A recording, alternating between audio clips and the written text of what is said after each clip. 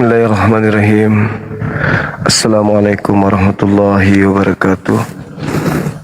Alhamdulillah, segala puji bagi Allah, pencipta langit dan bumi, yang menciptakan seluruh makhluk, termasuk yang menciptakan sembahan orang-orang kafir, di mana pencipta langit dan bumi Allah Subhanahu wa taala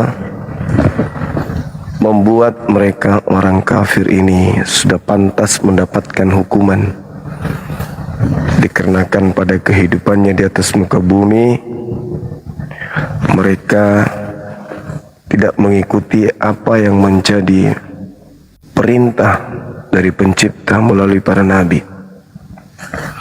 Salam serta taslim kepada yang mulia baginda Rasulullah Muhammad sallallahu alaihi wasallam, manusia yang membawa cahaya di atas muka bumi sehingga manusia yang berakal mampu menemukan cahaya tersebut sehingga mereka tidak lagi hidup di dalam kebingungan, kebimbangan, kegelapan.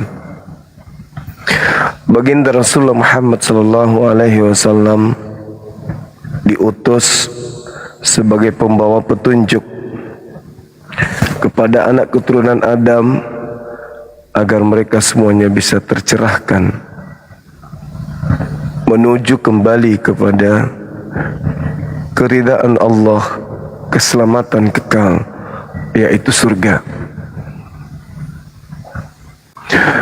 Sahabat, alhamdulillah hari ini kembali kita mengajak saudara-saudara kita non-muslim untuk membahas tema kita ini, kaitannya dengan Tuhan Yotefafe, dalam hal ini yang disembah oleh Bani Israel hari ini yang mereka sebut Hashem.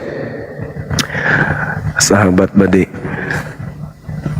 itu telah menjadikan iblis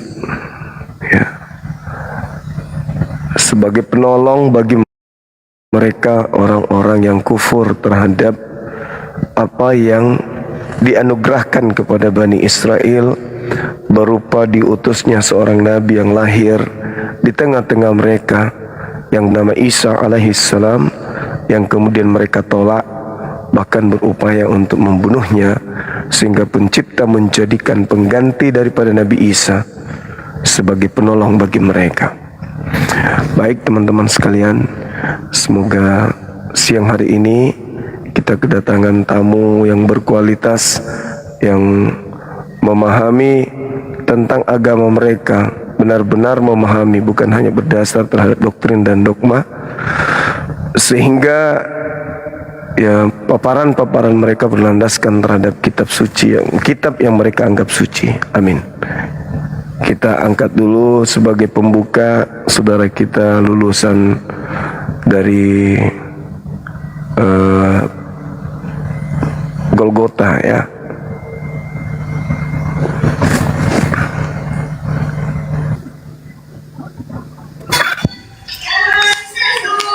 Assalamualaikum. Waalaikumsalam warahmatullahi wabarakatuh. Kok tak nampak? Bentar bang. Bang, momon abang kok jahat kali lo. Aku padahal rindu kan sama abang. Masa aku diturunkan? Oh ya, mungkin mereka lagi pada haid. Kok nggak nampak? Nampak ini. Aku kok nggak ada. Gimana kabar bang? Tunggu. Gimana? Gimana kabar Bang Gurunda Zuma? Sehat? Ya, sehat. Apakah udah banyak orang yang tersembuhkan dari tungki ya bang? Ya lumayan banyak. Tapi kok tak nampak dirimu di sini ya? Teman-teman di bawah nampak? Enggak? Nampak lah. Nggak ada di sini. Masa nggak ada? Kok nggak ada? Nggak ada. Coba saya turun dulu. Ini ada hal yang penting saya mau tanyakan ini. Iya. Tunggu. Kok nggak bisa ya? Kok kawan kita nggak ada ya? Apalagi yang terjadi nih teman-teman? Ada nggak ada kan? Aku pun tak menengoknya tadi.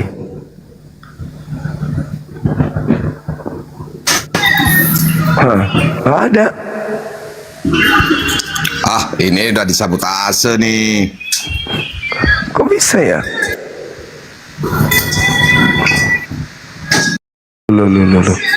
Loh. Halo.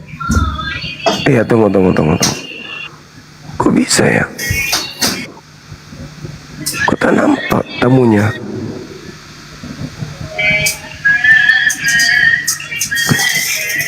Suara saya ada? Ada.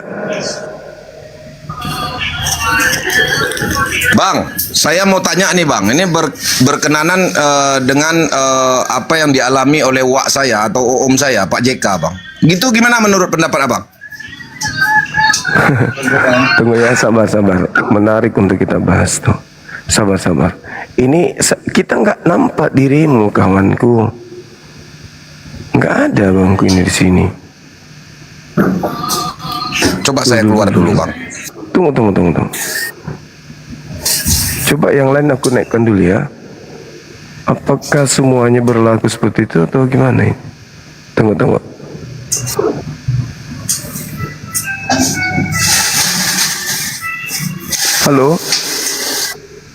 Halo.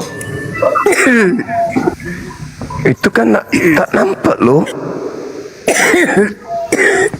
Tak ada loh Bang.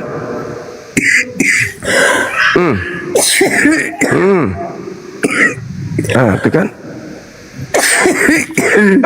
Padahal Bang Zuma jelas sekali tempat saya di sini. Ganteng sekali ya Bang hari ini pun. Kok bisa ya? Loh, kok aneh ya?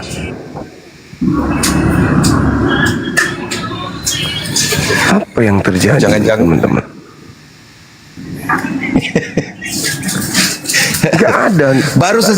Baru sesekali datang orang terhormat, udah nggak nampak lah. Macam mana ini Bang Zuma? Iyalah. Kok bisa? Aduh, padahal susah sekali mau minta naik kemari, momotnya kejam sekali sama saya. Baru naik udah diturunkan. Sekali naik udah nggak nampak. Gimana ini? Kok bisa ya? Papan dia saya di tempat. Yang serius lah Bang Zuma, masa nggak nampak Bang? Coba tanya di bawah, nampak nggak kawan-kawan di bawah? Nampak nggak teman-teman? Aku udah bertungkit mau minta naik kemari, ini sulit kali. Masa kali naik nampak? Ketampilan permintaan tamu. Ya Allah ya Karim, 3 kali ya. Itu tak nampak. Semua bilang di bawah nggak nampak. Tapi masalahnya bukan cuman abangku ini, semuanya yang naik. Tunggu aku lihat pengaturannya dulu ya. Kelihatannya ada yang salah ini.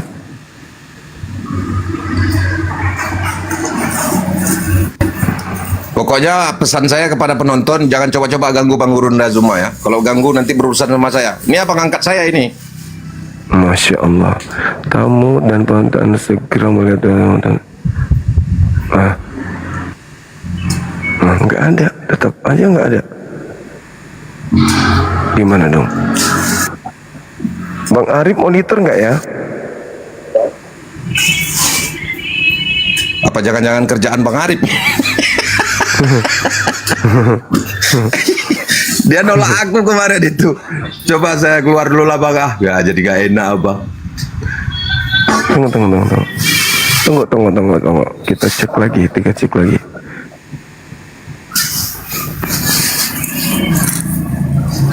Atau saya coba ini rungkatin dulu ya. Teman-teman kita rungkat dulu ya. Iya, kita rungkatin dulu ya. Ya. 1 menit. Assalamualaikum warahmatullahi wabarakatuh. 10 ayat 7 kok salah dong?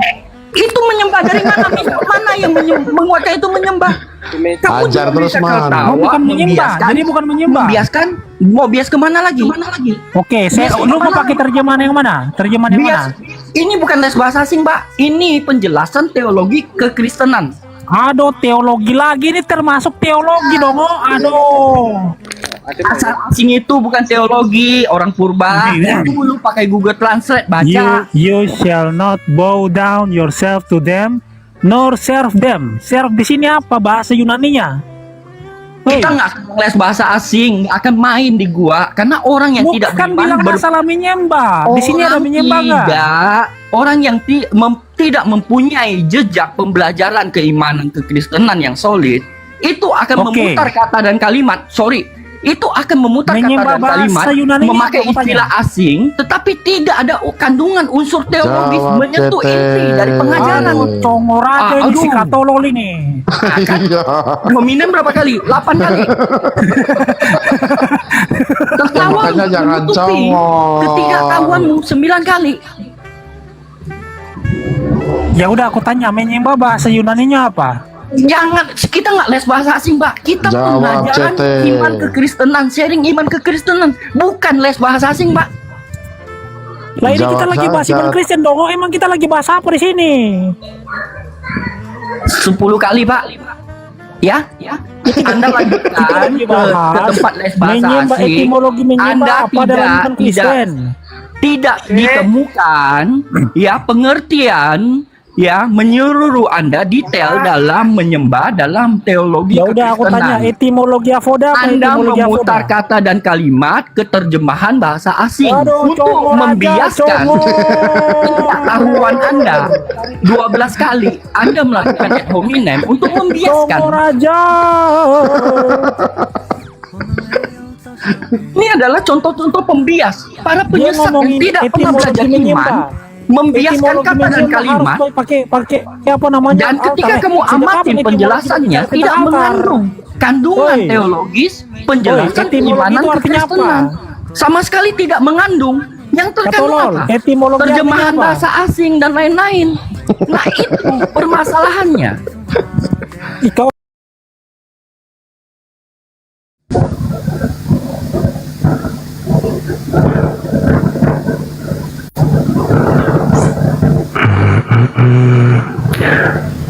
Coba, Assalamualaikum warahmatullahi wabarakatuh. Coba teman minta permintaan. Bisa nampak nggak yang ini? Yang naik ke atas.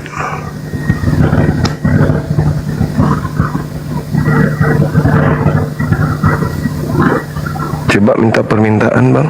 Salah satunya. Kita uji coba bisa nggak nampak?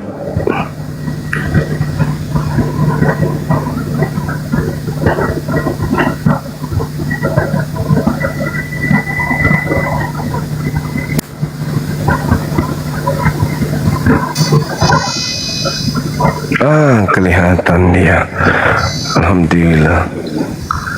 Halo, halo. Assalamualaikum.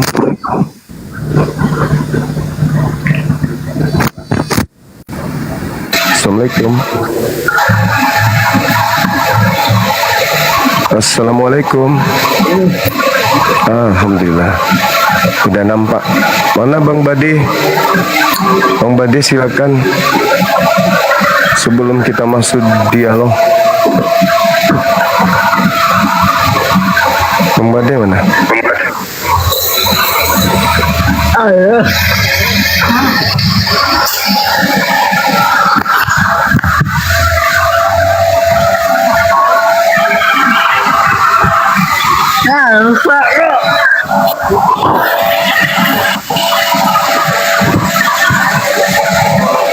Bang Badenya mana?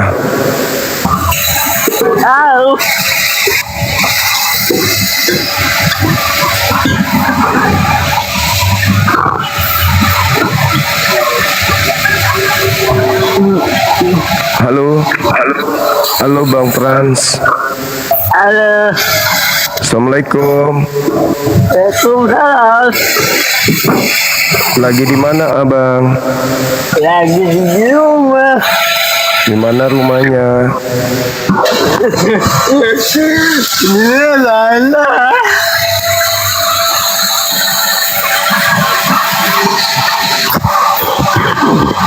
Bang Badenya mana?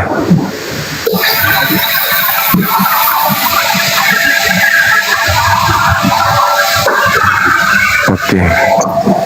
Tapi ini kayak mana caranya supaya dua kolom aja ya? Wah, Halo, assalamualaikum. Assalamualaikum. Nah, enggak nampak. Waalaikumsalam. Kok bisa ya? Kok enggak kelihatan di sini ya? Alhamdulillah bagus. Kok nggak nampak bang? Jelas sekali saya ini loh.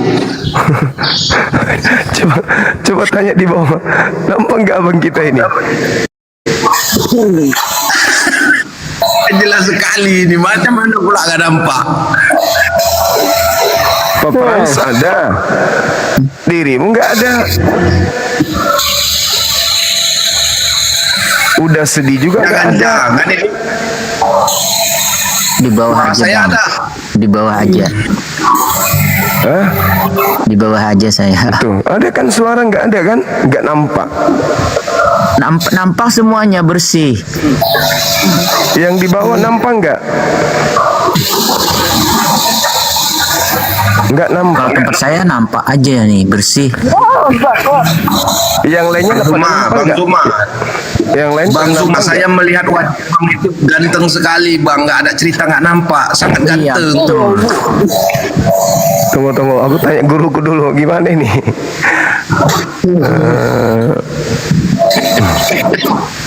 Kok bisa ya? Kenapa bisa ini teman-teman? Apa yang terjadi? Kok bisa ada yang nampak, ada yang tidak ya? Sinyal mungkin. Bukan, tidak mungkin sinyal, nggak mungkin. Nah, Dinda Jibril gimana tuh? Ini teman-teman kita nggak nampak, gimana itu? Ada yang bisa bantu nggak nih?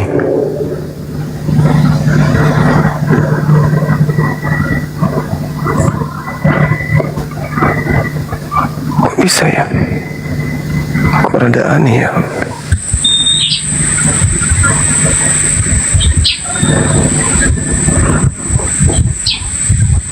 Halo? Halo? Halo? Kan sudah ada orang di atas ini, tapi diam-diam kan?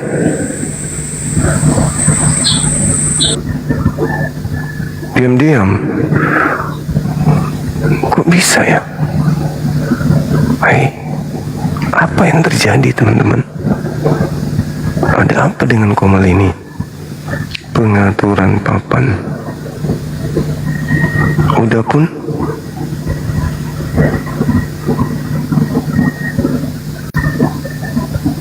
Bang Arif kemana ya? Kok bisa ya?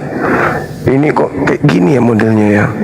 Maksudku tuh kenapa kawan-kawan kita yang naik nggak bisa? Nggak bisa nampak, nggak terlihat.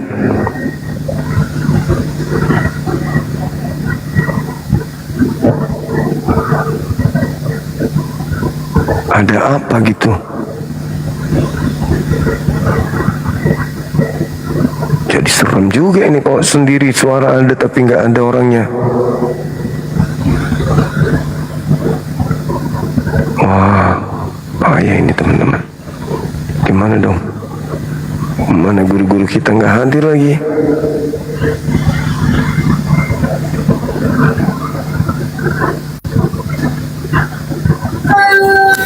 Halo, assalamualaikum.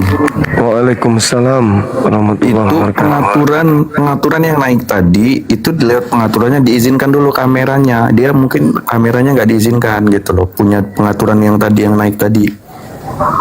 Biasanya otomatis bang. Emang nggak nampak di sini? Nggak ada Masalahnya. yang memang pengaturan itu harus di ini bang. Lewat pengaturan handphonenya itu harus diizinkan dulu. TikTok dia harus ngeklik izinkan kamera dengan video terus kemudian gambar itu harus diklik dulu gitu biasanya bang. Gitu ya. Ya. Oke bang, izin turun ya. Oke, makasih. Nggak, masalahnya yang naik ini nggak nampak gitu loh. Di HP ini nggak ada. Ah, Dinda Jibril naik. Aduh, nggak ada. Waalaikumsalam warahmatullahi wabarakatuh. Dirimu nggak nampak di sini. Iya, di tempat lain naik, tapi di aku kelihatan nih. Aku lihat di komputer juga nggak kelihatan aku sendiri. Ini mesti di ini bang, mesti dirungkat habis itu live-in balik bang kayaknya. Tadi udah sekali deh. Karena ini pasti karena hostnya ini. Ya, itu dia makanya. Jadi gimana itu? Live lagi kita. Abang udah update TikToknya nggak? Update sih belum. Memang ada yang baru ya? Mungkin coba aku ya update TikTok tuh. Tuh ada yang request aku lihat. Oke. Di Rukia Oh, kelihatan aku bisa lihat abang. Oh gitu. Heeh. Coba aja dulu Iya, ya. Tunggu update ya. mungkin. Siap. Sabar ya teman-teman. Ya, assalamualaikum warahmatullahi wabarakatuh.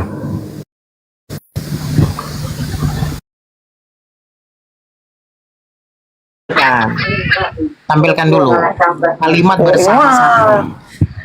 Oke. Nanya doa, nggak mau ditanya dia. Jelas. Kalau ditanya Quran Muhammad nama Allahnya pasti Oke, kecam nanti. tolong dulu Beleng ya, perhatikan ya. Saya ulangin ya. Pada mulanya adalah firman. Firman itu bersama-sama dengan Allah. Firman dan Allah sudah dua. Dan firman itu sebentar. Ya sudah dua nih. Silakan Pak Ruben ngamuk kan, Pak Ruben ngamuk kan. Kamu Beliau ini keluarkan Kristen dulu juga suaramu. ini. Kalau kamu keluarkan Kok salah? Coba konsili dulu Pak. Jangan sampai jemaat tambah Biar kita sesat. selesaikan dulu. Alah, kau Pardede ngerecokin. Bang Loding. Sabar. Langsung dihakimi. Sabar Bang Robin. iya, Bang Robin, sabar dulu ya, sabar. Oke, sabar dulu ya, sabar Bang Robin ya. Jadi biar nggak bias, Bang Loding selesaikan dulu sama ya atau sama eng. Jadi jangan ada yang buka suara gitu. Selesaikan dulu ya. Oke, saya dulu Yohanes ya. 1 nomor 1. Ya, boleh, silakan. Beda kan Oh ya, jangan ada yang buka mute. pada mulanya adalah firman. Firman itu bersama-sama dengan Allah dan firman itu adalah Allah. Dari sini kita melihat teman-teman penggunaan kosakata bersama-sama itu sudah tidak bisa terpisahkan antara Allah dan firman. Maka Yesus mengatakan dalam Yohanes 10 ayat 30, aku dan Bapa itu satu. Jelas tidak bisa terpisahkan. Ada dua, ya ada dua. Bapa dan firman itu adalah Allah. Jadi Allah jadi Bapa itu adalah Allah, firman itu adalah Allah. Jelas. Kalian terima atau tidak? Katanya tadi gini ya. Sebentar. Saya tambahkan. Terima atau tidak Ya. terserah sekarang. Sebentar Bang Eng. Momennya dari tadi loh, aku nunggu setengah jam loh pengen bertanya. Setengah jam loh pengen bertanya nggak dikasih izin. Nggak mau ditanya mereka. Enggak, bentar Sebentar. Ya. Oke, biarkan aku ngomong dulu sedikit. Kan tadi tidak boleh potong-potong ayat. Ya sudah mengatakan tadi. Saya juga sudah setuju, jangan potong-potong ayat. Bang Eng tadi coba kau baca dari Yohanes 1 sampai nomor 3. Sampai nomor 3. Bang Loding sudah menyanggupinya. Oke, kita baca sampai nomor 3. Kenapa harus loncat ke nomor 14?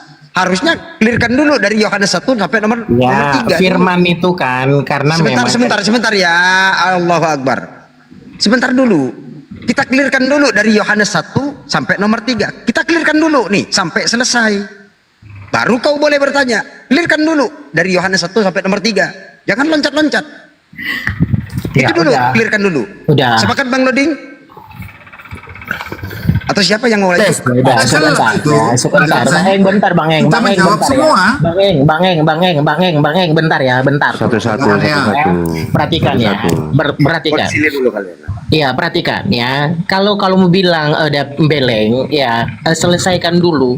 Saya orang Kristen juga ini sudah menjelaskan dari Yohanes 1 sampai 3 itu. Sangat jelas penjelasan kami. Kalau kalian tidak terima, itu kembali kepada kalian.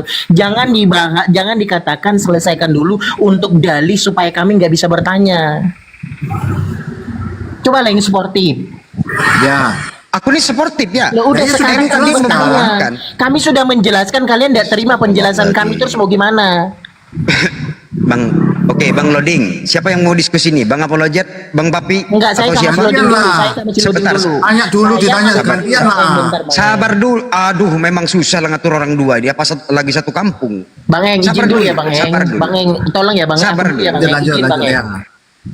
Sabar dulu. Semuanya sabar gitu kan. Eng, saya meneruskan nih selaku host, saya meneruskan perkataan Eng. Coba kau baca dari 1 nomor 3-nya sampai nomor 3. Itu yang saya pegang sampai detik ini kan. Coba diselesaikan dulu dari Yohanes 1 sampai nomor 3 dulu. Sudah, itu yang bro. dibahas. 3 ayat aja dulu. Sudah saya jelaskan sama Pak Enma. Sabar dulu. Allahu Akbar. Sabar dulu. Sabar dulu. Sabar dulu. Yang menyimak 1.300 penonton. Jadi teman-teman juga pengen tahu juga.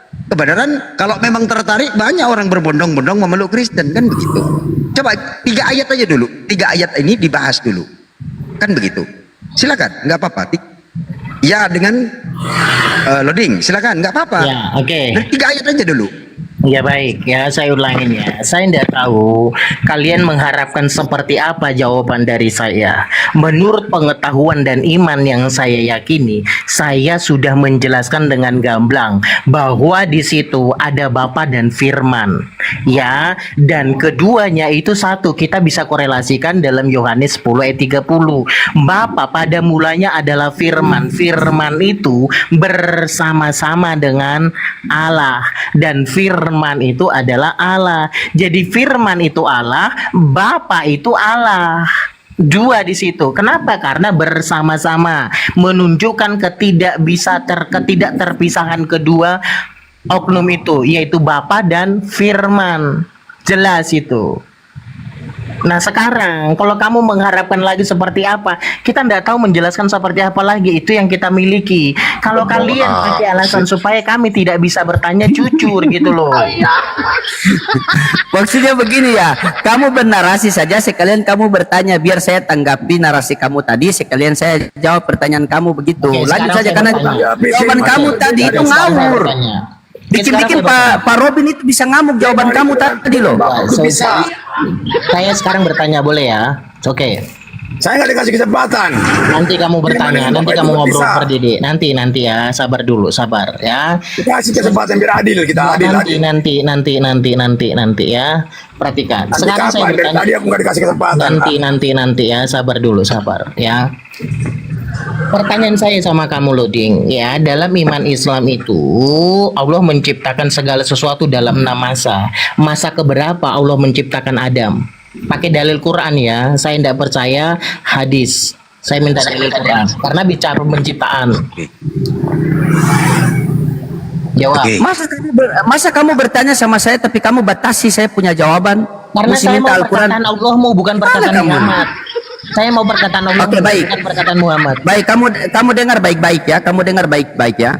Ketika Rasulullah Shallallahu Alaihi Wasallam beliau meninggal, beliau mengatakan apa? Aku tinggalkan kalian 2 perkara, Al-Quran dan Sunnah. Apabila kalian berpegang kedua-duanya, kalian tidak akan tersesat. Kamu paksakan saya suruh pakai Al-Quran. Kalau tidak ada di Al-Quran berarti di hadis. Kenapa kau batasi jawaban saya? Sementara jawaban kamu tadi kamu loncat kiri, loncat kanan. Lalu Bagaimana kamu ini? nama saya di ayatnya di mana? Ayatnya nama saya itu di hadis apa di Al-Quran? Di hadis, di Al-Quran toh. Nah sekarang yang saya minta Al-Quranmu bukan hadis. Kenapa? Karena bicara 6 masa itu ada di Al-Quranmu.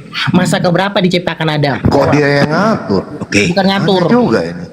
Karena kau percaya Allah itu Tuhan kan? Jawab. Bukan Muhammad yang menciptakan langit dan bumi manusia, tetapi Allahmu yang pencipta. Maka Allahmu yang menjelaskan penciptaan manusia itu kapan, masa keberapa, jawab. Ngomong apa sih ini? Kapan masa Oke, keberapa biar Allah saya yang jawab. menciptakan Adam? Masa keberapa Allah saya yang menciptakan menjawab. Adam? Di masa ke-6, di mana ayatnya dalam surah An-Naziat ayat 32 dan 33. Masa ke-6 Allah menciptakan manusia. Terjadinya manusia di masa. Kenapa noise? Jangan noise. Jangan noise bang. Jangan noise dulu ya. Buka surah An-Naziat dari ayat 29, 30 dan 31. Bacaan. Pertama, sebentar.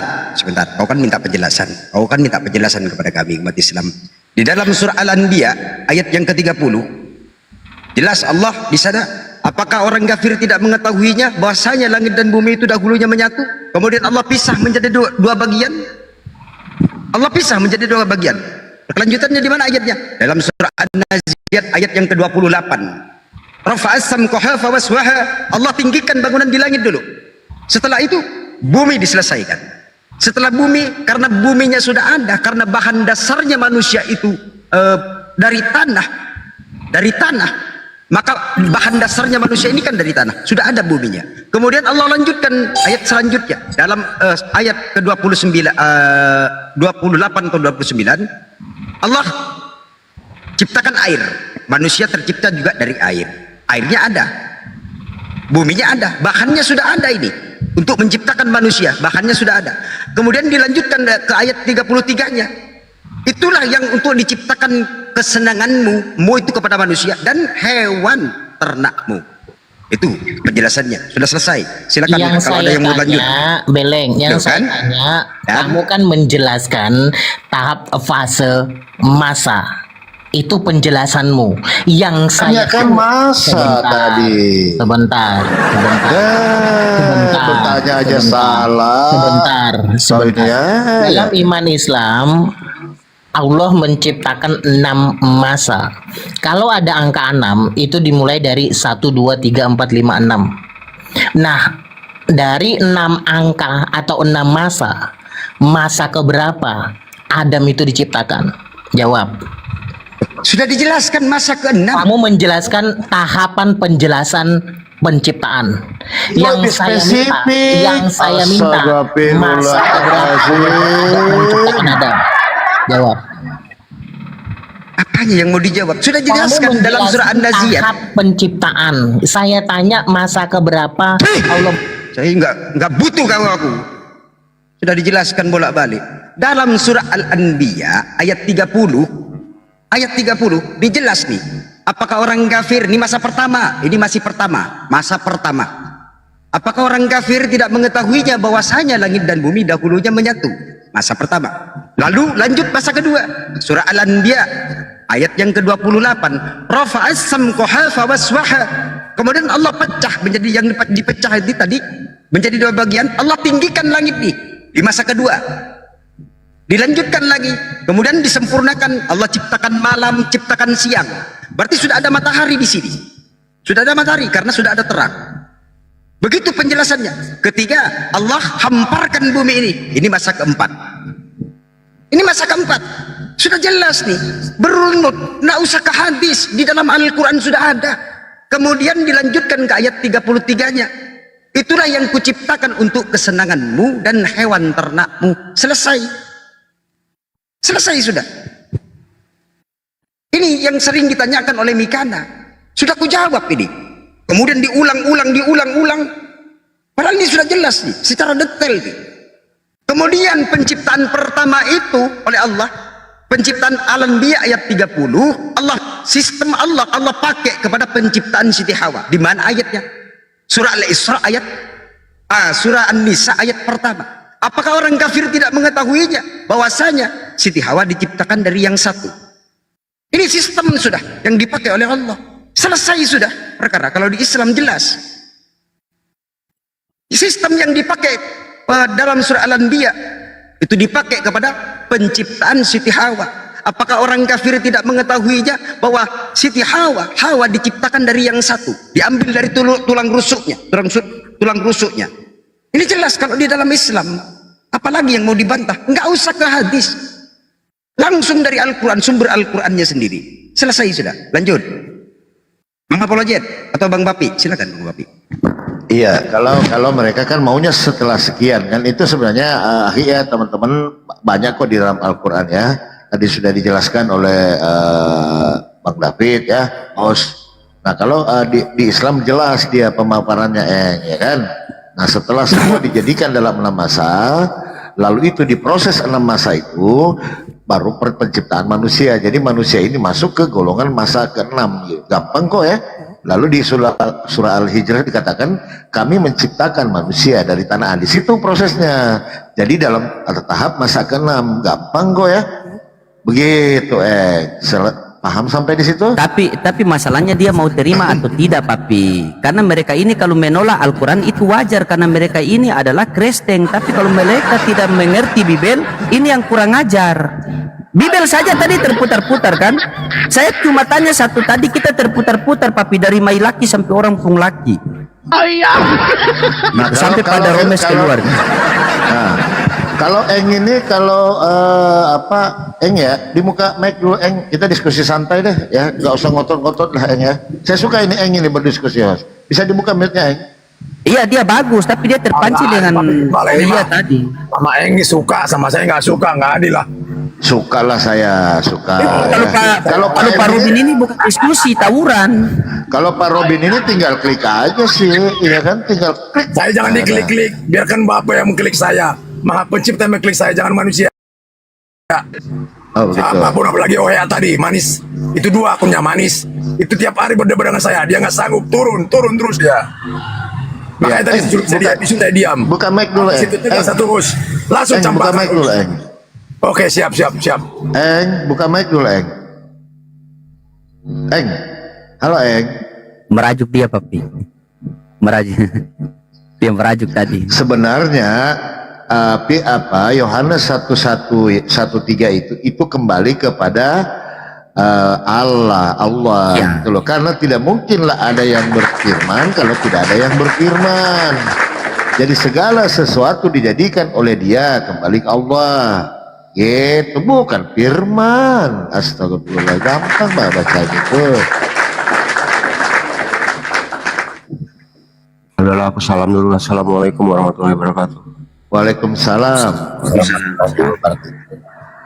Ya. Masalah begini papi, ketika mereka bertanya Al-Quran, kita kan tahu Al-Quran ini diturunkan kepada orang-orang yang berakal. Nah mereka ini punya akal atau tidak? 1 tambah 1 tambah 1 sama dengan 1. Coba. Begitu. Jadi kita harus kasih turun lagi level sedikit kan? Karena begini Pak John, mereka kan tidak tahu sifat apa segala macam kan.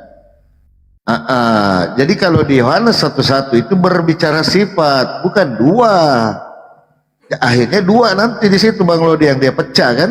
Akhirnya yang menciptakan itu Pak Firman. Dia nggak tahu siapa yang berfirman. Bagaimana mungkin firman menjadikan tanpa Bapak berfirman? Gampang kok itu. Makanya Nanti dia takutnya pecah di situ. Takutnya nanti kalau maju kita tanya lagi, yang menjadi manusia firman Bapa atau Bapa. Nah, blunder lagi di situ kan? Blunder. Akhirnya lari ke Nabi Muhammad lagi. Nah, mulai kencing onta. Mulai kencing onta, batu bacan, uclin. Mulai mereka bocil. Itu saja mereka yang tahu.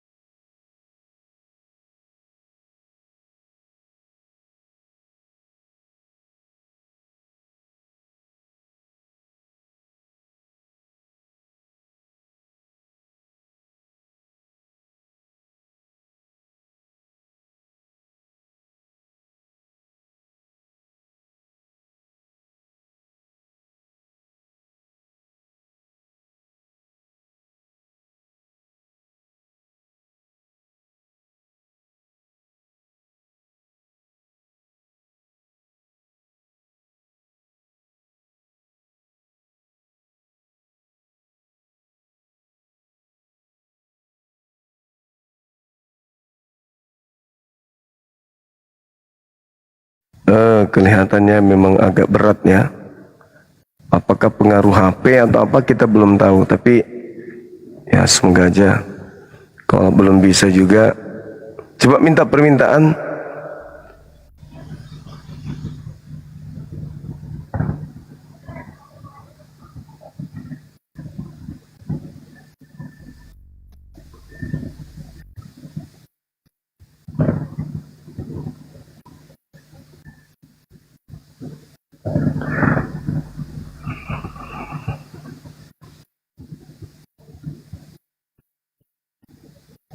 Kita tes uji coba ya teman-teman. Mudah-mudahan sudah bisa ya.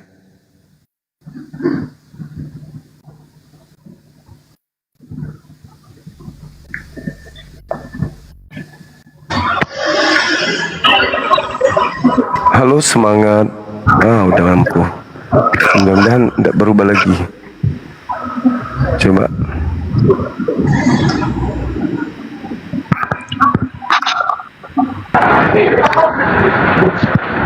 Oke, tes tampilan. Udah bisa nampil, udah bisa.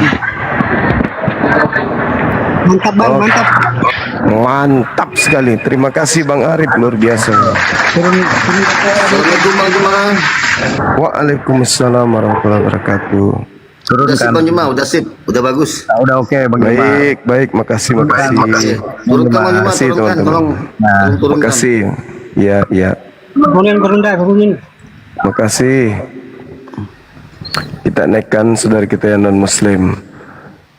Semoga aja setelah turun ini ya naik. Kayak tadi kan bisa tuh, tapi pas yang Bang Badik naik nggak bisa, dia nggak muncul dia. Allahu Akbar, Masya Allah. Baik teman-teman sekalian, terima kasih banyak atas atensi teman-teman, utamanya Bang Arif yang dengan setia meskipun lagi di jalan beliau sempatkan monitoring dan memberikan petunjuk ya. Petunjuknya luar biasa beliau. Ayo teman-teman non muslim, saatnya kita diskusi membahas tentang tema kita. Tapi temanya kok hilang. Kemana temanya? Oh ya. Berarti tadi udah hang itu tadi ya. Kita harus rubah rupanya.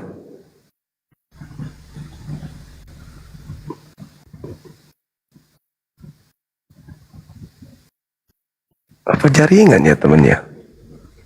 Kok nggak bisa muncul? Jaringan. Kita mau bikin tema tapi belum bisa naik. Tapi kalau di tempat lain temanya ada ya, tertulis ya. Di tempat abang-abang semua temanya ada nggak? Kelihatan nggak temanya? Ada, sama aku nggak ada. Oke, nggak apa-apa, nggak masalah. Mungkin karena faktor lingkungan juga kali, karena kemarau. Silakan teman-teman. Yang penting kamera sudah tersedia kan ya. Teman-teman bisa tampil dengan kamera. Kalau di sini nggak ada temanya, nggak masalah. Masya Allah. Halo, selamat zuhur, Bung.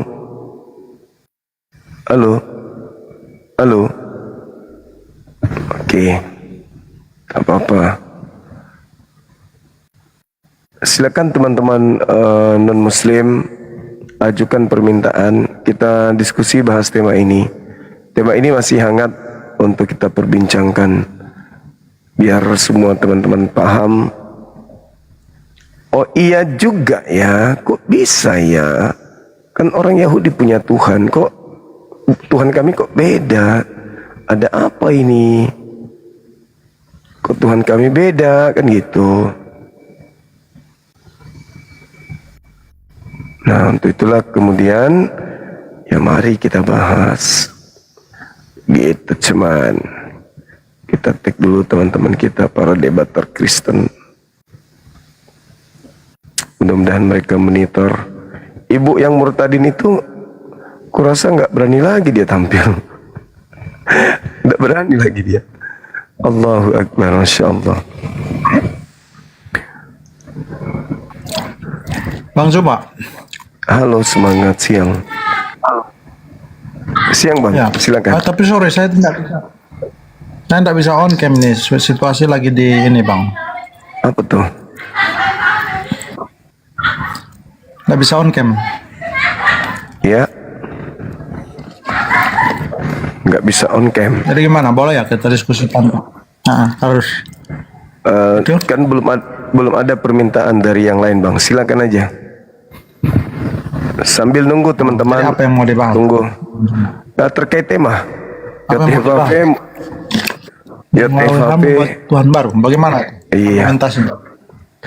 Argumentasinya Tuhannya Yahudi itu adalah Tuhan yang tak berawal dan tak berakhir. Tuhan yang tidak pernah dibuat oleh Tuhan lain untuk menjadi Tuhan.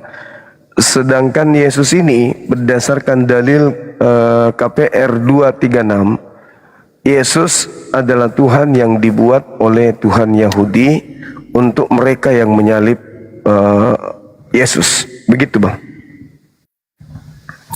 Boleh ulang, itu tadi suaranya putus-putus Pak Suma. Iya, di dalam KPR 236 Tuhannya Yahudi membuat Kristus atau Yesus itu menjadi Tuhan bagi orang jahat yang menyalib Yesus. Itu bang. Sehingga Jadi, bentar ya. Sehingga ya silakan. Saya ambil Alkitab. Silakan. Ya, bentar. boleh. Bentar.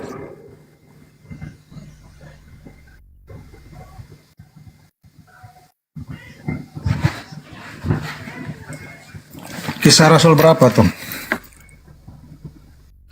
2 nomor 36. Kisah Rasul berapa? Berapa? 236. 236. Jadi yang minta saya on cam, saya ndak ajukan permintaan ya, saya dijambak lah istilah gitu.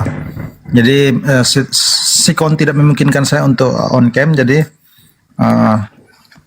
sambil menunggu yang lain ya. Jadi saya jawab. Iya, belum ada permintaan juga. Siap.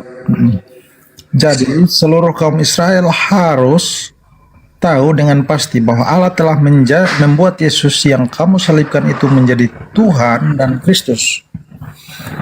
Iya. Jadi? Ya itu dia bang. Jadi orang-orang jahat ini menyalib Yesus. Nah, Tuhan marah, jelas Tuhan marah. Maka bagi mereka, korban yang mereka salibkan dibuat menjadi Tuhan bagi mereka.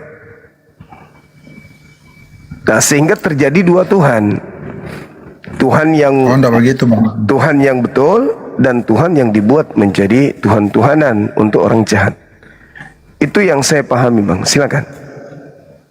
Nah begitu bang. Ya karena silakan. Kesalahannya karena abang entah dengan maksud tertentu. Tapi di sini kan satu ayat ini dipotong tanpa melihat konteks besarnya.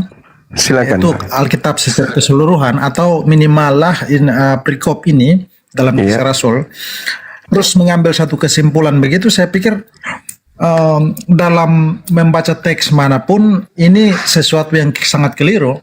Bahkan Quran pun jika kita ambil satu teks tanpa ada presuposisi satu pemahaman yang besar keseluruhan Quran, itu akan menjadi keliru. Gitu.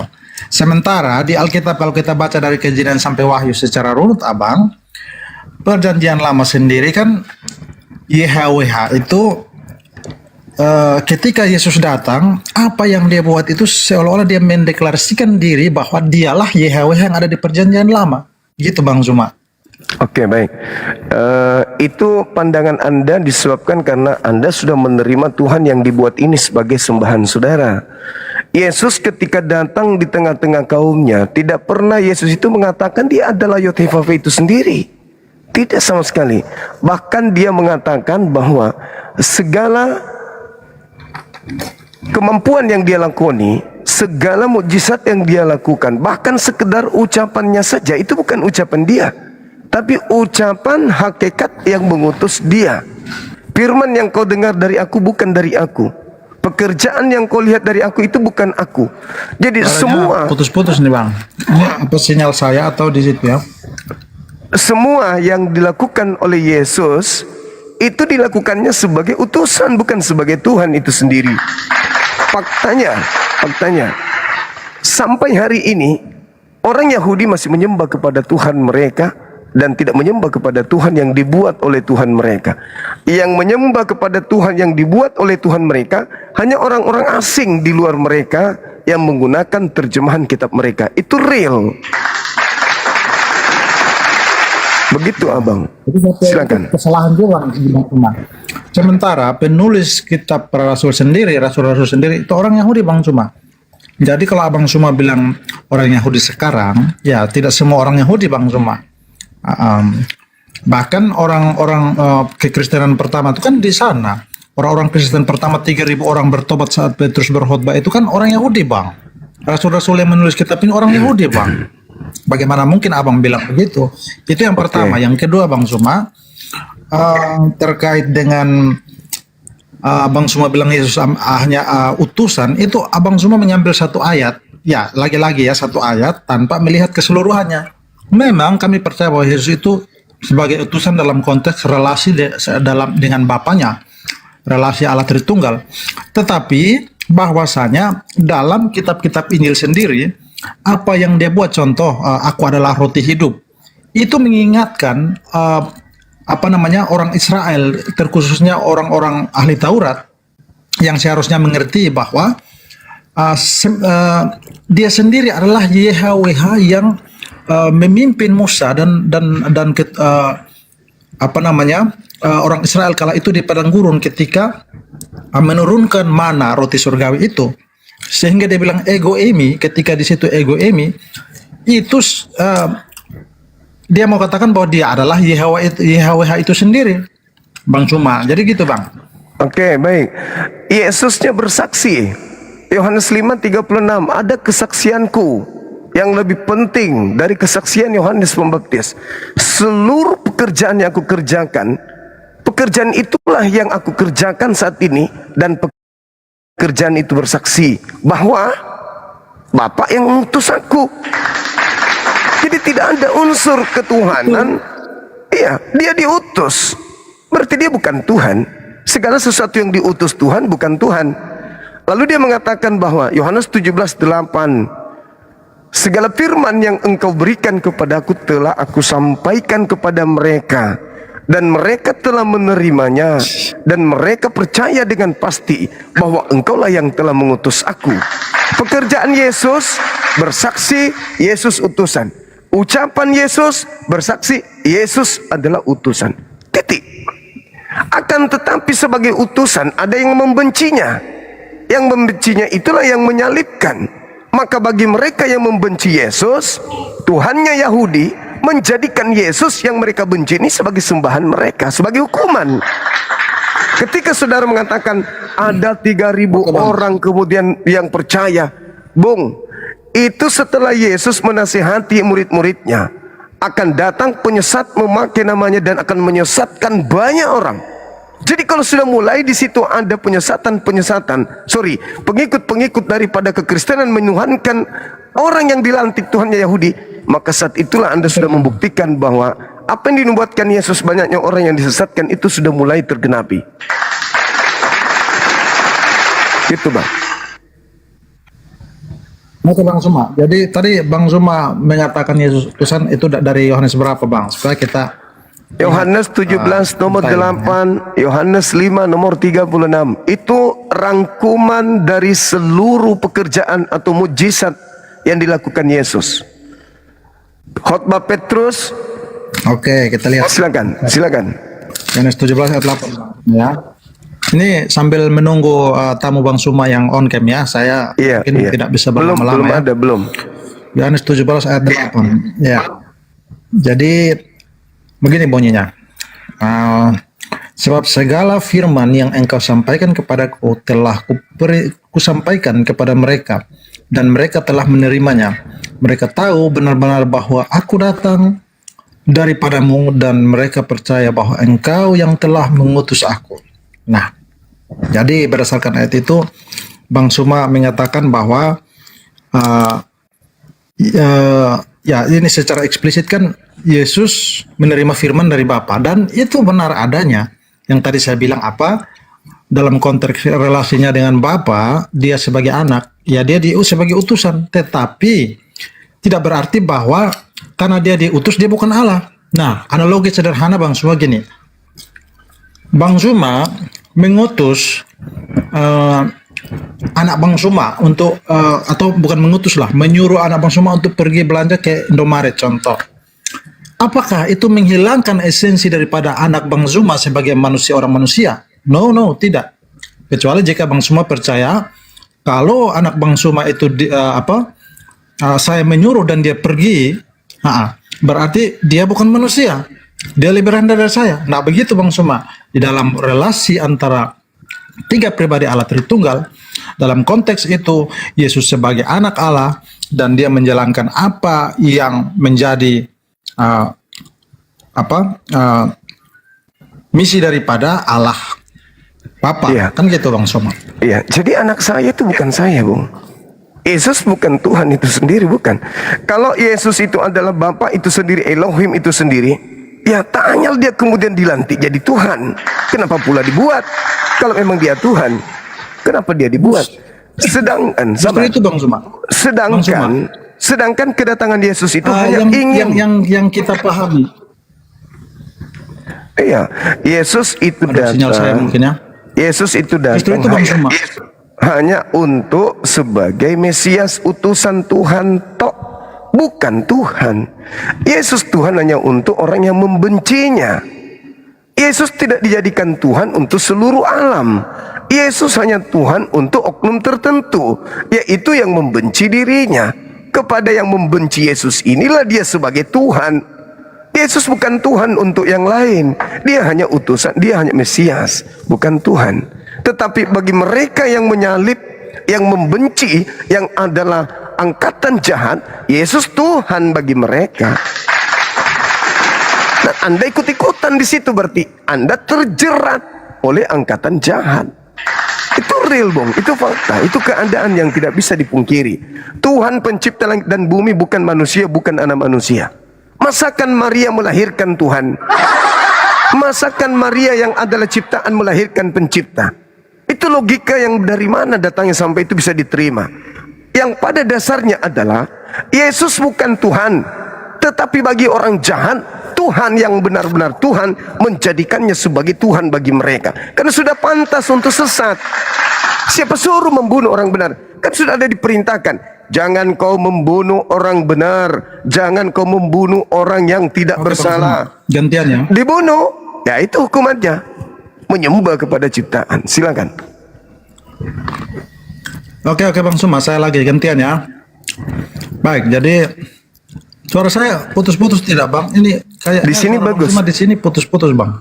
Di sini bagus, suara Anda bagus di sini. Oh ya, jadi menurut Bang Zuma tadi, Bang Zuma mengakui Yesus adalah utusan, tetapi tidak mengakui bahwa Yesus adalah Tuhan. Yes. Sehingga yang tadi Bang Zuma bilang, anak saya bukan saya. Iya, dalam relasi dalam konsep Tritunggalnya orang Kristen, Bang Zuma, Yesus itu bukan Bapa, Bapa bukan Yesus, Roh Kudus sebaliknya begitu, Roh Kudus bukan Yesus dan bukan Bapa. Tetapi dalam hakikatnya ketiga pribadi itu adalah Allah dan sehakikat, setara, tidak ada yang hierarki di dalamnya. Dan Bang Zuma, tadi Bang Zuma bilang dia itu hanya Tuhan untuk orang-orang jahat kan, kira-kira gitu. Nah Bang Zuma, di dalam Ibrani 1 ayatnya yang ke-7 itu jelas Bang Zuma. Ini Allah Bapa berbicara kepada malaikat-malaikat. Saya bacakan ya Bang Zuma, mohon izin ya. Ayat 5 di situ, perikopnya di sini, anak Allah lebih tinggi daripada malaikat-malaikat. Bahkan malaikat-malaikat lebih tinggi dari malaikat-malaikat Bang Zuma.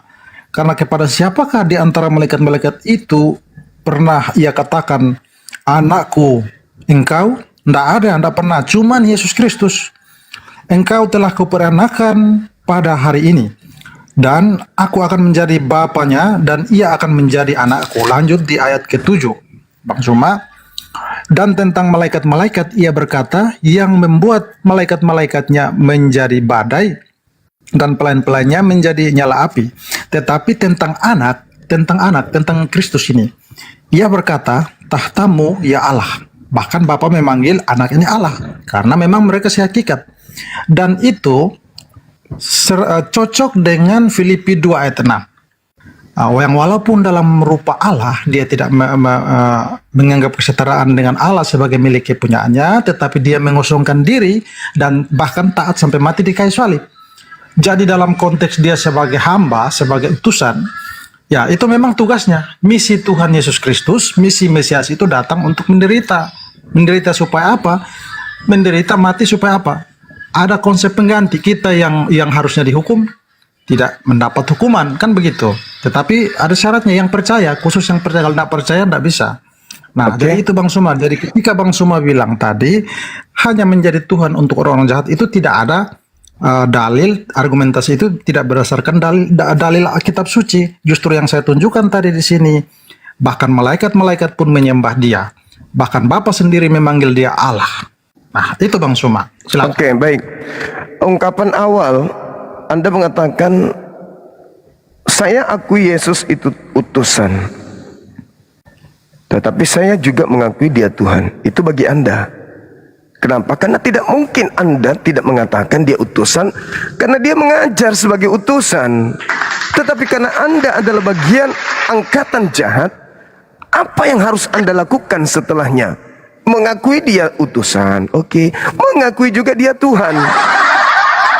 Sedangkan kalau saya nih, saya akui Yesus utusan, tapi saya tidak akui dia Tuhan. Karena Yesus Tuhan hanya untuk angkatan jahat.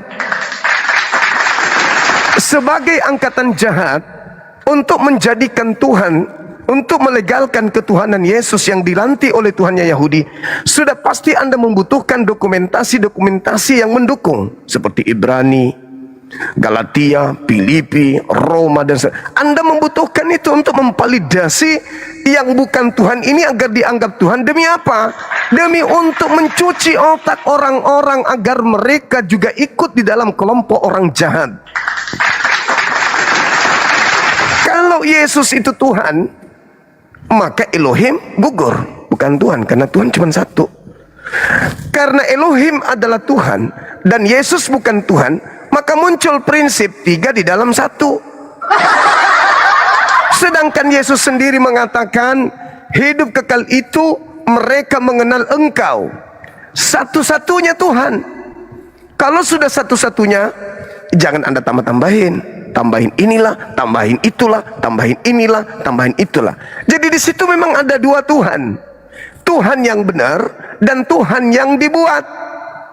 Tuhan yang dibuat ini bukan Tuhan, tapi Tuhan sebagai penolong, sebagai pendukung, sebagai pembimbing orang-orang jahat. Kalau Anda mengatakan saya tidak mengerti konteks, Anda lupa. Justru khotbah Petrus itu lengkap sampai data nomor 47, sampai orang-orang yang ingin yang dikatakan Yesus yang kau salibkan oleh Elohim telah dibuat menjadi Tuhan. Maka apa yang terjadi terhadap mereka? Mereka nggak mau. Kami nggak mau. Apa yang harus kami lakukan? Mereka minta petunjuk, bukannya gembira. Bukannya gembira seperti Kristen hari ini gembira. Mereka malah sangat merasa terpukul, sangat merasa tersakiti dengan dijadikannya korban yang mereka bunuh itu sebagai Tuhan bagi mereka. Sampai dia datang bertanya, apa yang harus aku lakukan? Apa yang harus kami lakukan? Katanya. Apa kata Petrus? Bertobatlah. Artinya ada perintah bertobat kepada mereka. Supaya apa? Supaya mereka tidak lagi menjadi orang jahat yang menerima Yesus sebagai Tuhan mereka. Bertobat, tinggalkanlah perlakuan kalian yang telah menyalib Yesus itu dengan kembali kepada Elohim, mengaku bersalah, mengaku bertobat, supaya kamu tidak ada dalam kelompok di mana Tuhan menjadikan yang kau salib itu sebagai Tuhanmu. Coba Anda baca nomor 40, baca data selanjutnya. Kerisauan mereka bukan gembira. Kalau hari ini orang mengatakan kepada Kristen, wahai saudaraku Kristen, ya paman, Yesus yang disalib itu telah dijadikan menjadi Tuhan bagi kalian. Orang Kristen tepuk tangan, ore, ore, yes, yes, yes, yes, yes. Tapi mereka orang Farisi, ahli Taurat, mahkamah agama, imam kepala, setelah mendengarkan itu mereka sangat sakit. Karena mereka tahu yang mereka salib itu bukan Tuhan. Karena mereka tahu yang mereka salib ini bukanlah pencipta. Karena yang mereka tahu yang mereka salib ini adalah makhluk. Maka mereka sangat tersakiti dengan keadaan itu. Maka mereka bertanya, apa yang harus kami lakukan? Bertobat. Tinggalkan dari perbuatanmu yang tercela ini, yaitu angkatan jahat. Makanya Matius 12, nomor 38, nomor 40, Yesus ditanya sama orang-orang jahat. Apa kata Yesus?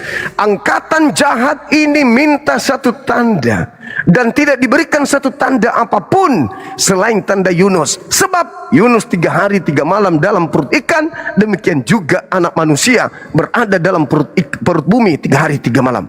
Jadi bangkit dari perut bumi itu adalah tanda untuk orang jahat. Maka orang jahat diberikan sembahan baru bernama Yesus. Kristen terjebak di dalam lingkaran tersebut. Itu real, itu fakta. Silakan. Oke Bang Suma, mungkin tadi suaranya putus-putus Bang Suma, tapi yang saya tangkap di awal tadi Bang Suma bilang membutuhkan data-data lain, contohnya yang tadi saya ambil dalam Ibrani dan lain-lain untuk membuktikan bahwa Yesus adalah Tuhan. Ya memang Bang Suma, jadi gini Bang Suma, konsep firman Tuhan dalam Kristen itu begini.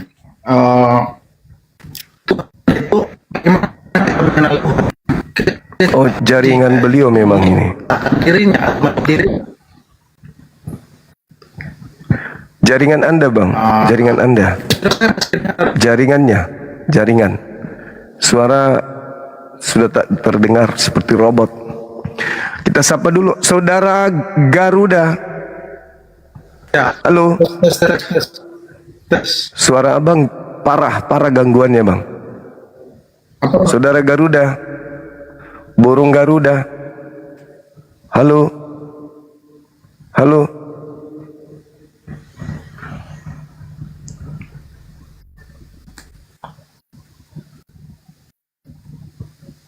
Oh jaringan, oke. Ya udah.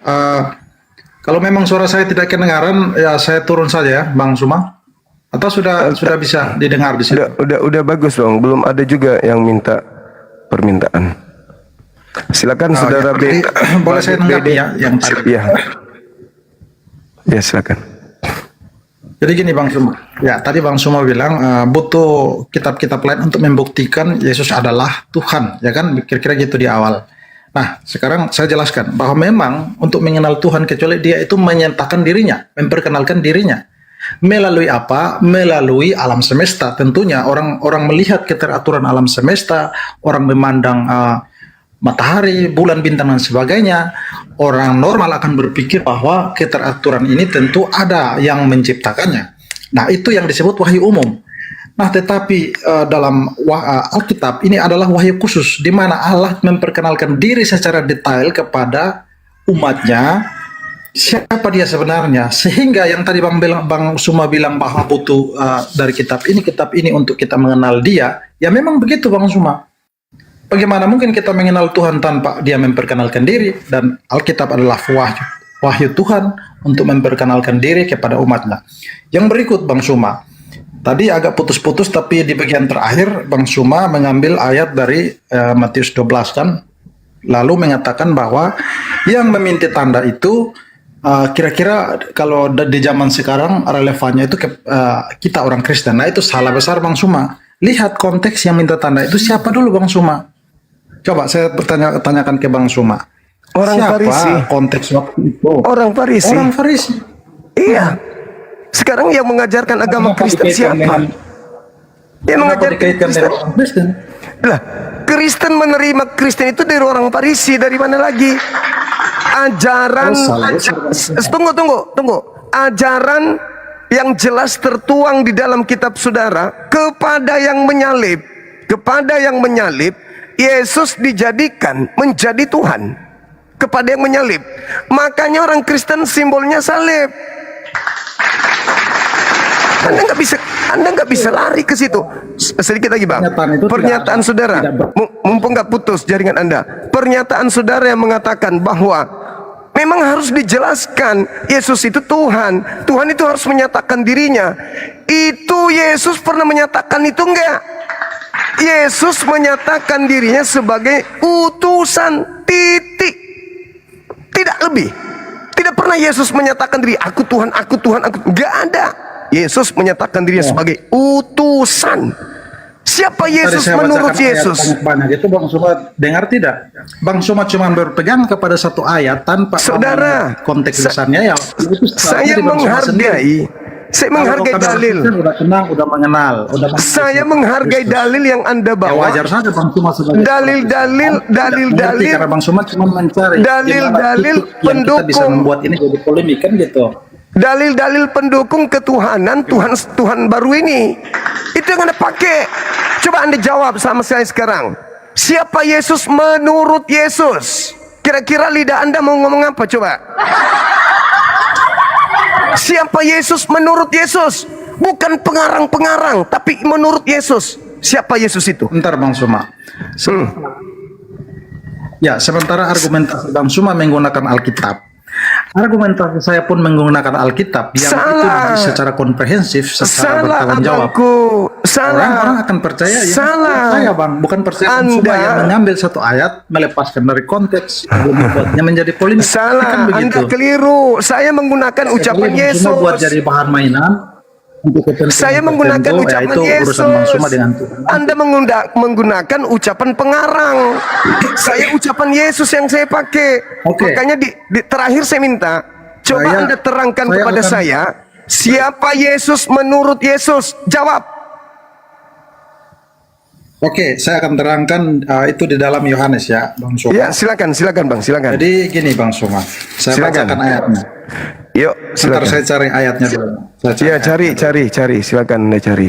Jadi ketika Tuhan Yesus bangkit, ya kan? Di situ seorang murid yang namanya Thomas itu percaya Bang Suma. Saudaraku, kerangka berpikirnya tolong dipakai dulu. Kalau Anda menggunakan data-data setelah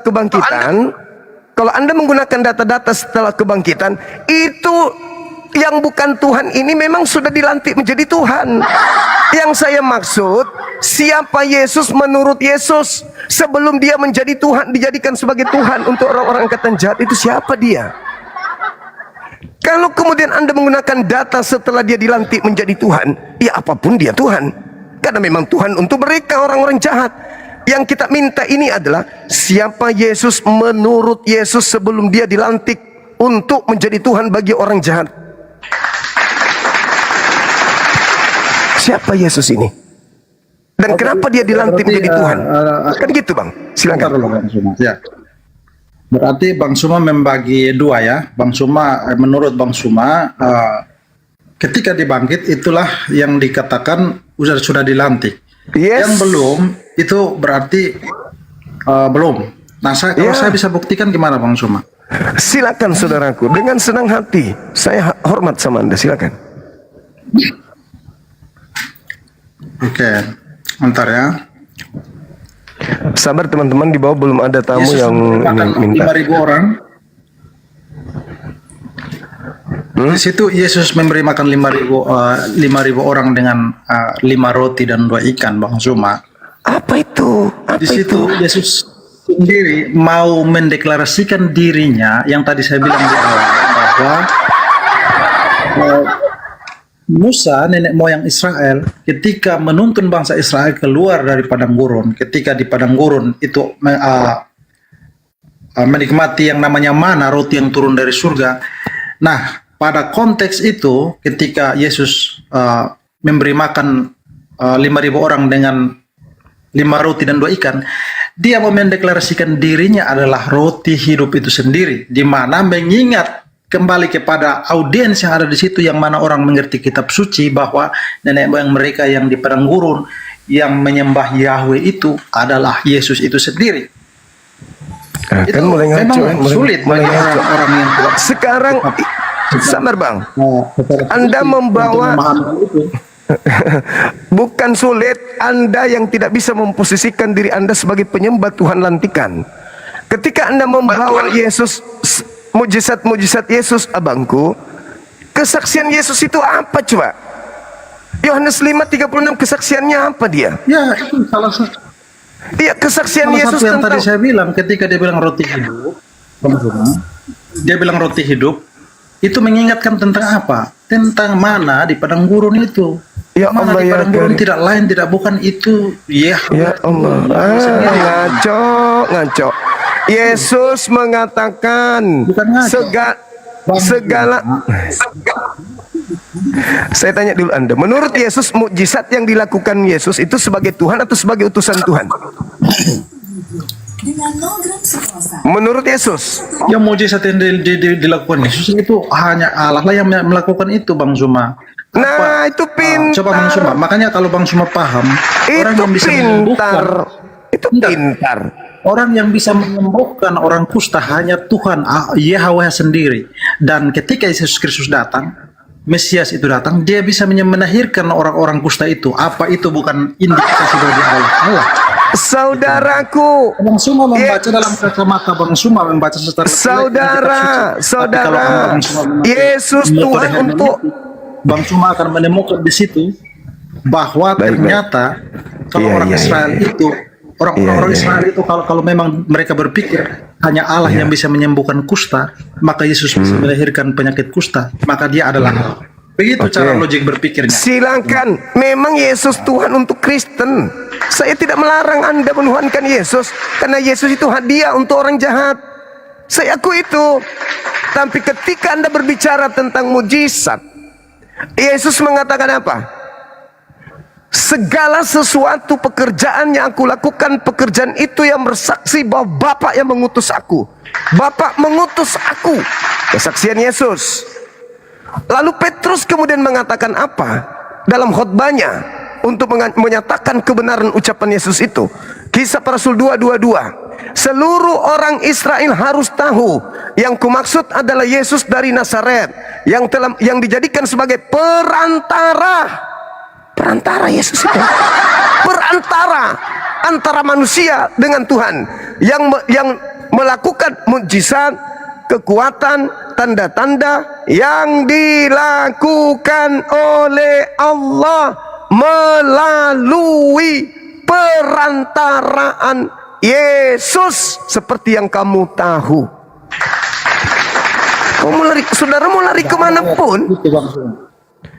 Kisah Ada Para ayat di situ Rasul. Bang Suma yang mengatakan dia membuat mujizat, itu dia sebagai perantara. Tidak ada konteks sebagai perantara di situ. Oke, saya tunjukkan. Antara manusia berdosa dengan Allah yang suci. Saya Sehingga tunjukkan. dia adalah manusia. Anda memelintir data, Anda yang memelintir Manusia bisa data itu. ketemu Allah hanya melalui Anda Yesus memelintir Kristus. data. Allah Maaf, bisa maaf. menghampiri manusia berdosa Maaf. melalui Yesus Kristus. Itu Bang Suma. Sudah diturunkan aja teman-teman. Maaf saya turunkan. Saya berdiskusi sama seperti diskusi dengan batu. Berdiskusi dengan monyet. Tidak punya otak, cuma punya iman. Aku tanya. Hanya punya iman, hanya punya kepercayaan, tidak punya otak. Saya seperti berbicara dengan biji sakarnya Anda. Gak ada otaknya. Dari kasih dalil, saya udah bilang, boleh Anda mati mempertahankan keyakinan Anda. Boleh. Boleh. Silakan Anda mati dalam kekonyolan Anda. Boleh. Tapi Anda harus menyadari sembahan Anda itu adalah sembahan yang dibuat oleh Tuhan yang sesungguhnya. Dan cara Anda untuk membantah kebenaran itu ya begitu. Dalil kisah para pewarta Anda bantah. Yohanes mengatakan kesaksian tentang dirinya Anda bantah. Kenapa? Sejatinya Anda adalah wa ikhwanuhum yamuddunahum fil ghayyi tsumma la yuqsirun. Orang-orang kafir adalah pahlawan-pahlawan setan untuk mendurhakai pencipta langit dan bumi. Gitu abangku. Jadi saya bukannya tidak ingin berdiskusi dengan Anda lebih jauh, enggak. Cuman saya rasa sudah di finalnya, udah sampai endingnya. Apa itu? Sehebat apapun kebenaran saya sampaikan kepada penyembah setan, dia tetap akan menolong setan agar manusia menyembah kepada setan. Titik. Oke, silakan teman-teman yang lain. Mangga. Saya nggak marah ya, memang begitu karakter saya. Saya kalau lagi diskusi dulu di kampus, orang lempar meja, lempar kursi, saya enggak. Saya cuman argumentasi aja yang kayak keras kayak gitu. Saya tetap orangnya calling down. Halo, semangat siang. Selamat siang Mas Juma. Siang juga abang. Dari Katolik Protestan? Dari Protestan. Baik abangku, kita buka kamera biar diskusi kita semakin menarik. Silakan. Oke, sip. Silakan Anda bernarasi setelah mendengarkan kami berdiskusi tadi. Silakan. Terpenggal tadi memang cuman hanya sebentar tadi Mas baru masuk ini. Jadi keluar tadi yang siapa tadi yang keluar tadi barusan Bang? Omben. Dia jaringannya gangguan memang. Oh. Iya. Ya. Topiknya Yahweh membuat Tuhan baru gitu Bang ya? Siap. Maksudnya Tuhan baru itu gimana maksudnya? Ada oknum yang dibunuh, yang disalib. Oknum ini dibuat menjadi Tuhan bagi penyalibnya sendiri. Itu sebagai upah dari pekerjaan jahat mereka. Gitu Bang. Oh. Iya. Yang lain? Ya, itu aja. Maksud saya gini. Keberadaan saudara kami Kristen ini bukan berasal dari orang-orang yang percaya kepada Yesus. Tapi kekristenan itu buah dari hasil orang-orang yang anti terhadap Yesus, membenci Yesus.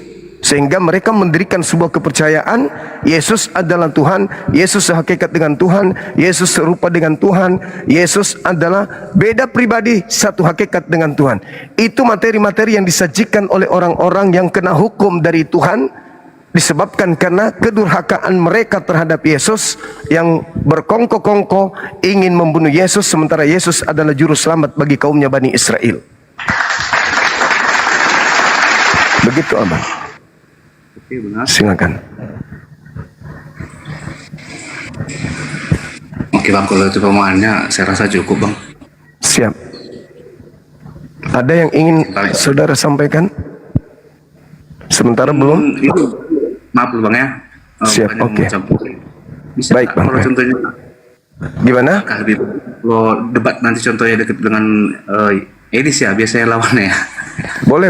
Diundang aja ke sini Bang. Kalau beliau, tapi satu hal yang perlu saudara pahami, Edis pun itu menerima pengajaran saya dengan mengaminkan gak bertuhan. Itu udah viral itu. Edis mengaku Yesus bertuhan, dia bukan ateis. Nah, Yesus yang bertuhan ini bagi orang jahat, Tuhan yang sesungguhnya menjadikan Yesus yang bertuhan ini sebagai Tuhan bagi orang-orang jahat. Edis mengaku itu dan mengaminkan. Bahkan dia ribut dengan beberapa orang-orang pendebat Kristen. Bahkan pendeta siapa itu? Mel Atok atau yang satu lagi, dia marah sama Edis. Edis itu kenapa dia mengatakan Yesus itu bertuhan? Nah itu marah dia. Bukan Mel Atok, ada lagi satu Kadas. Pendeta siapa itu? Kadas atau siapa namanya itu? Iya, untuk saat ini memang saya ikuti kemarin dia lagi bentrok sama Mr. Bom sama siapa lagi? Iya. Karena pengakuannya itu. Oke bang. Terima kasih penjelasannya bang. Sama-sama Bang. Makasih. Terima kasih bang. Ya. Pendeta apa gitu. Pernah jadwalkan sama Bang Zuma untuk debat ilmiah melalui Zoom, waktu itu masih Zoom belum TikTok. Siapa? Ada yang tahu? Deki Ngadas, Deki Ngadas, betul. Kok Kadas pula. Deki Ngadas, betul. Makasih sudah diingatkan. Itu dulu pernah beliau ajukan permintaan tuh dialog denganku di Zoom, sudah dijadwalkan tapi beliau mundur. Setelah tahu ternyata wakil Islam itu Bang Zuma, beliau mundur secara pelan-pelan. Halo, semangat siang saudara. Selamat siang Bang Zuma. Siang Abang. Boleh ini saya bernarasi sedikit ya Bang tentang pembicaraan Abang tadi sama yang pertama tadi itu. Ya, dari Jadi mana begini, Bang? Bang, kalau Mohon izin, Katolik Protestan abangku ini. Kalau saya Islam Bang, cuman mungkin agak berbeda Bang dengan yang lain. Mungkin saya boleh bernarasi dulu. Boleh. Waduh. Islam punya pandangan lain. Itu bahaya kalau dibiarkan. Nanti mengajak yang lain juga memiliki pandangan sama dengan dia.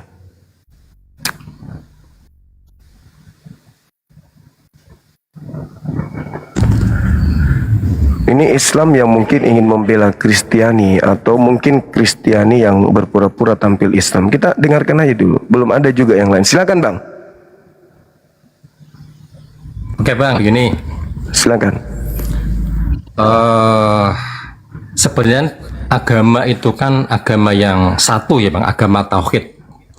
Jadi sebenarnya sama saja Bang, dari agama yang manapun sebenarnya sama saja.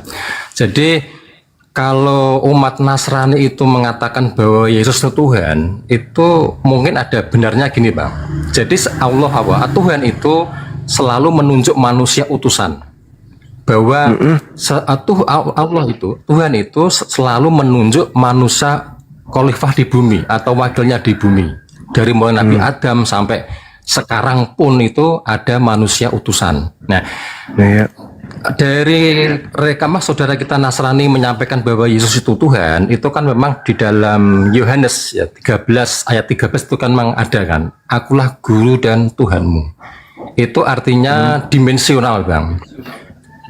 Dimensional. Kalau dianalogikan itu seperti kayak ini Bang, jabatan presiden sama Pak Prabowo. Nah ketika presiden itu kan jabatan Pak Prabowo itu manusianya. Nah, ketika Pak Prabowo itu disebut Pak Presiden juga boleh, disebut Pak Prabowo juga boleh, tapi itu kan dimensional. Nah, sama juga dengan sistem ketuhanan sama. Tuhan, kemudian ada manusia utusan. Nah, itu karena banyak juga kan di dalam ayat disampaikan itu bahwa Allah itu bertajalli kepada manusia utusannya, menunjuk manusia sebagai khalifahnya di bumi. Itu kan ada.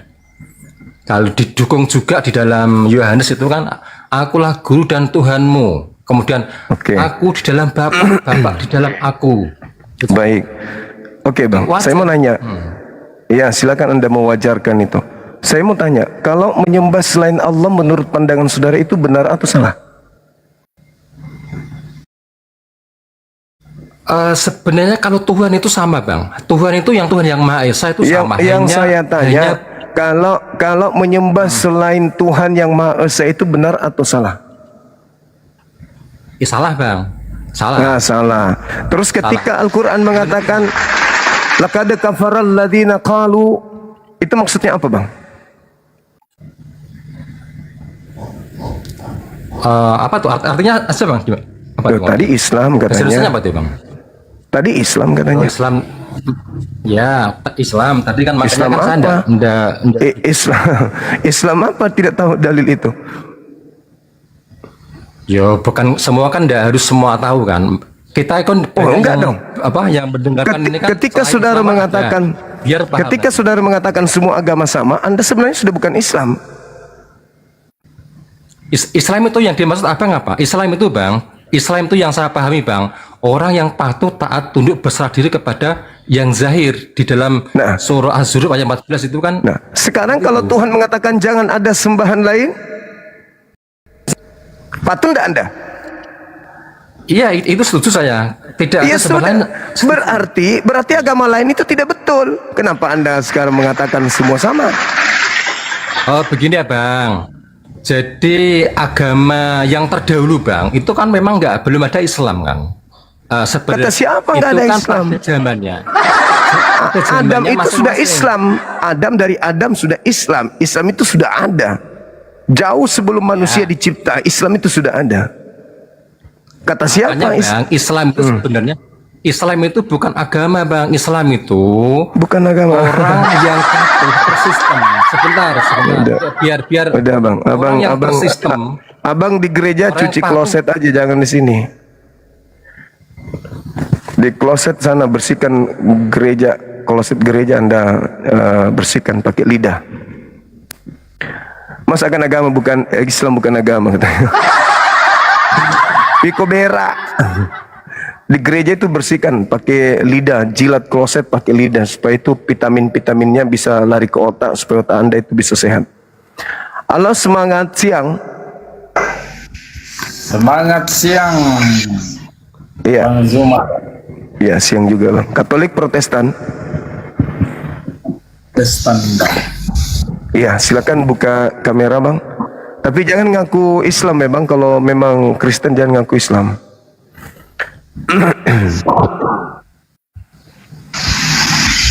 Oke abangku, sip. Silakan tema saya dibahas terkait ini.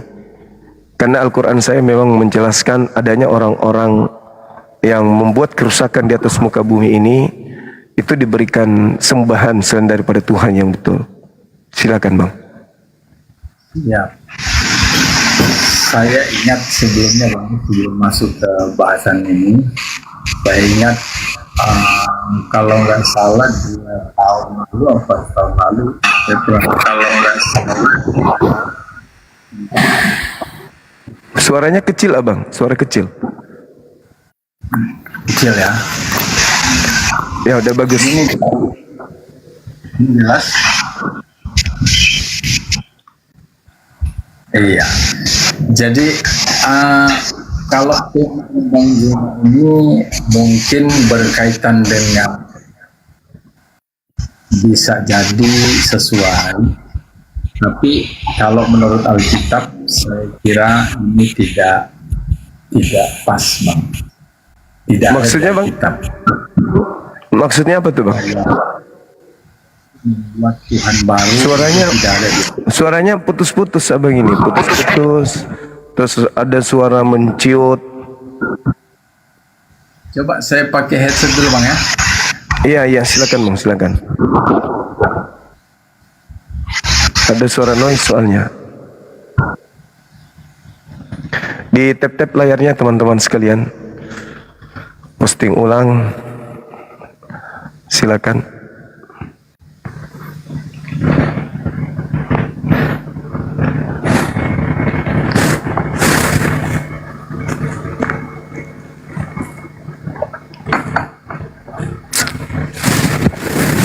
Alhamdulillah.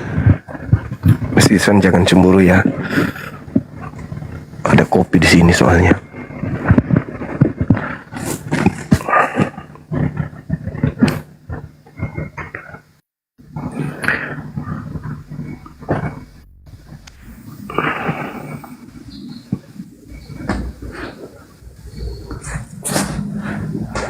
Iya. Gimana Bang? Bagus kan? Mantap sekali suaranya abangku. Silakan. Bang Juma. Thank you. Silakan. Iya, makasih udah naikkan saya ke room Bang Juma. Siap. Saya Bang paling senang tuh diskusi sama Bang Juma sama Bang Jonathan Nandar, karena bagi saya apologet muslim yang menurut saya punya santun yang tata krama yang bagus itu abang berdua selama saya di TikTok ya. Iya. Terima kasih Bang, terima kasih Bang. Makasih. Jadi Bang, berkaitan dengan tema abang ini, yang saya maksud tadi adalah kalau di Quran kemungkinan itu pas, itu benar, tetapi di Alkitab, kalau menurut Alkitab ini tidak sesuai Bang. Oke. Ya baik Bang, baik. Jadi Al-Quran saya mengatakan begini. Bismillahirrahmanirrahim. Inna ja'alna syayatin awliya'a lilladzina la yu'minun. Pencipta langit dan bumi menjadikan iblis sebagai sembahan bagi orang-orang kafir disebabkan karena mereka tidak beriman. Nah, lalu Al-Quran pun menjelaskan begini Bang. Wa idza husyiran nasu kanu lahum a'da wa kanu bi ibadatihim kafirin. Pada hari di mana seluruh manusia itu dihimpun, di hari kemudian, di hari terakhir nanti, untuk menentukan kita surga atau neraka. Apa yang mereka sembah selain daripada aku, kata Allah, selain daripada Allah, akan menjadi musuh bagi mereka. Dan pemujaan-pemujaan yang mereka lakukan ketika hidup di dunia selain daripada memuja aku, maka akan diingkari oleh yang mereka sembah selain daripada aku. Saya menemukan data di Matius 7 nomor 22-23, benar-benar Yesus mengusir orang yang memanggil dia Tuhan, bernubuat, mengusir setan, bermukjizat, dikarenakan orang-orang tersebut tidak melakukan kehendak Elohim. Itu tertulis tuh di Matius 7 22-23. Nah, ketika saya melihat, Bang, Yesus itu kan disalib oleh orang-orang yang tidak beriman.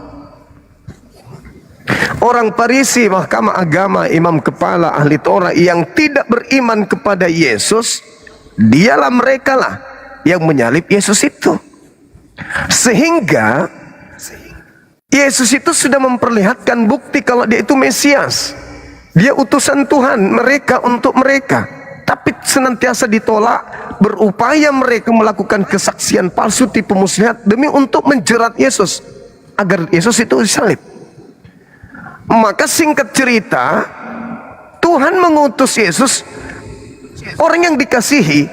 Siapa yang percaya tidak binasa melainkan memperoleh hidup yang kekal. Loh, kok malah mau dibinasakan Yesus ini? Maka Tuhan marah kepada mereka yang ingin membinasakan Yesus, sehingga yang mereka salibkan itu dijadikan sebagai Tuhan bagi orang-orang kafir, bagi orang-orang yang tidak beriman kepada Yesus. Maka Yesus yang mereka salibkan dijadikan sebagai Tuhan bagi mereka. Nah, hal ini Yesus sudah nubuatkan di dalam Matius 12 nomor 38 sampai 40.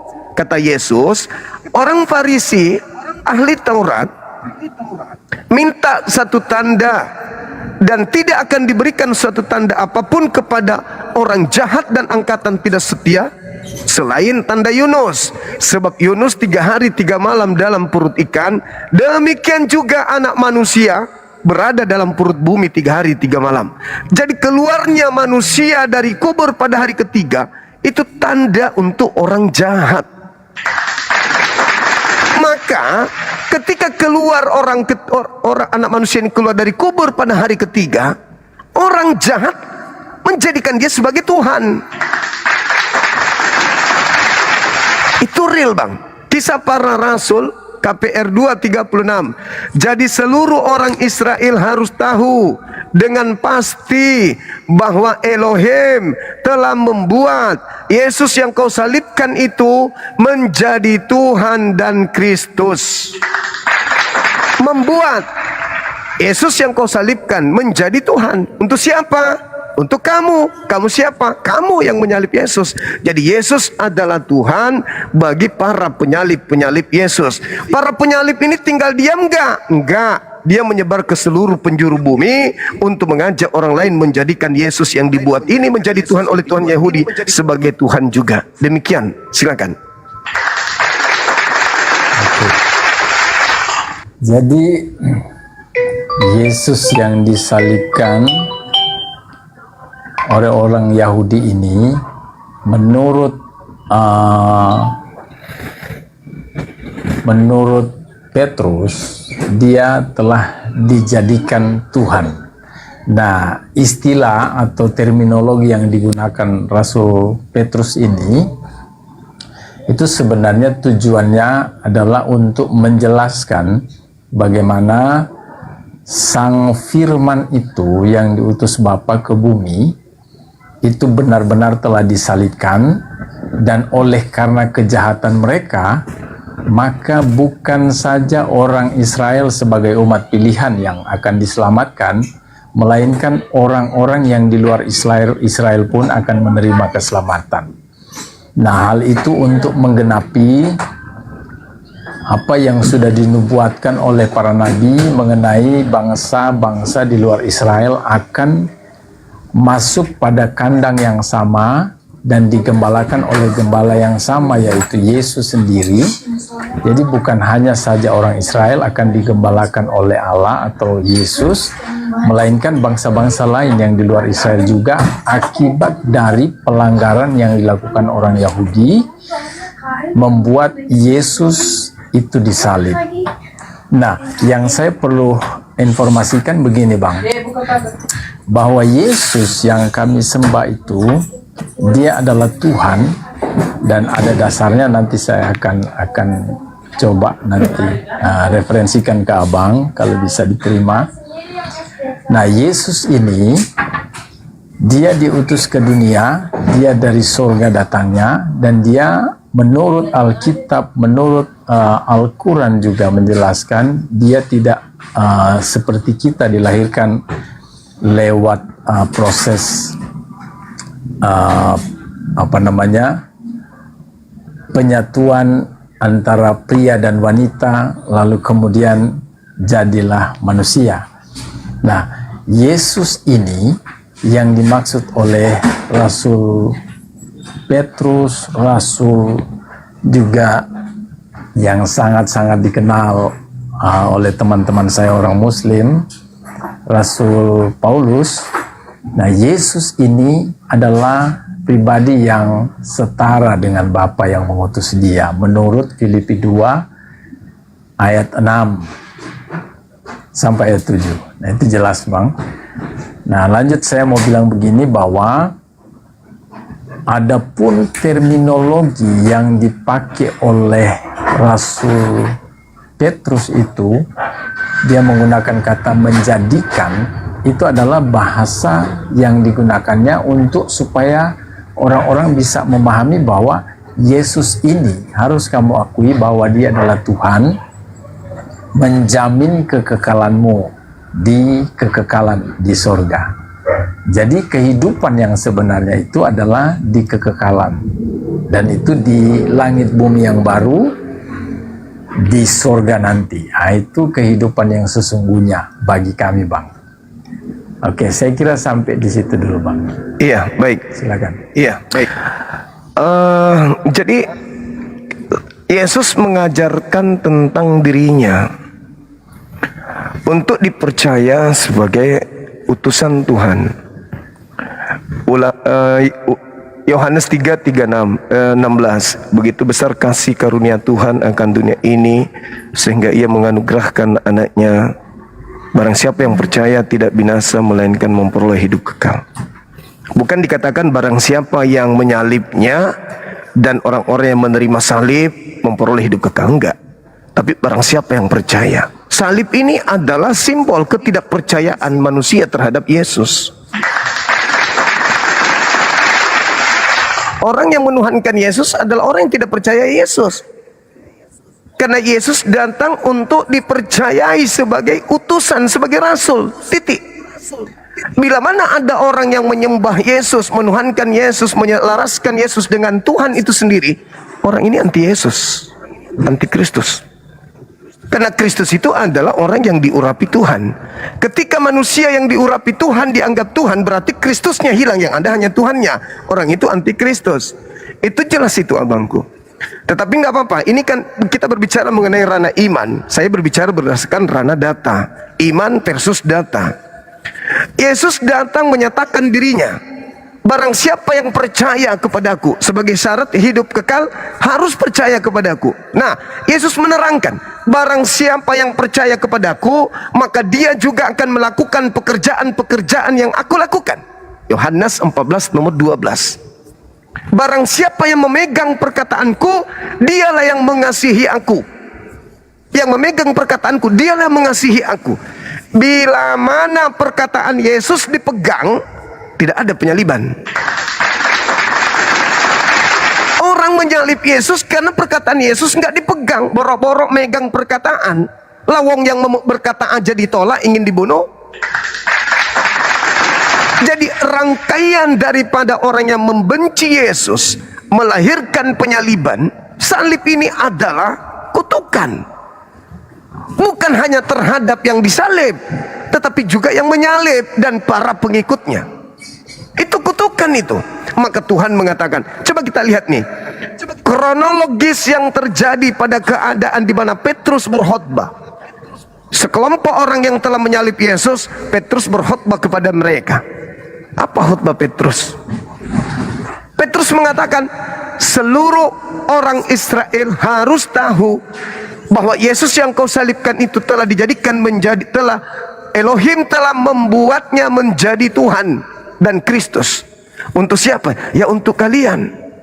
Senang tak mereka? Senang tak setelah mereka mendengarkan itu? Oh, masa sih Yesus yang kami salibkan ini jadi Tuhan bagi kami? Yes, yes, yes. Apakah senang? Enggak. Mereka kemudian meradang, mereka kemudian merasa tersakiti, mereka kemudian merasa terkucilkan, terhinakan, terpojokkan, merasa tertusuk dengan kondisi itu. Sampai mereka datang kepada Petrus. Ya sudah Petrus, apa yang harus kami lakukan? Kata Petrus, bertobatlah dan berilah dirimu diselamatkan dari angkatan jahat ini.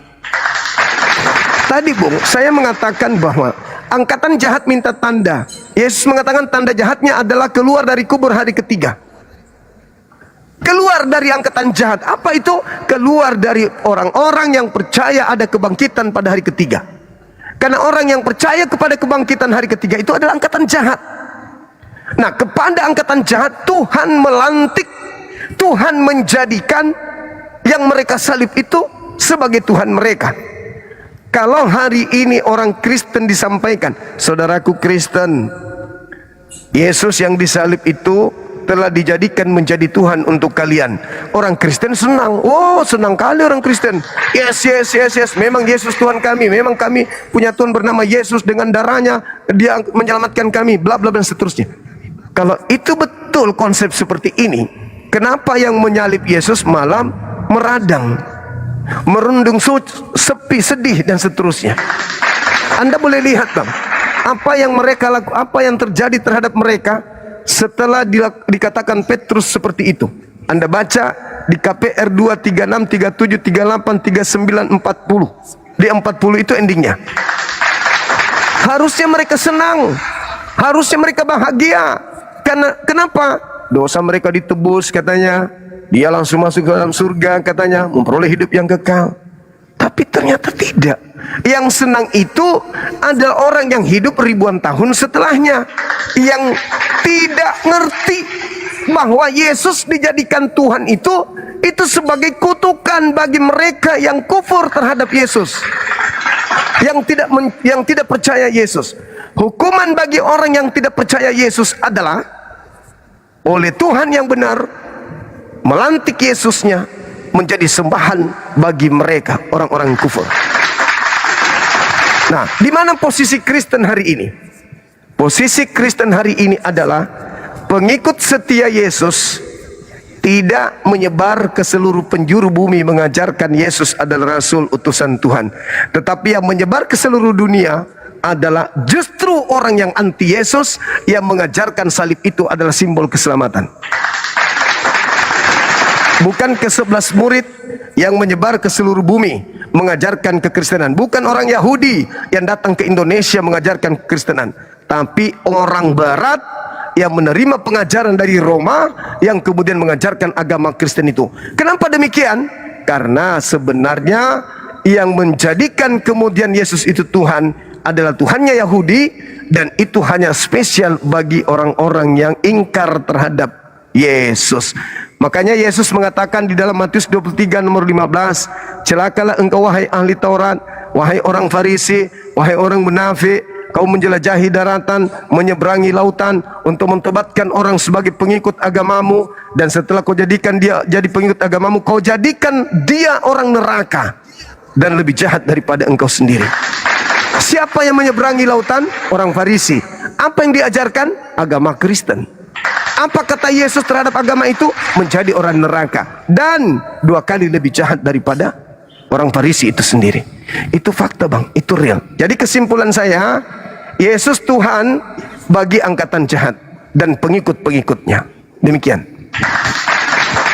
Silakan. Oke, thank you Bang. Ya, tadi abang coba bawa Yohanes 3 ayat 16, di mana ayat ini menjelaskan tentang bahwa karena begitu besar kasih Allah akan dunia ini, sehingga ia telah mengaruniakan anaknya yang tunggal, supaya setiap orang yang percaya kepadanya tidak binasa, melainkan beroleh hidup yang kekal.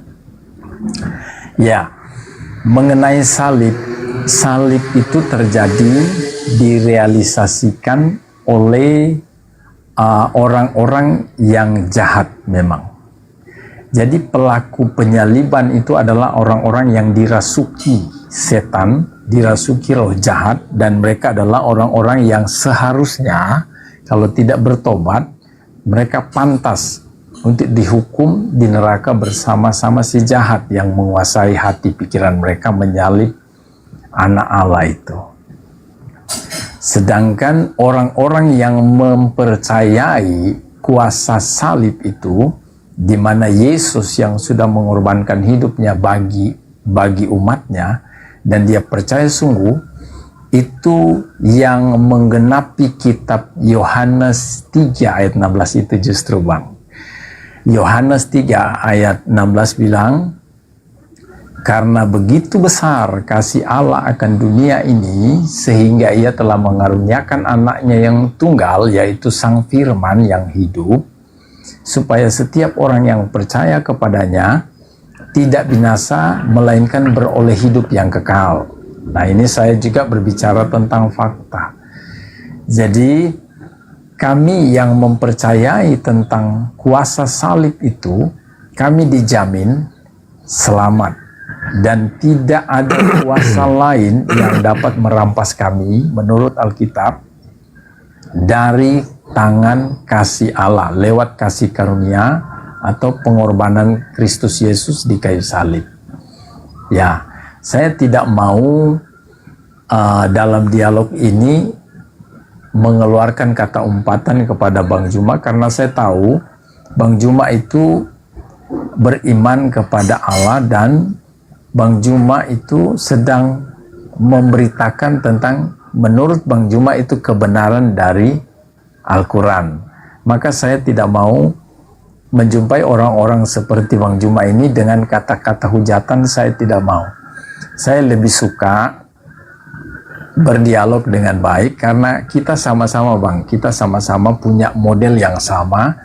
Saya dari Kristen mau menjelaskan kepada tiap-tiap orang apa adanya dari Alkitab. Nah, Bang Juma mau menjelaskan ke orang-orang Muslim tentang Al-Quran apa adanya. Kita sama-sama punya kepribadian yang sebenarnya mirip bang.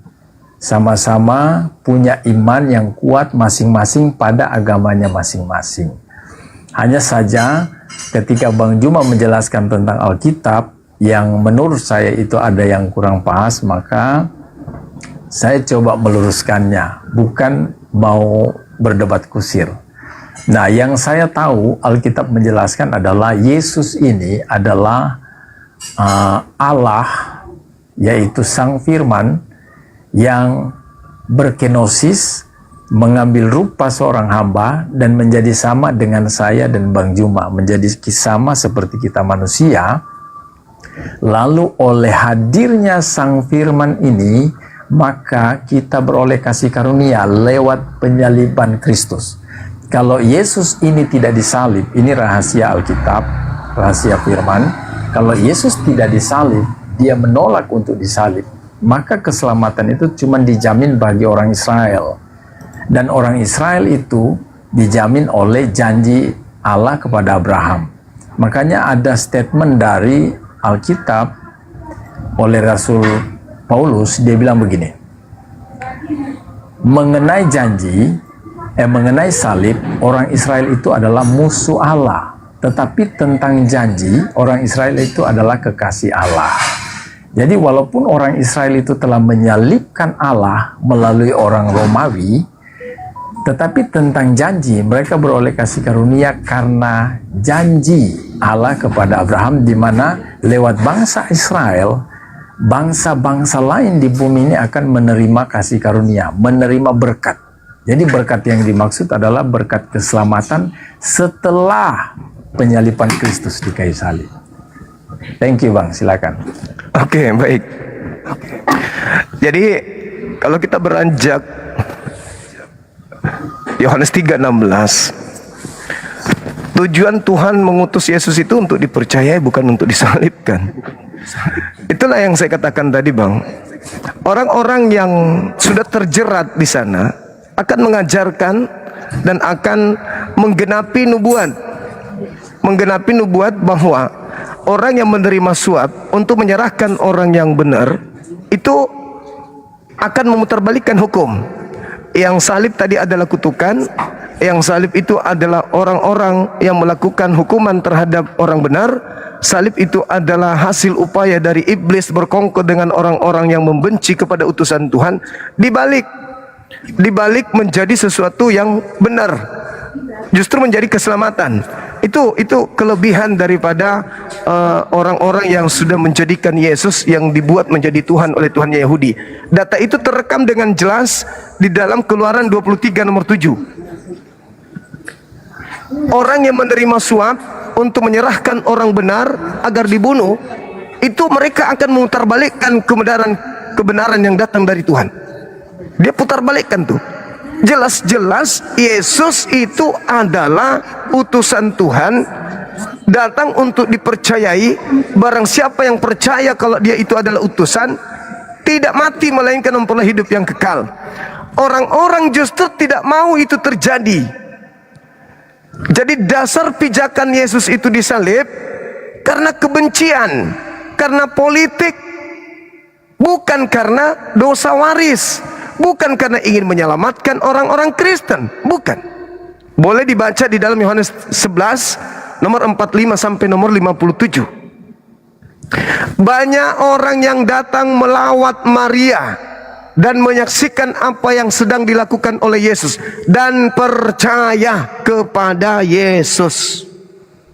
Lalu orang Farisi melapor ke mahkamah agama, imam kepala, ahli Taurat dan orang Farisi. Mereka mengatakan, apa yang harus kita lakukan ini? Kalau kita biarkan Yesus, maka akan semakin banyak orang yang percaya kepadanya. Jadi orang-orang Farisi, mahkamah agama, justru ingin menghentikan misi penyelamatan Yesus, di mana orang bisa selamat hanya dengan percaya kepada Yesus. Apa yang harus kita lakukan?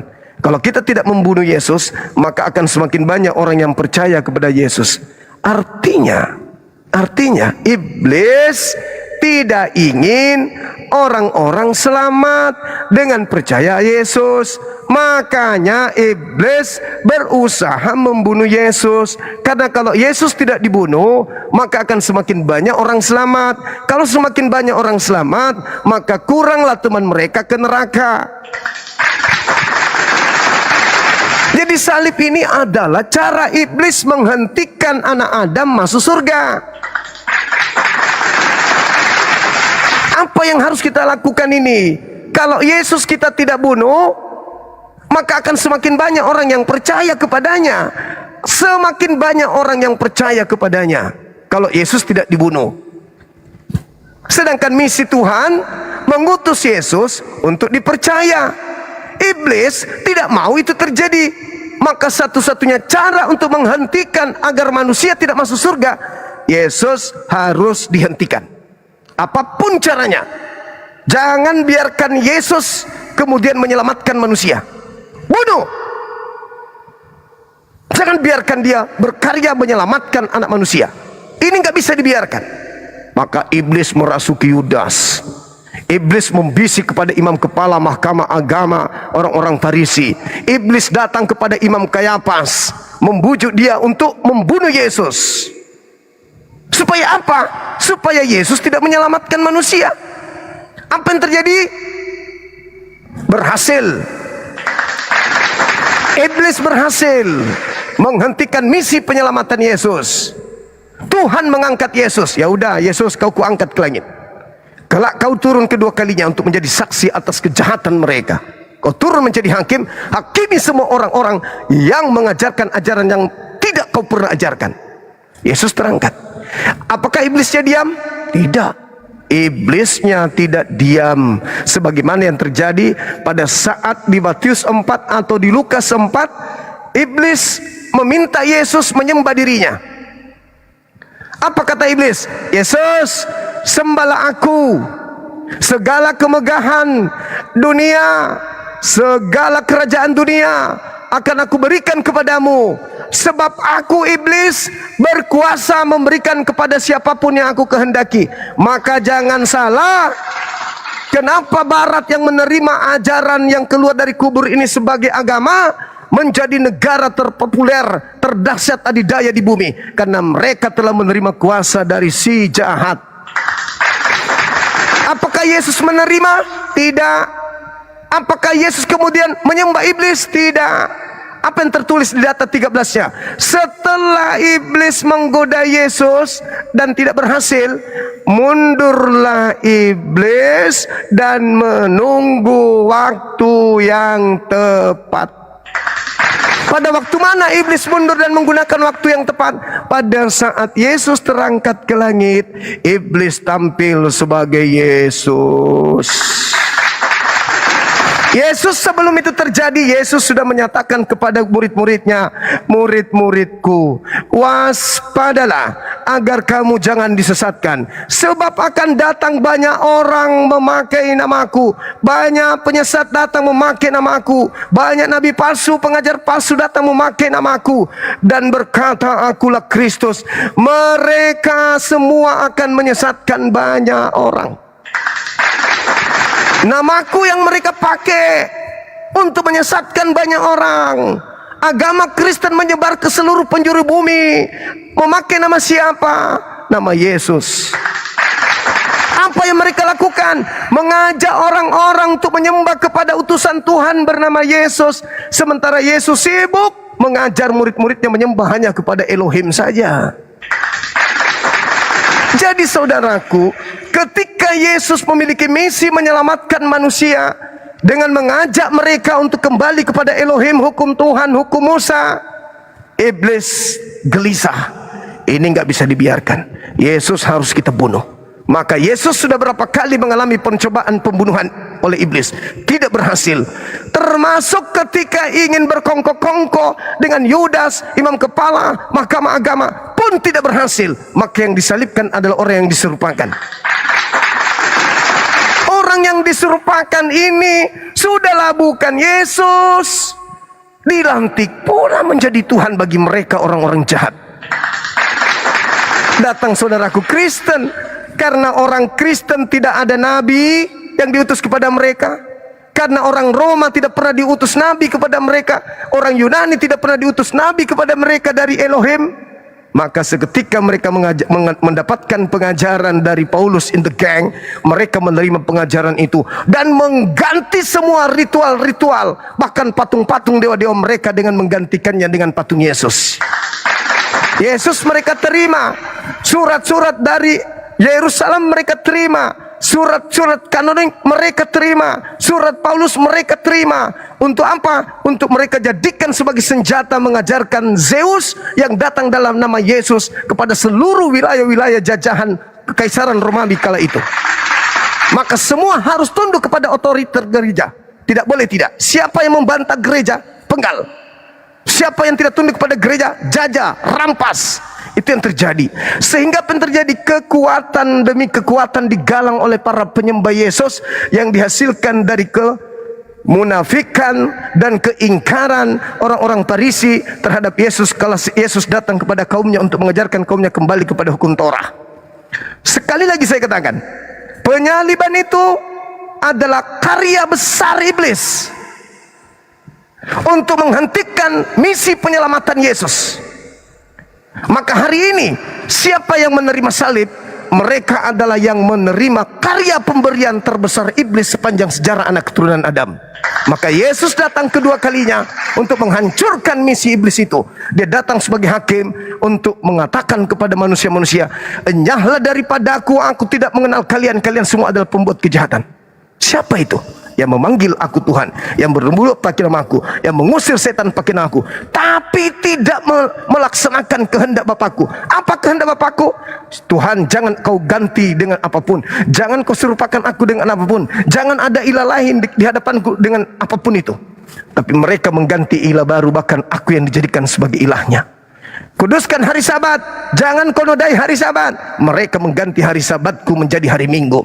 Sunat kolob itu perjanjian kekal. Barang siapa yang tidak bersunat, bodoh dia. Kejadian 17:14. Mereka meninggalkan kemudian itu. Semua ajaran-ajaran Yesus ditinggalkan menuju kepada ajaran yang diajarkan kembali oleh Yesus, duplikat yang digantung di atas tiang salib, yang keluar dari kubur hari ketiga. Jadi Bung, saya katakan sekali lagi, Anda orang terpelajar, mungkin Anda adalah seorang tokoh yang santun, yang baik, mendidik anak-anak kita untuk menuju kepada kekristenan yang setia. Tetapi tolong dipelajari lagi, apakah salib itu hadiah dari Tuhan atau salib itu hadiah dari iblis? Apakah ketuhanan Yesus itu hadiah untuk manusia benar, atau ketuhanan Yesus itu adalah hadiah untuk orang-orang yang membenci Yesus? Karena kata Yesus sebelum penyaliban, hidup kekal itu adalah, Yohanes 13:3, mereka mengenal engkau satu-satunya Tuhan yang benar dan mengenal Yesus yang engkau utus. La ilaha illallah, Yesus Rasulullah.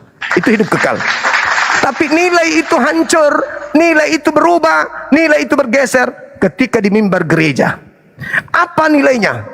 Nilainya adalah Yesus adalah Tuhan satu-satunya itu sendiri yang turun berteofani, Tuhan yang satu-satunya itu sendiri yang turun menjadi daging, Tuhan yang satu-satunya sendiri menjadi manusia, separuh manusia seutuhnya dan separuh Tuhan seutuhnya, 100% Tuhan, 100% manusia. Ini konsep yang berasal dari cocokologi yang keteteran, menemukan Yesus bukan Tuhan karena dia sudah dilantik menjadi Tuhan mereka. Maka demi untuk menutupi kekurangan, dia pun mengatakan dan Yesus juga 100% Tuhan. Bagaimana mungkin seorang yang akalnya sehat mengatakan ini 100% pulpen, di waktu yang bersamaan juga dia ini adalah 100% pisang? Itu hanya dogma, itu hanya doktrin. Akal tidak bisa menerima itu. Saya kira begitu Bung. Silakan bernarasi satu sesi, habis itu saya izin untuk ibadah. Silakan, saya dengarkan abangku, silakan. Siap. Makasih Bang Juma. Semua yang sudah dinarasikan Bang Juma tadi, saya tahu persis bahwa itu adalah bersifat asumsi yang sebenarnya tidak sesuai dengan Alkitab. Saya maklum karena saya tahu persis bahwa Bang Juma adalah orang yang sungguh-sungguh takluk kepada Quran. Saya pahami itu. Saya tidak mengatakan Bang Juma itu seperti orang lain mau mengatakan Bang Juma adalah bla bla bla.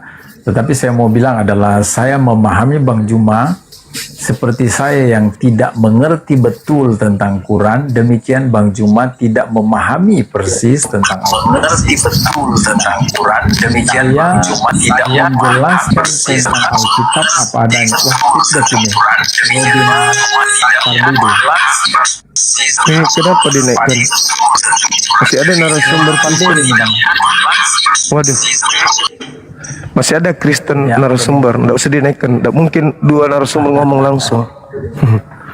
Ya, jadi Bang Juma, terima kasih.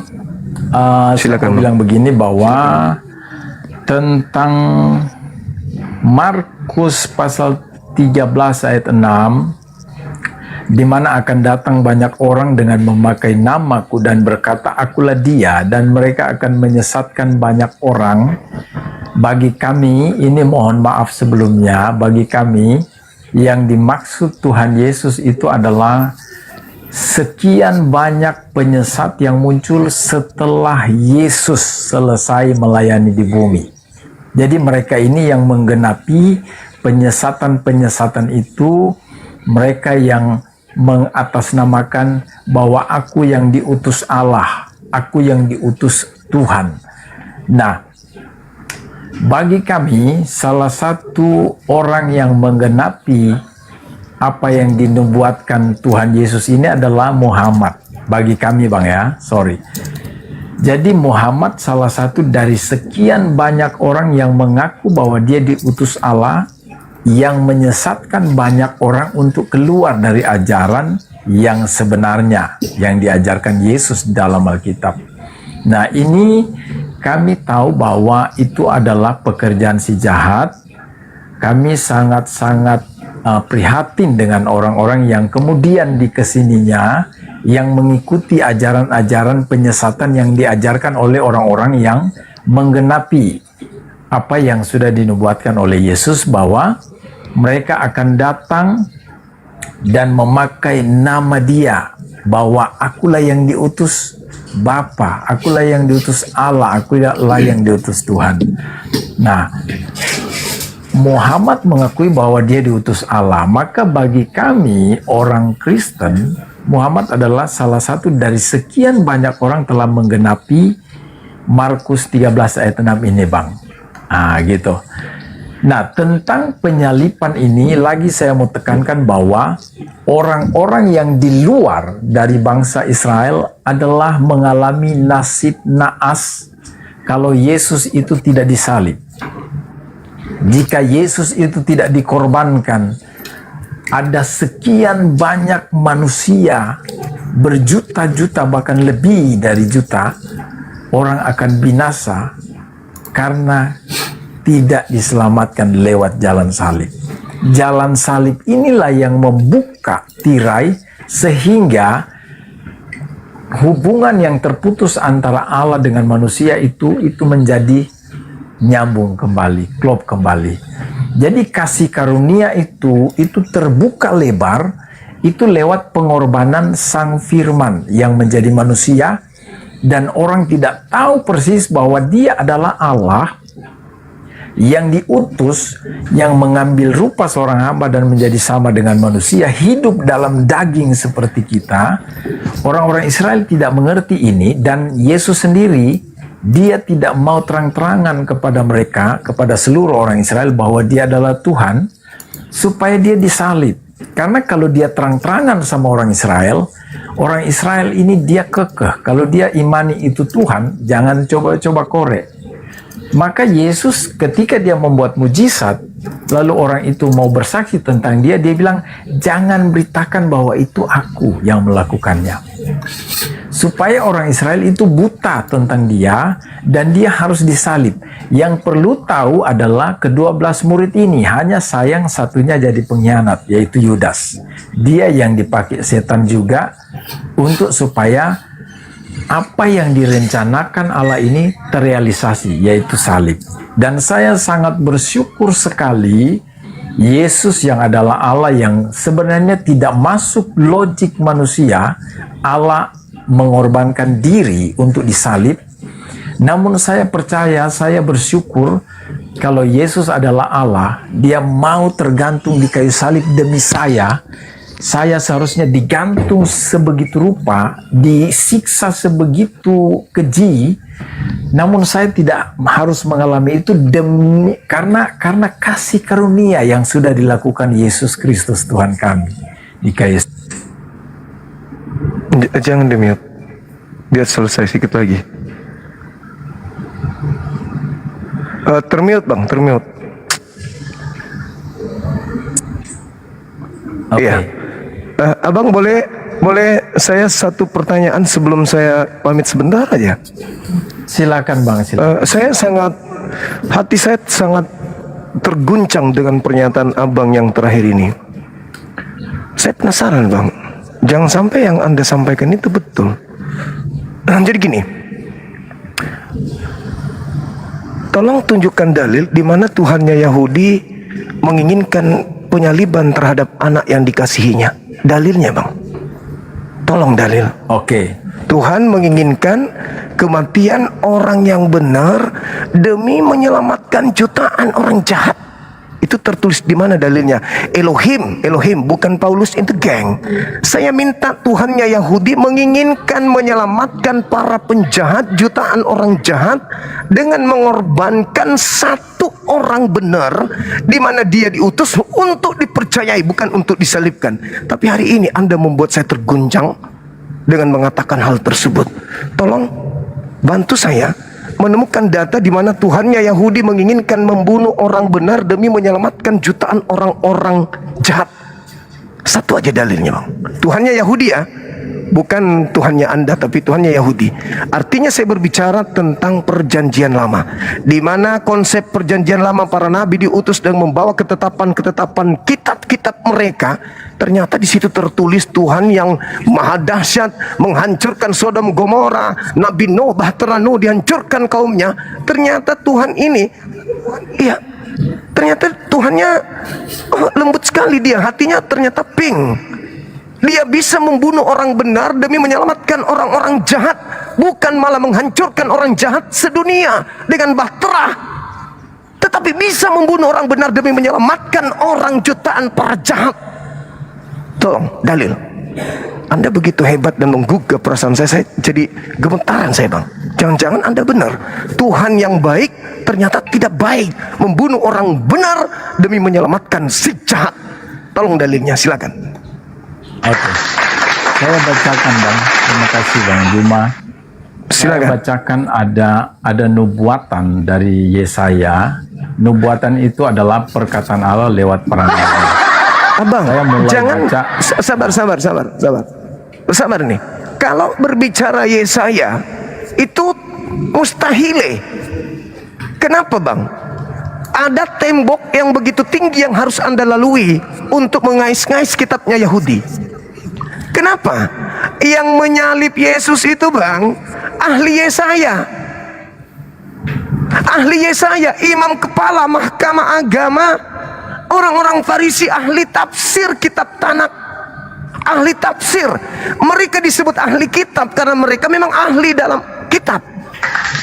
Saking tidak adanya mereka temukan nubuatan-nubuatan cocokologi dari gereja, mereka harus melakukan kesaksian palsu demi membunuh Yesus.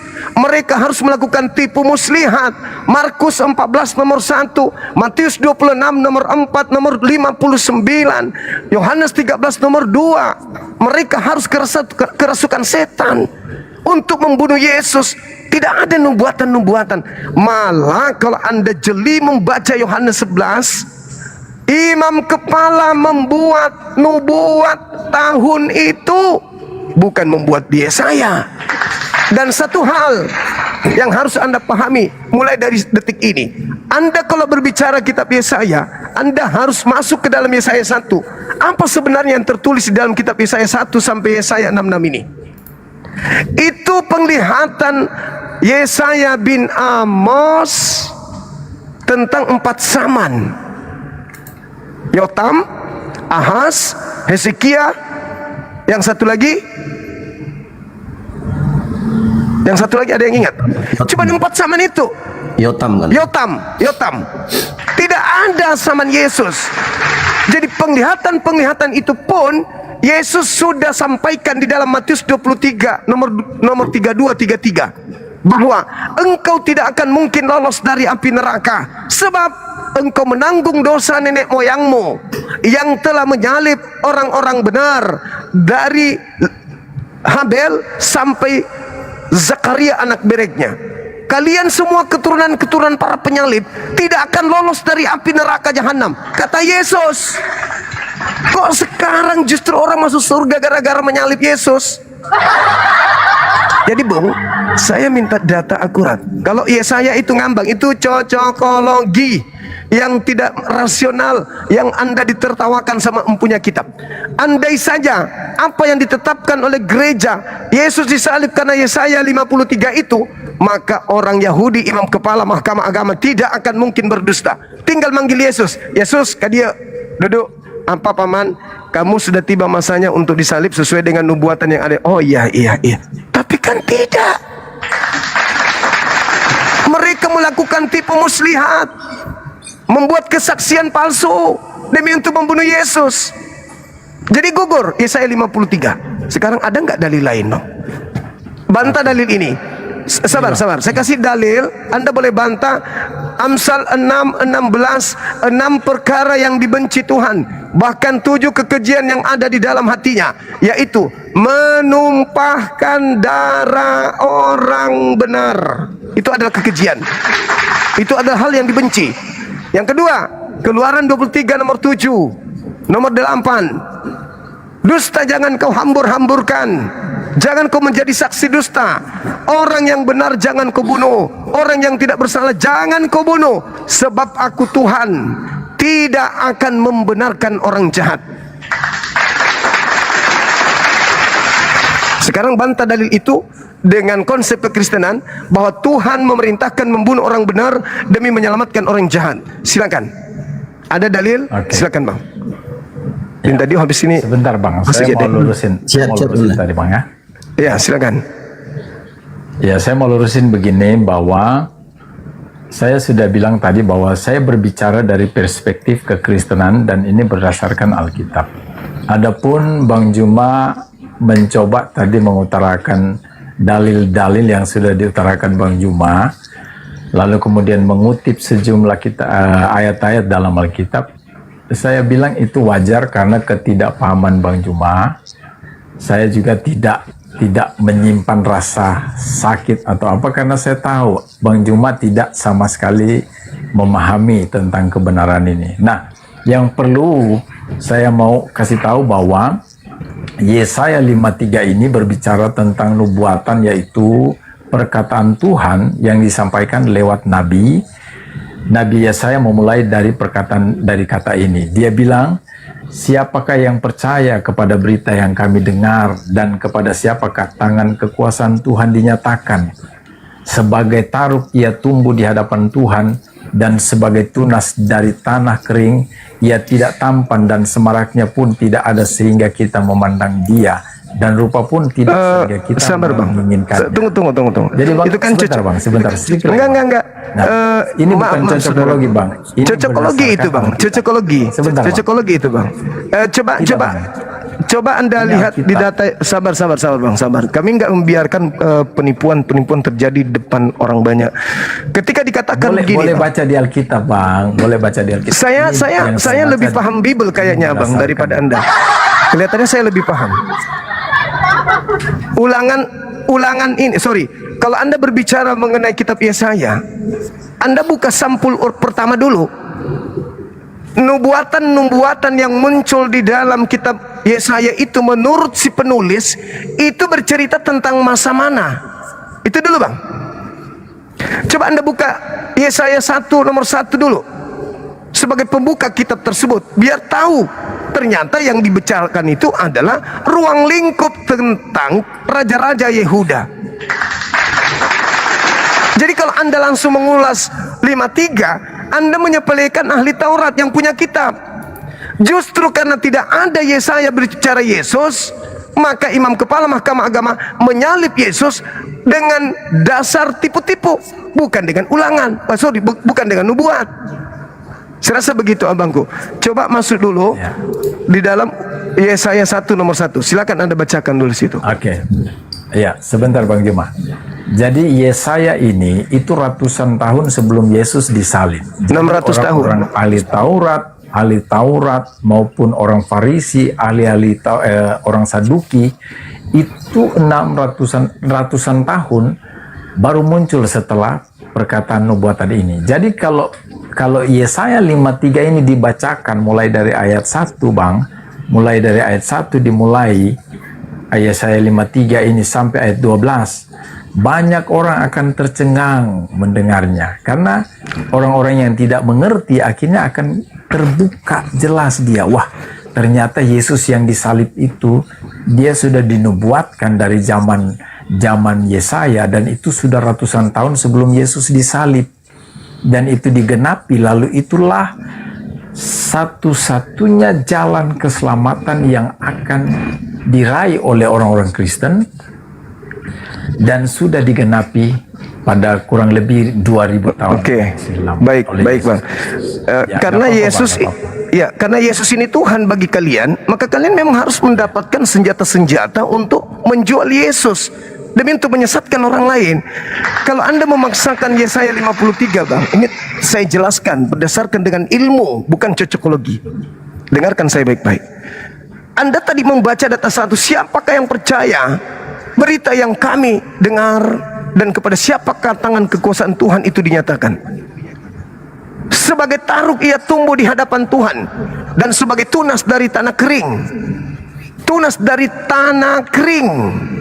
Tunas itu tanah kering, merujuk kepada dia tunas Daud dari tanah kering. Ibunya harus kering, bukan subur. Merupakan tunas. Seresi dalam bahasa Ibrani, dari tanah yang kering. Sia. Tapi kenyataannya Yesus dilahirkan dari wanita yang sangat subur, tanpa suami pun bisa hamil. Tidak kena kepada Yesus. Laki-laki lahir dari seorang perempuan yang sangat subur. Tidak disentuh laki-laki saja hamil, apalagi disentuh. Sedangkan kalau kita berbicara mengenai tanah kering, itu lebih cocok kepada siapa? Yohanes Pembaptis. Elizabeth, orang yang sudah mandul, kering dia. Tidak bisa kemudian dia punya anak, kering, mandul. Bisa punya anak oleh karena Tuhan mendengarkan doanya. Jadi kalau Anda mengatakan, sama dulu, saya dulu, Pak. Saya mau tanya, apakah Yesus berasal dari tanah kering atau tanah yang subur? Yesus dari surga dia, Bang. udah Bang. Kalau sudah jurus gereja saya nyerah. Dinda Dio, saya pamit dulu ibadah, saudara. Ya apa-apa, Bang. Siapkan aman-aman ya. Iya, saya ibadah dulu. Silakan Anda tanah surga ya. Makasih. Saya berdasarkan ilmu, bukan psikologi. Iya, makasih saudaraku. Silakan lanjutkan dengan adik saya, teman-teman. Saya ibadah dulu sejenak. Assalamualaikum warahmatullahi wabarakatuh. Silakan dilanjut. Kasih. Waalaikumsalam Bang Juma. Ya, Pak Pendeta, saya mau nanya dong, boleh nggak? Buka ini dong, buka kamera juga. Jangan cuma saya yang buka kamera. Ini tidak apa namanya, ya gitu dong. Ya, Pak Pendeta, saya mau nanya dong. Tadi kan Pak Pendeta mengatakan Yesaya 53 ini dari 1 sampai ayat nomor 12 itu tentang Yesus, betul ya Pak Pendeta? Ya. Saya mau tanya dong, nama keturunan Yesus siapa? Coba besarin dulu kamera saya, Bang. Besarin dulu kamera saya. Besarin dulu saya mau tampilkan ayatnya ini, terus saya akan jelaskan. Langsung dijawab aja, Pak Pendeta kan sudah hafal ayatnya. Nama keturunan Yesus siapa? Enggak, soalnya itu Bang, soalnya itu ada yang minta data katanya. Saya baca tapi katanya kok nggak ada data. Biar ditampilkan. Jadi mereka lihat bahwa yang saya bicarakan ini bukan omdo gitu loh. Siapakah yang percaya? Pak Pendeta, tolong jawab pertanyaan saya dong. Jangan ngomong sendiri. Bentar, Bang. Entar baca dulu ini. Jadi jangan ngomong kan sendiri. Tentang Yesaya. Saya bertanya, tadi Anda sudah panjang loh narasinya cocok logi. Yang saya tanyakan, siapa nama keturunan Yesus? Saya tidak bercocokmologi, Bang. Saya berdasarkan Alkitab. Kalau orang berbicara di luar Alkitab, Anda dari tadi mengklaim, sebentar. Anda dari tadi mengklaim saya berdasarkan Bibel, Alkitab, saya lebih paham Alkitab, Bang Zuma nggak mengerti Bibel. Dari tadi Anda itu cuma mengklaim. Dari tadi mengklaim. Ketika Anda mengatakan Yesaya 53 nomor 1 sampai 12 itu adalah untuk nubuatan Yesus. Satu pertanyaan saya, siapa nama keturunan Yesus? Silahkan dijawab.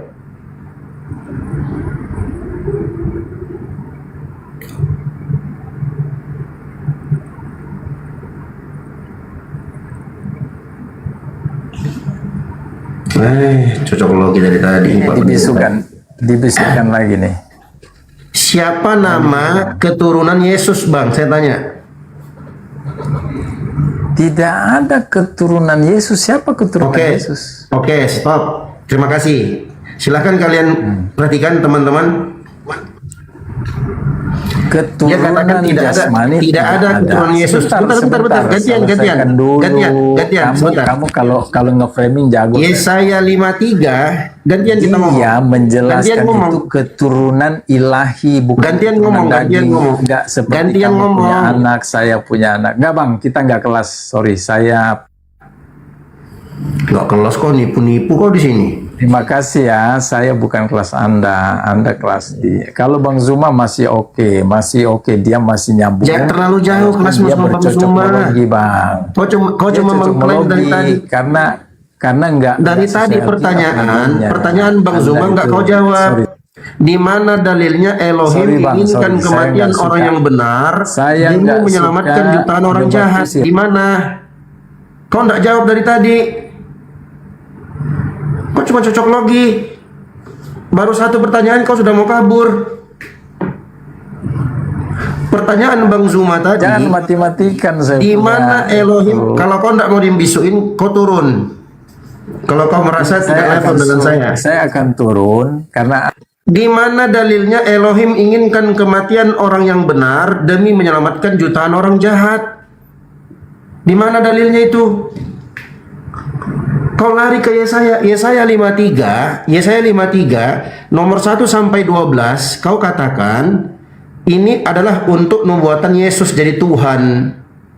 Kau dibantah sama Bang Zuma bantah dari nomor 2-nya, nomor 1 nomor 2 aja sudah terbantahkan.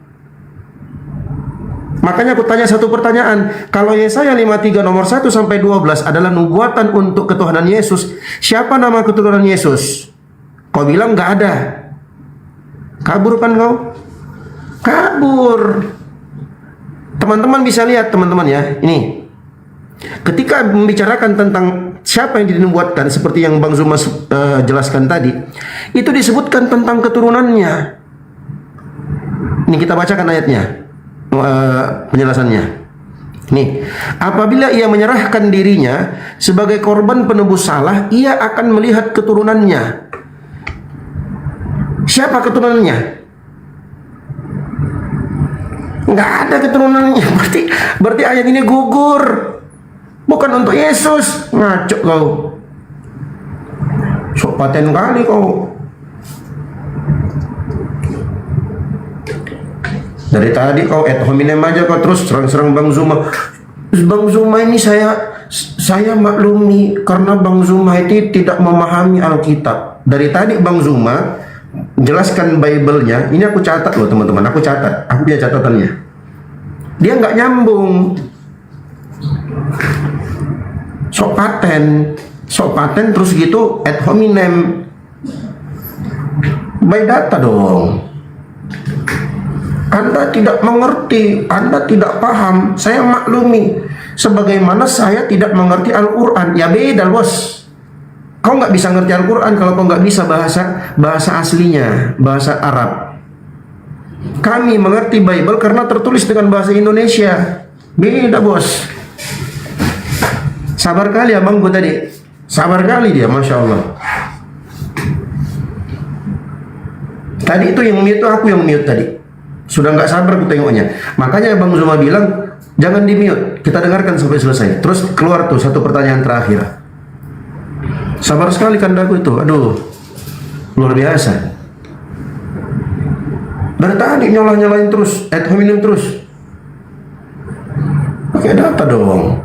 Sudah dikatakan tadi, kenapa Yesaya gugur? Ini teman-teman kita ini ya. Enak kali tadi narasi Bang Zuma itu, kita nikmati banget, Masya Allah. Kenapa Yesaya ini gugur, 53 ini gugur? Bang Zuma arahkan baca Yesaya 1. Nih teman-teman. Yesaya 1 ini, Yesaya ini kan sampai 56 ini. Nih. Yesaya ini teman-teman dari 1 sampai 56 nih ke bawah ini. Nah, sampai 66. Yesaya 1 sampai 66 muqaddimah pendahuluan dari kitab Yesaya. Ini teman-teman, ini yang dimaksud Bang Zuma tadi. Penglihatan yang telah dilihat Yesaya bin Amos tentang siapa?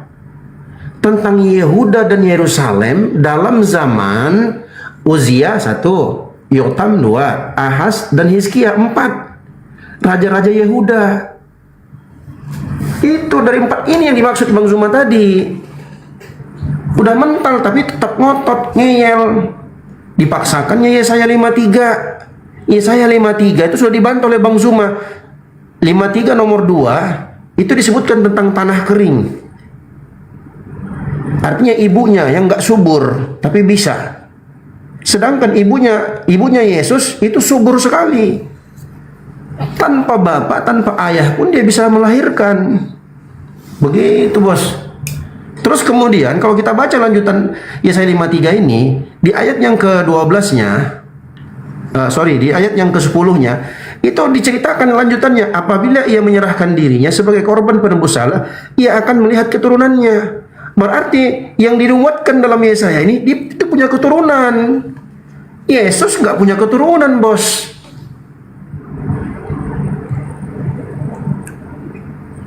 Ngaku-ngaku aja kok dari tadinya. Itu aja kok serang pribadi terus. Aduh, parah ngoten ini. Dibilangnya pula Bang Zuma cocok logi. Dia yang cocok logi. Dia tuduh Bang Zuma cocok logi. Dia yang nggak paham Bible, dia tuduhnya Bang Zuma nggak paham Bible. Gimana itu? Satu pertanyaan. Kalau Yesaya 53 ini Yesaya 53 nomor 1 sampai 12 adalah nubuatan Yesus.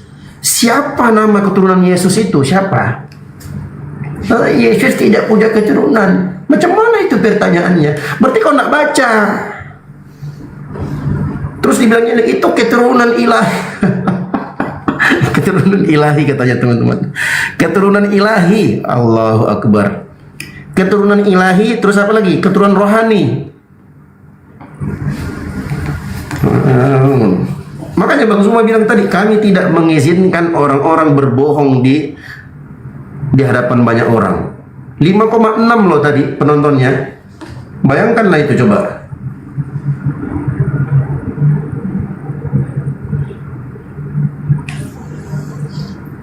Abangku sudah sabar loh. Guru kita, abang kita sudah sabar banget. Kami nggak bisa.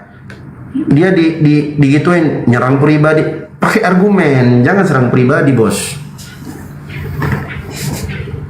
Ya, dari tadi serang pribadi terus. Dari tadi loh aku nyimak dari tadi tuh serang pribadi terus ya, tapi dengan bahasa yang santun. Oh, kalau Bang Zuma mengatakan seperti itu di luar dari pemahaman kekristenan, oh saya memaklumi itu wajar. Jadi Allah Bapa, Allah Red.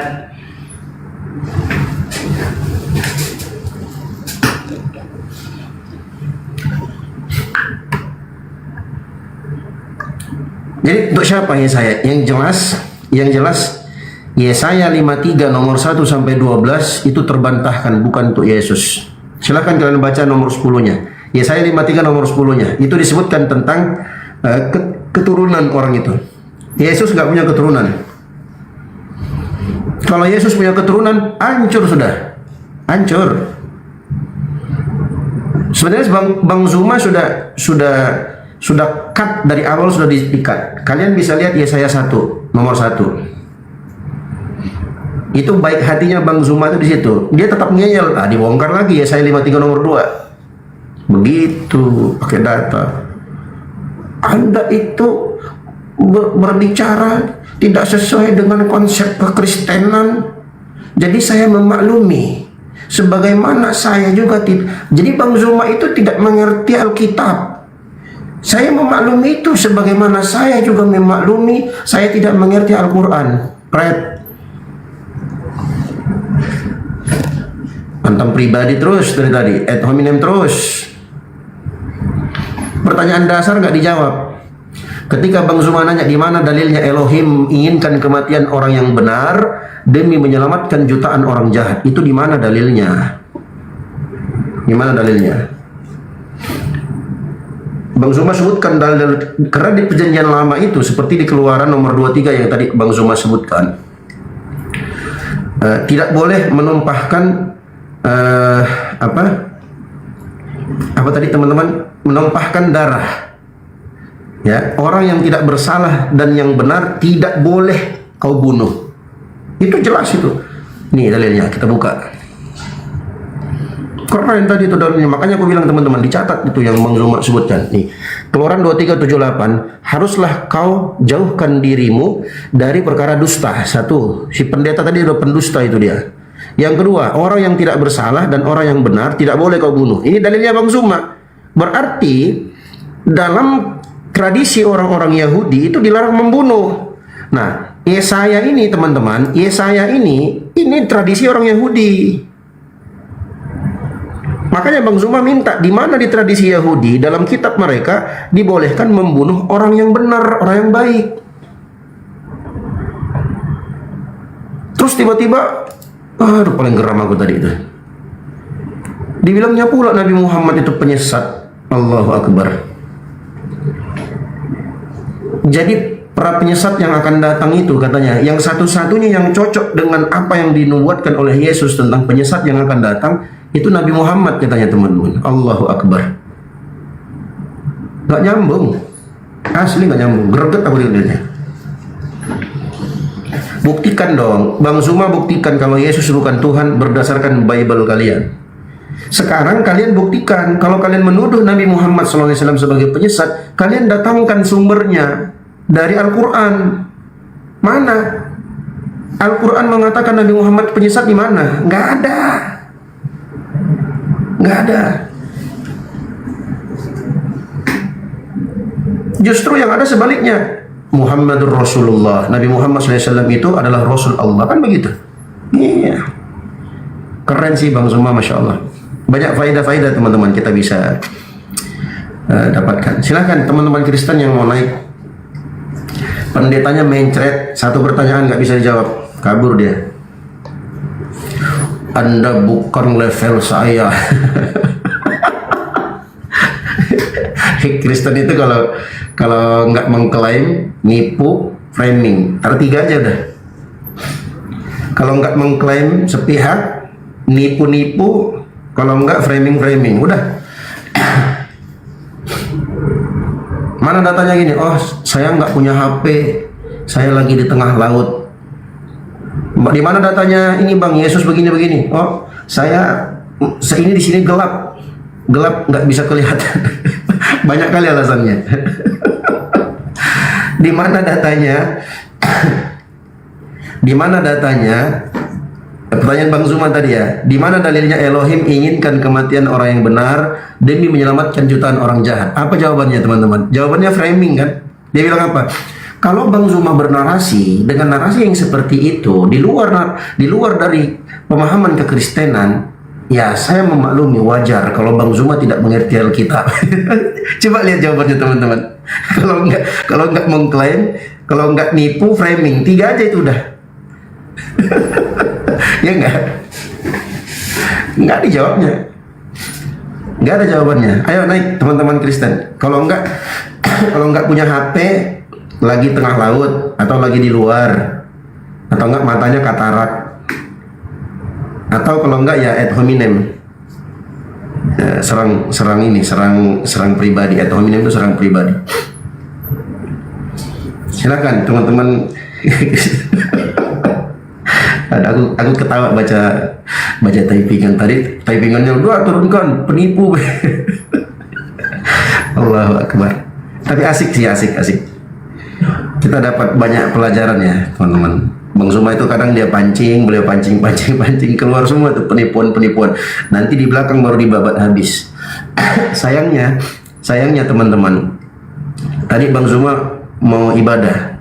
Coba kalau nggak ibadah, coba waktu panjang habis udah pendeta di apa? Kalau bahasa kita diulek. Iya kan? Iya. Tapi beliau tadi mau ibadah, kalau nggak habis dia. Masya Allah. Ya. Jadi kalau dapat Kristen yang yang jujur teman-teman, pasti bubuk pasti. Tapi kalau nggak jujur ya memang agak ini sih.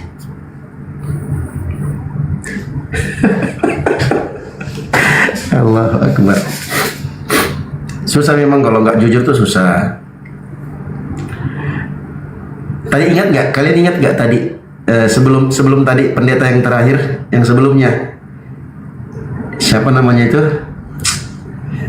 Kata Bang Zuma, saya kayak ngomong sama batu katanya. Ngomong sama biji zakar. Bang Zuma kasih dalil, dia ngomong entah kemana. Kayak dia kayak enggak dengar Bang Zuma ngomong. Itu kayak ngomong sama batu. Dikasih data, dikasih dalil, enggak nyambung gitu loh. Yang pertama tadi itu loh, yang Bang Zuma bilang, aku ngomong kayak ngomong sama batu. Udah, turunkan. Aku turunkan. Allah Akbar. Ada Bang Jibril gak di bawah? Bang Jib. Kebetulan aku pimpin sholat di sini teman-teman. Ini udah azan. Bang Jib atau Bang Fandi atau Bang siapa namanya? Bang Arif. Silahkan naik dulu Bang. Pokoknya kalau ada oten kemudian adu argumen terus aku izin sholat, Bang Zuma juga lagi sholat, nanti dibilangnya kita kabur. Ini ada kandaku, kanda. Alhamdulillah ada kandaku.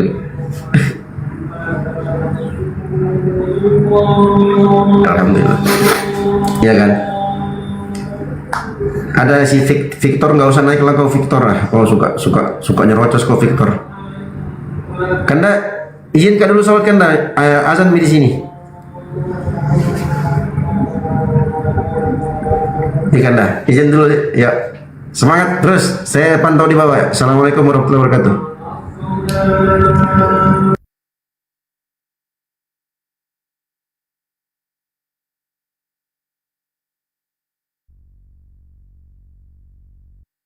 Waalaikumsalam warahmatullahi wabarakatuh.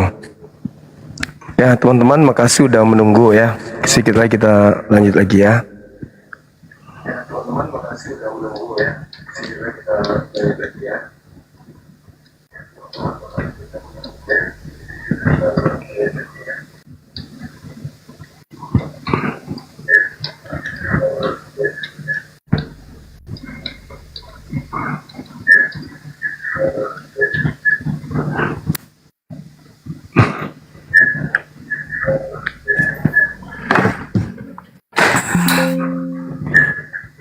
Ban karet dalam lagi nih naik.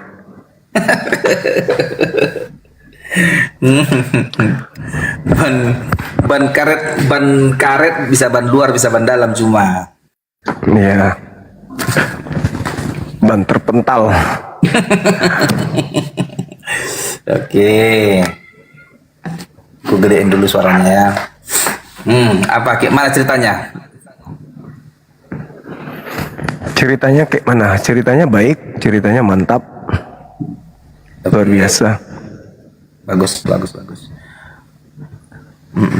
Ini tadi nggak jelas hasil dialog diskusi gitu. Tadi aku lihat kau tadi ngomong sama kayak macam gaya pendeta dia, kayaknya sepertinya pendeta dia itu dari gaya bahasanya. Memang, iya pendeta dia memang. Dari gaya bahasanya kayak pendeta dia itu. Nah, tapi inti cerita kalian aku belum dapat. Artinya endingnya aku keluar tadi dari komalmu. Enggak dapat. Ya itu dia mengatakan bahwa Yesus itu bukan Tuhan lantikan, tapi Yesus itu adalah Tuhan itu sendiri memang. Betul. Padahal kan Tuhan itu kan sudah nyata, Elohim sudah ada, ngapain harus lagi ada Tuhan baru bernama Yesus itu untuk kebenaran ya. Tapi Yesus itu Tuhan memang untuk orang-orang jahat. Yesus Tuhan untuk orang-orang jahat, tidak bisa tidak. Karena orang benar sudah memiliki Tuhan.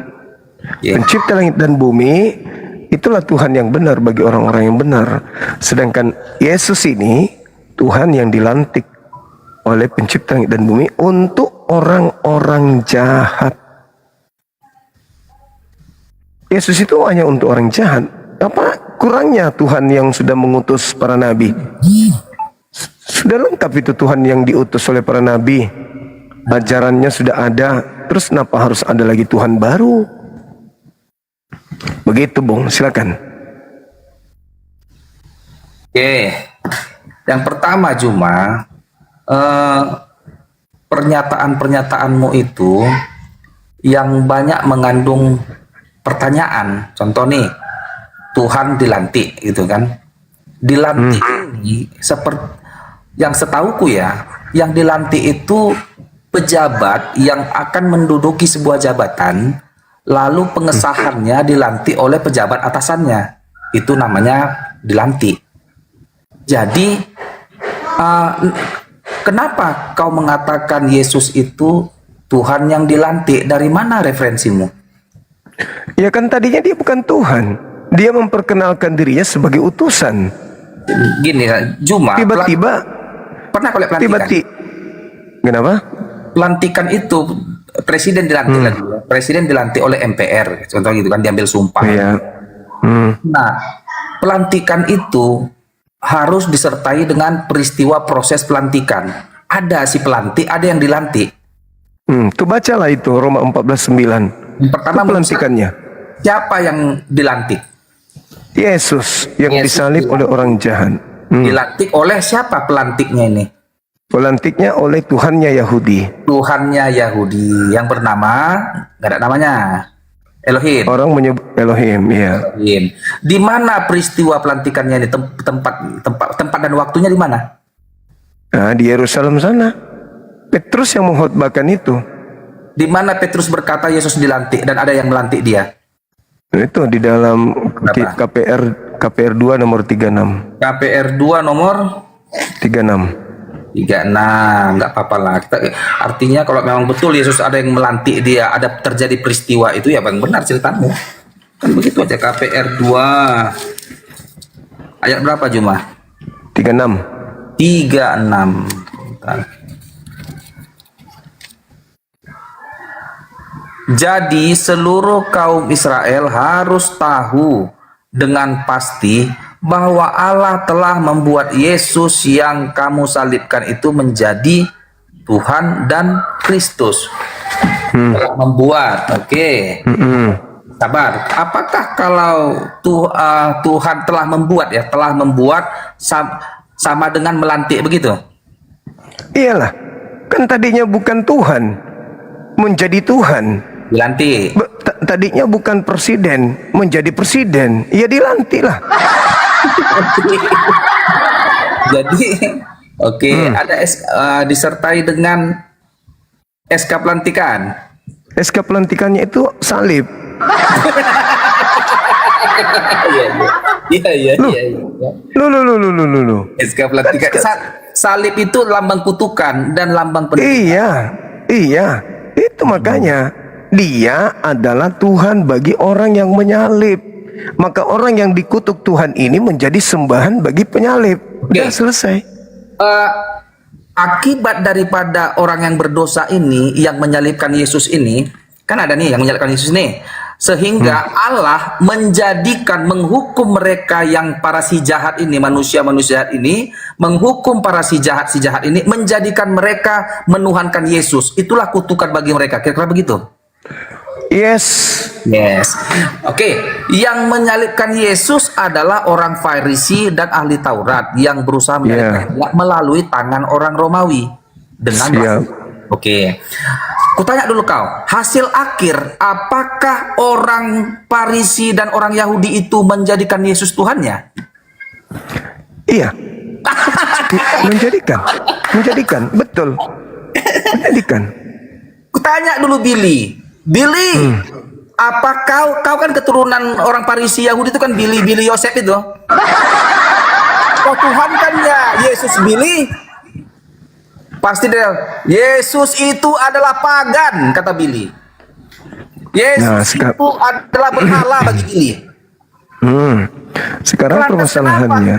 Kenapa kau bilang orang yang menyalibkan Yesus itu menuhankan Yesus sebagai hukuman atas kejahatan mereka? Coba terangkan. Iya kan ada dua kelompok orang Yahudi itu. Ada yang menerima Yesus, ada yang percaya Yesus, ada yang tidak percaya. Yang tidak percaya inilah yang kemudian menyalib Yesus. Yang tidak percaya inilah yang dijadikan Yesus itu sebagai Tuhan mereka oleh Tuhannya Yahudi. Nah, ketika Anda bertanya kepada Billy bukan dari kelompok orang yang menyalib Yesus. Yang menyalib Yesus ini kelompok lain. Ketika kemudian Yesus disalib, orang-orang Roma sebagai eksekusi, orang-orang Roma inilah yang kemudian menerima Yesus ini sebagai Tuhan untuk mereka. Orang Farisi yang menjadi pengikut mereka yang menjadikan Yesus sebagai Tuhan. Ingat kata Petrus ketika ditanya oleh para penyalib, apa yang harus aku lakukan ini sekarang? Petrusnya bilang, bertobatlah dan tinggalkanlah, selamatkanlah dirimu dari angkatan jahat ini. Berarti ada juga yang bertobat dari menyalib Yesus. Imam Kayapas adalah imam besar yang pada saat itu melakukan sidang kepada Yesus. Dan Imam Kayapaslah otak atau biang daripada semua ini yang mengatakan salibkanlah orang ini. Maksudnya salibkanlah Yesus ini karena dia telah menghujat Allah. Nggak perlu lagi sidang-sidang ini, nggak perlu lagi kita tanya-tanya. Salibkan dia karena dia telah menyetarakan diri dengan Allah. Pertanyaanku, apakah Kayapas menuhankan Yesus? Kayapas menuhankan Yesus? Tidak ditemukan data Kayapas menuhankan Yesus. Kan kau bilang tadi, sebagai hukuman atas orang-orang yang melakukan pembunuhan terhadap Yesus itu. Oh iya. Coba Anda baca Kisah para Rasul 2 nomor 36, dalilnya di situ. Boleh, aku baca lagi. Silakan Anda baca. Kisah Rasul 2 ayat 36. Jadi, seluruh kaum Israel harus tahu. Ini seluruh kaum orang Israel ini harus tahu nih dengan pasti bahwa Allah telah membuat Yesus yang kamu salibkan itu menjadi Tuhan dan Kristus. Kamu di situ siapa? Oke, yang kamu salibkan itu artinya mereka yang menyalibkan Yesus ini. Termasuk Kayapas? Termasuk Kayapas. Ya sudah, itu jawabannya. Itu jawabannya. Berarti Kayapas, Yesus itu yang disalib itu Tuhan bagi mereka sejak itu. Makanya mereka bersedih. Jadi maksud Petrus di sini adalah, ini kurang lagi ya, maksud Petrus adalah jadi seluruh kaum Israel, ini dia nih berpidato ini di apa ini di mimbar ini, dia berkhotbah dia nih. Israel harus tahu bahwa dengan pasti bahwa Allah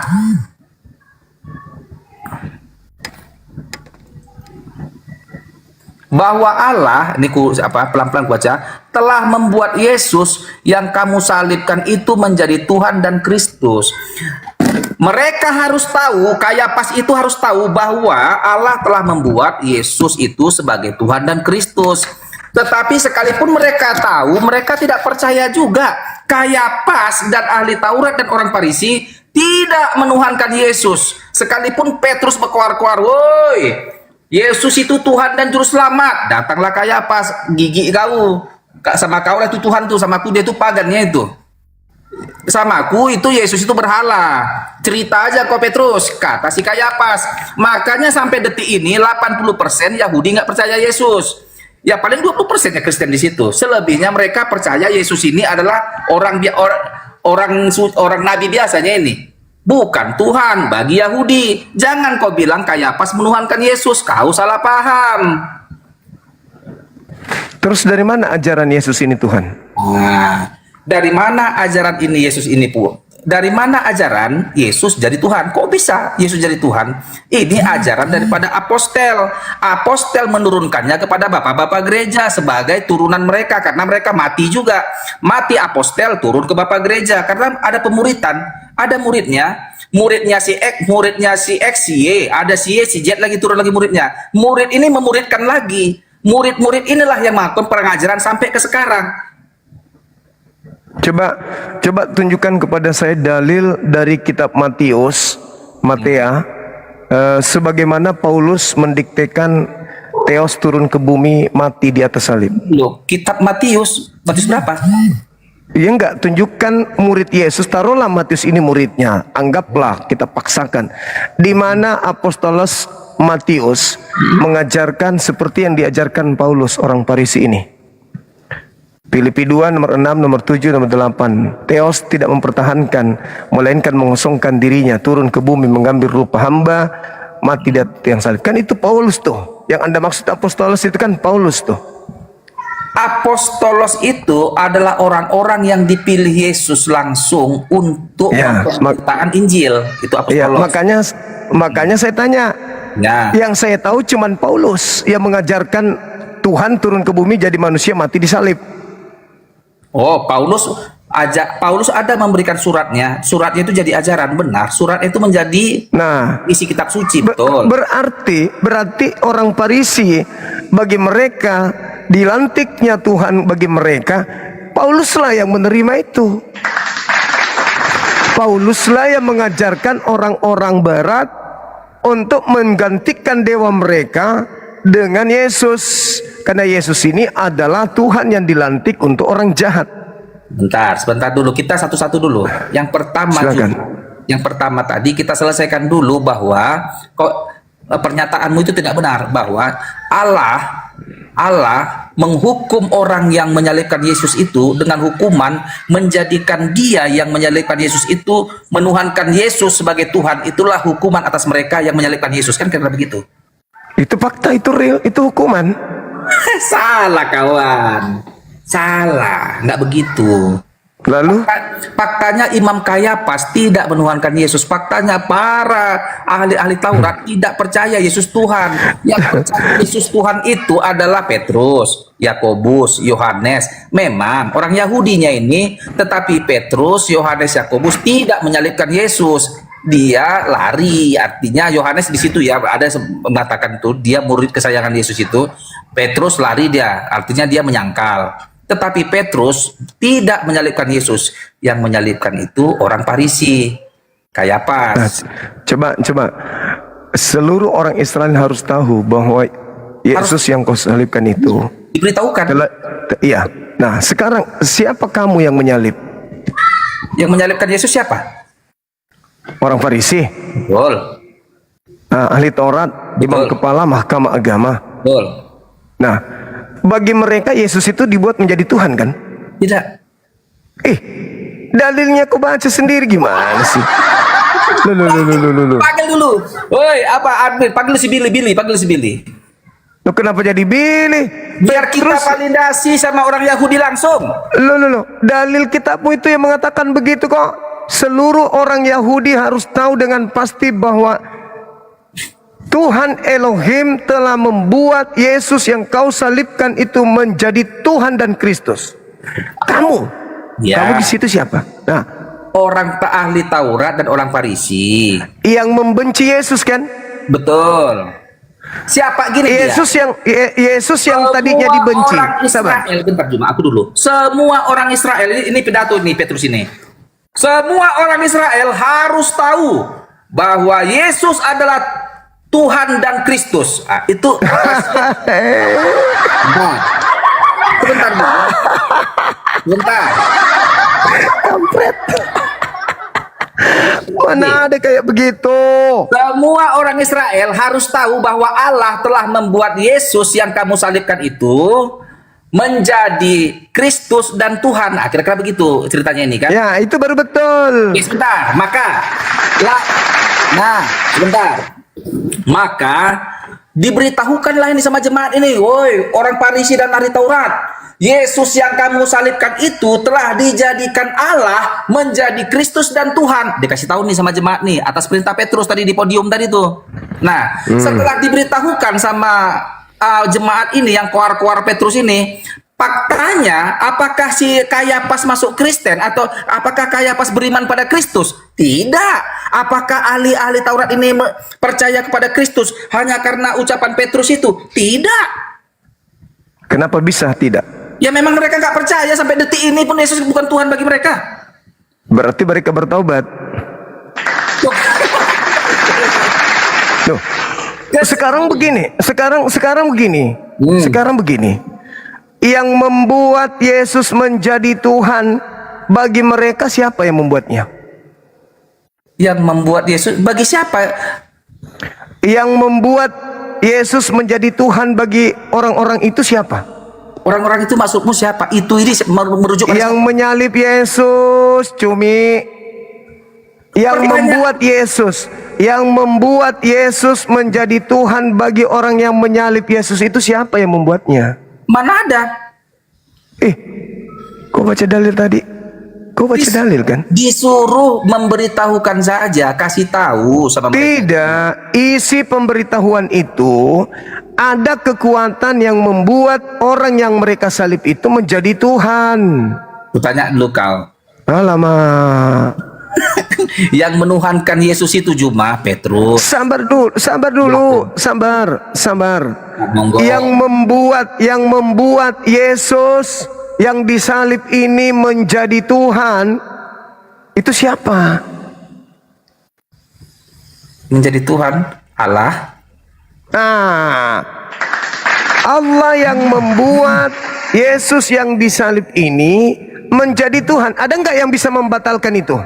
Oh enggak, itu kan pernyataan, itu kan tidak bisa. Tidak bisa. Yesus tetap Tuhan karena Tuhan sudah melantiknya. Tunggu dulu, kenapa kata-kata melantik ini kosan? Kata-kata melantik ini salah, nggak benar. Oke. Yesus tetap Tuhan karena Tuhan telah membuatnya menjadi Tuhan. Betul. Nah, jadi Yesus ini adalah Tuhan karena Tuhan telah membuatnya menjadi Tuhan. Selamat gak orang yang menyembah Tuhan yang dibuat oleh Tuhan? Selamatkah orang yang menjadikan, ya kalau menjadikan Yesus yang menyembah? Selamat tidak orang yang menyembah kepada manusia yang dibuat menjadi Tuhan oleh Tuhan. Selamat karena dia menuhankan itu, jadi dia selamat. Kan dia udah diserahkan segala kuasa di surga dan di bumi. Ya tunggu, jangan ke situ dulu. Jangan ke sana dulu. Karena ini upaya-upaya si penyesat nanti tuh, semua itu penyesat semua tuh yang tidak menginginkan mereka masuk neraka seorang diri. Mereka menambahkan pengajaran-pengajaran berikutnya untuk mengukuhkan ketuhanan yang dibuat menjadi Tuhan tersebut. Saya kembali. Boleh silakan. Yang menyalib Yesus orang jahat. Betul. Orang yang ingkar terhadap Yesus. Orang yang tidak mengaku Yesus sebagai Mesias. Tidak percaya kepada Yesus sebagai Mesias, benar. Salah nggak Tuhan kalau mereka disesatkan oleh Tuhan? Tuhan tidak pernah menyesatkan orang lain. Tunggu dulu, nanti ku kasih kau data. Boleh silakan. Salah tidak Tuhan ketika menyesatkan orang sesat? Tuhan menyesatkan orang sesat. Siapa yang disesatkan Tuhan? Sekarang pertanyaan saya, apakah orang jahat ini sesat? Sesat. Salahkah Tuhan jika orang sesat diberikan sembahan kepada mereka sebagai upah dari pekerjaan kesesatan mereka? Tuhan tidak menyesatkan orang Farisi itu. Orang Farisi itu yang memilih. Saya tahu itu pilihan mereka sendiri. Betul. Pertanyaan, tetapi Tuhan membuat yang disalib ini menjadi Tuhan bagi mereka yang sesat. Oh, salah pernyataanmu. Tidak pernah Allah tidak pernah Allah menjadikan Yesus sebagai Tuhan bagi orang Farisi. Itu Yesus nggak pernah, Allah Bapa nggak pernah memaksa mereka untuk menuhankan Yesus. Itu pilihan mereka untuk menuhankan. Bukan pilihan. Tuhan yang membuat, itu bukan pilihan. Tuhan Allah membuat Yesus sebagai Kristus dan Tuhan, tetapi untuk siapa? Sabar, kepada seluruh bangsa Israel. Sabar dulu ya. Enggak ada itu. Sabar. Tidak ada itu, tidak ada. Enggak ada, itu karanganmu. Gantian. Kita baca lagi, biar kita maknai kata-kata ini, jangan salah kesimpulan dari pernyataan-pernyataan ini. Ya silakan. Katanya, jadi seluruh kaum Israel harus tahu ajanya. Orang Israel harus tahu, bukan harus menjadikan Yesus Tuhan, bukan. Dia tidak harus menjadikan Yesus Tuhan, tetapi harus tahu aja. Dikasih tahu, orang Israel, kau harus tahu bahwa Yesus itu telah dibuat Allah menjadi Tuhan. Yang kamu salibkan itu telah dibuat Allah menjadi Tuhan dan Kristus. Kata si Petrus, harus tahu doang. Tapi tidak ada sebuah keharusan harus menuhankan Yesus. Itu pemaksaan. Allah Bapa tidak pernah memaksa orang Israel untuk menuhankan Yesus. Kalau mereka percaya Yesus adalah Tuhan, monggo silakan tuhankan. Nggak percaya pun kau nggak masalah. Nah, gini, pernyataan yang salah tadi cuma adalah begini. Kau bilang Kayapas dan para kroni-kroni Kayapas ini, imam-imam kepala itu menuhankan Yesus. Tidak benar pernyataanmu itu. Mereka tidak percaya Yesus sebagai Tuhan dan tidak pernah menuhankan Yesus. Kayapas tidak pernah menuhankan Yesus. Kau salah. Bukan masalah tidak pernah menuhankan Yesus. Yesus dibuat menjadi Tuhan bagi mereka. Bagi seluruh bangsa Israel. Mana dalilnya? Allah beritahukanlah kepada seluruh bangsa Israel bahwa Yesus yang kamu salibkan itu telah dibuat Allah menjadi Kristus dan Tuhan. Nah, telah dibuat. Ini kan telah dijadikan nih jadi Kristus dan Tuhan ini. Tetapi kau percaya nggak percaya itu nggak urusan, itu terserah kau. Tapi dia ini tadi jadi. Oke, dengarkan saya baik-baik. Sebelum Yesus mereka tolak, sebelum Yesus mereka salib, apakah mereka sudah punya Tuhan? Sudah, Elohim Tuhan mereka. Elohim Tuhan mereka. Apa hukuman bagi orang-orang Yahudi yang menyembah selain Elohim?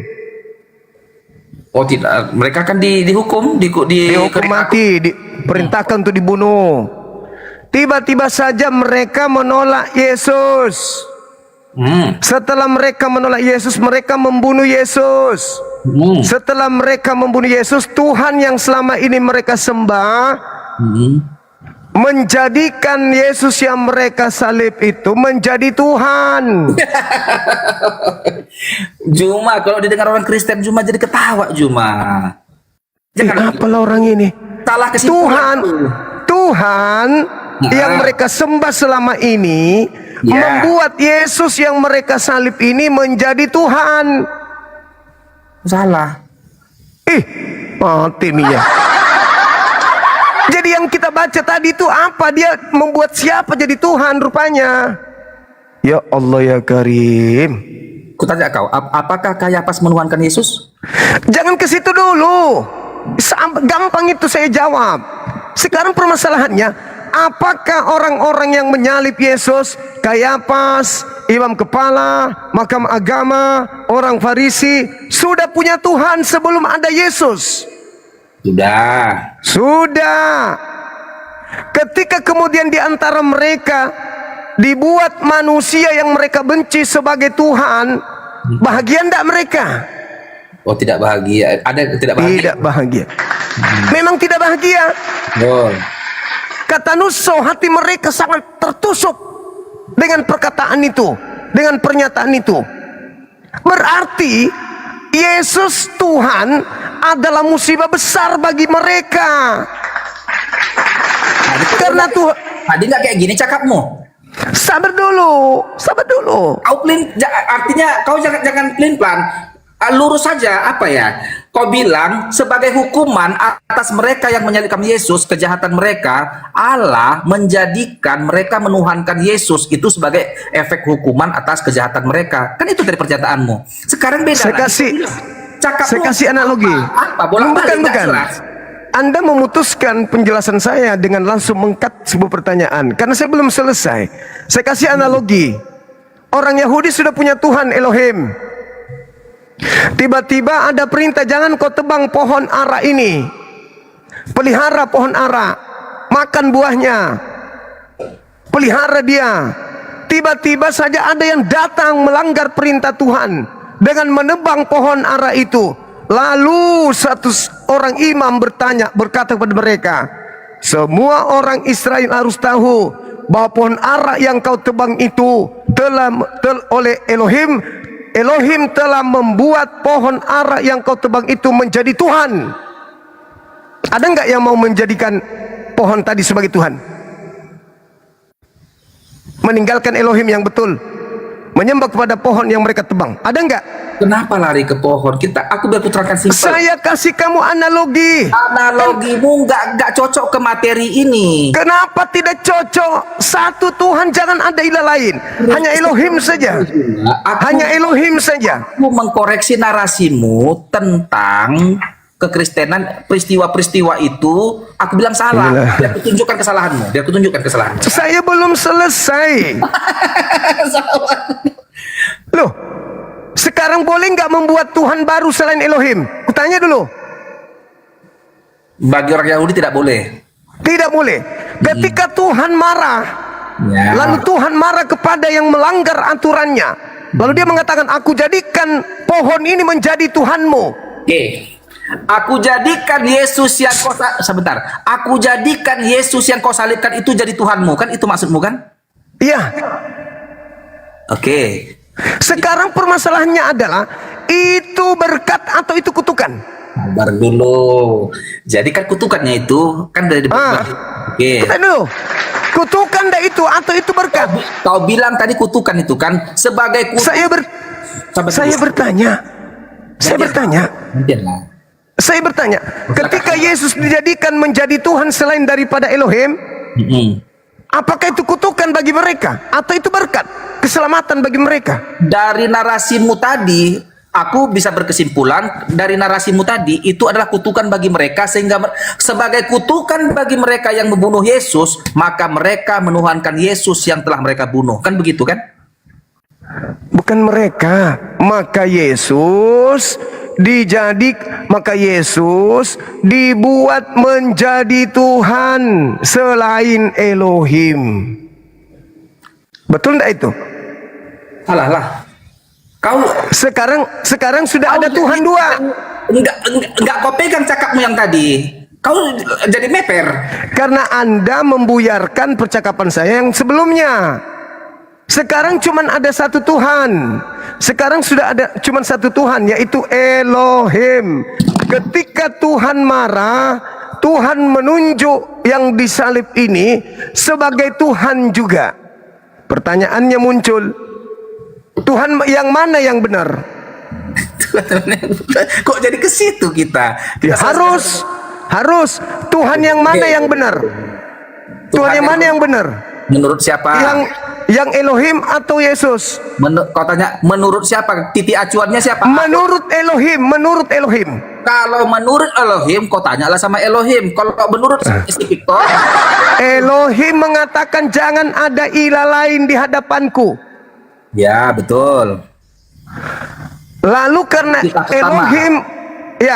Elohim marah kepada yang membantai orang yang dikasihinya, maka Tuhan marah sama mereka. Maka Tuhan membuat yang mereka salib ini sebagai Tuhan.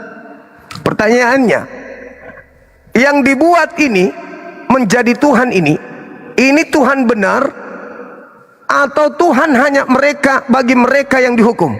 Sebentar dulu Juma.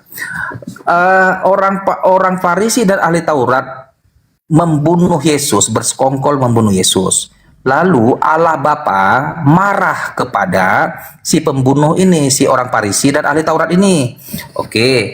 Lalu Allah Bapa menghukum mereka ini, si ahli Farisi dan ahli Taurat ini, dengan menjadikan Yesus ini sebagai Tuhan mereka. Kan gitu kan? Karena Allah Maha Kuasa bisa menentukan, bisa menentukan. Maka jadi ribut.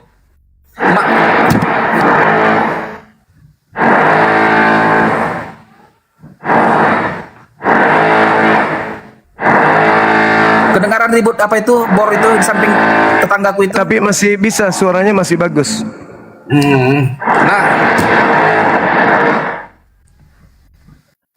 Nah, gini dia. Pernyataanmu itu. Aduh, udahlah ganti yang lain dulu. Ribut kali, aku jadi bising. Habis suaraku.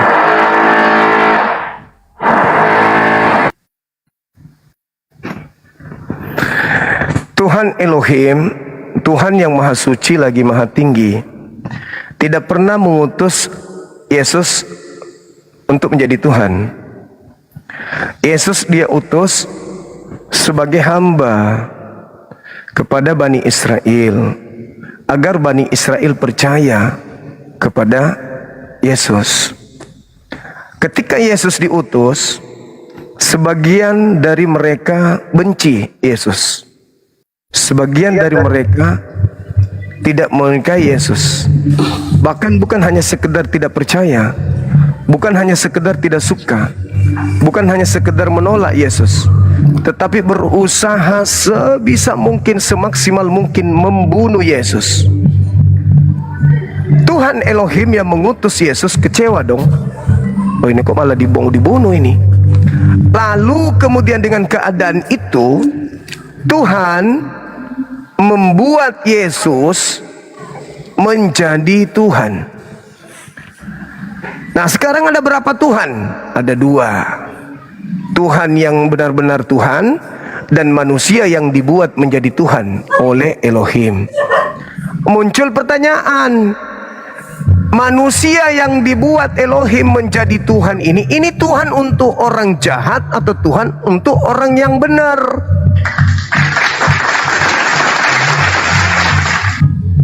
Ya, kenapa nanya mulu? Karena untuk kemudian merespon otak kiri teman diskusi saya untuk waras gitu. Nah, bagaimana saudara? Dari Katolik Protestan abang? Protestan bang. Iya, oke saudara. Yesus dibuat menjadi Tuhan. Menurut saudara, itu Tuhan untuk orang benar atau Tuhan untuk yang jahat, orang jahat? Tuhan untuk semua orang bang. Loh, kok jadi semua orang? Tuhan untuk semua orang kan sudah ada, pencipta langit dan bumi. Iya. Yesus itu manusia yang baru dibuat menjadi Tuhan karena adanya tragedi kejadian. Karena orang-orang kafir, orang-orang pembenci yang tidak percaya Yesus lah sampai ada penyaliban terhadap Yesus. Maka Tuhan yang benar ini marah karena utusannya ditolak, bahkan ingin dibunuh. Maka Tuhan menghukum mereka, menjadikan Yesus yang mereka salibkan ini menjadi Tuhan. Pertanyaannya, Yesus menjadi Tuhan apakah untuk orang benar atau untuk orang jahat? Silakan. Yesus menjadi Tuhan untuk semua orang. Astagfirullahaladzim, ya Allah ya Karim. Ya, astagfirullah gimana? Maunya bang gimana? Ya, sesuai dengan fakta real di lapangan dong, jangan seenak perut. Ya faktanya gitu lah bang. Loh, Yesus itu manusia yang dibuat menjadi Tuhan kan? Yesus itu secara jasmani ya dia manusia. Oh, mulai jurus gereja masuk. Yesus itu manusia yang dibuat menjadi Tuhan, betul? Manusia yang dibuat jadi Tuhan, nah. Iya kan? Bukan manusia yang dibuat jadi Tuhan, dia. Lalu apa? Kodok? Nggak, apalagi kodok. Lalu apa? Yesus ini apa rupanya? Yang keluar dari rahim Maria ini apa? Kucing? Manusia. Nah, manusia.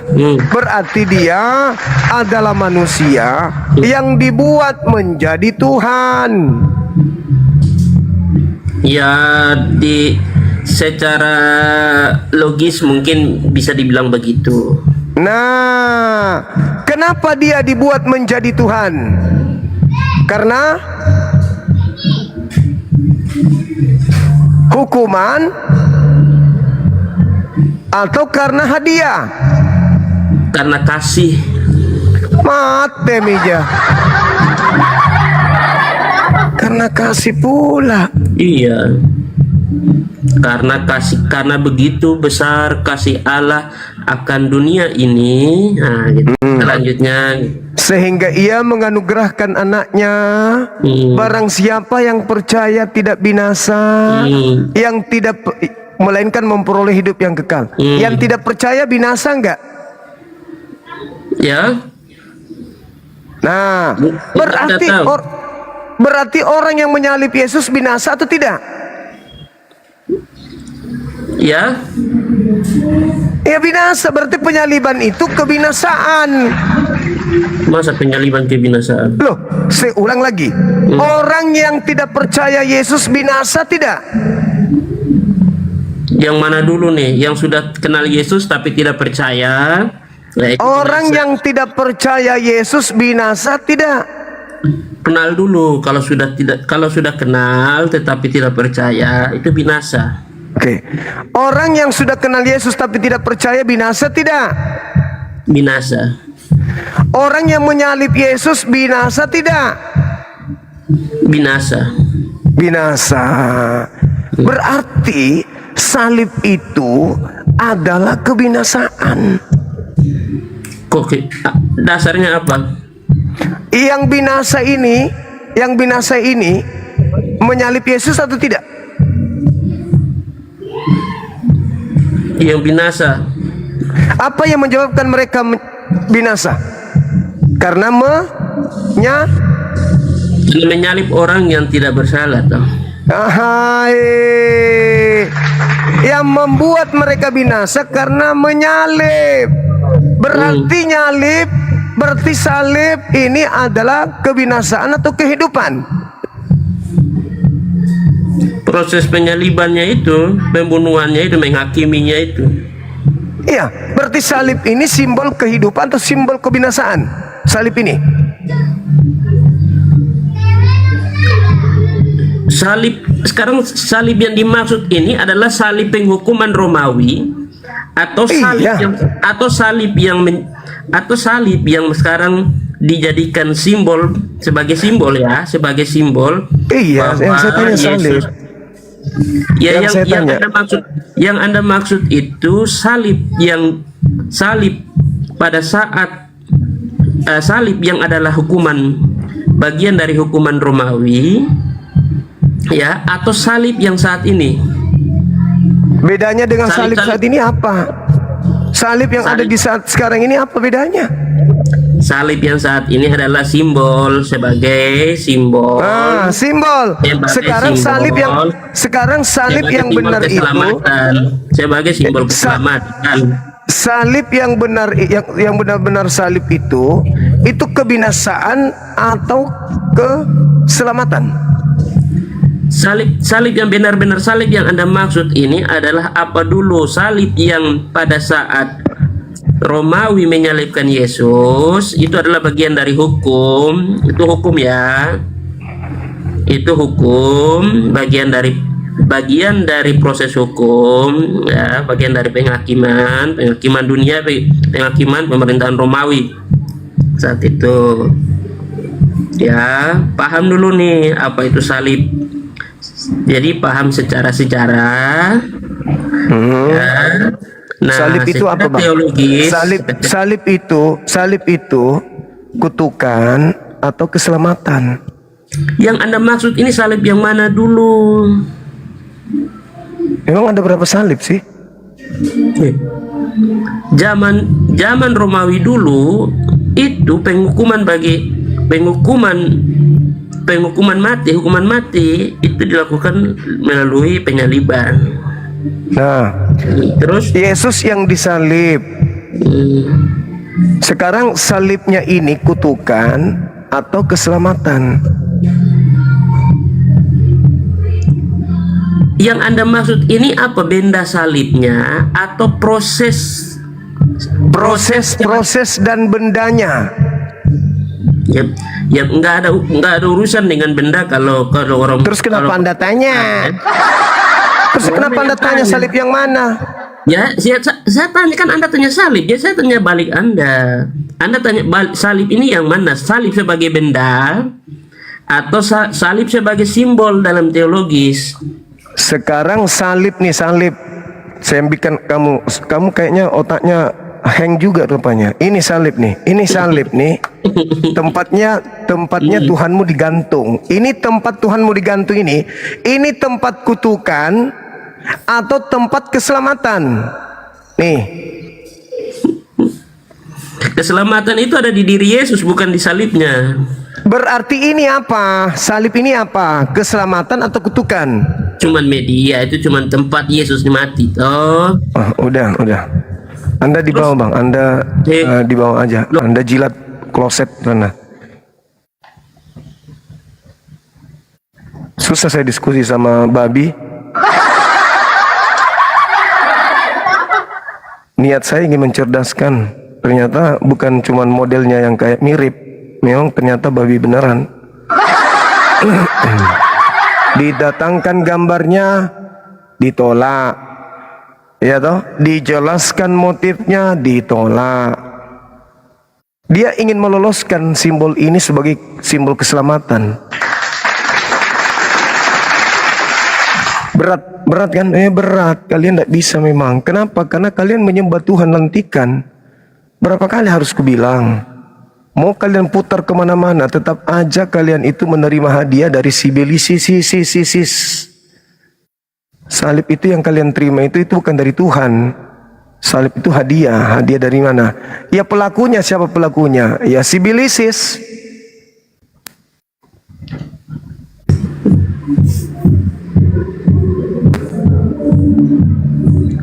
Semangat siang. Muncul lagi babi ngepet. Ya udah kau turun gak? Otakmu nggak ada. Halo. Katolik Protestan. Muslim bang. Iya. Oke, makasih. Gua mau menyampaikan satu hal. Di masjid pakai toa kalau mau menyampaikan sesuatu.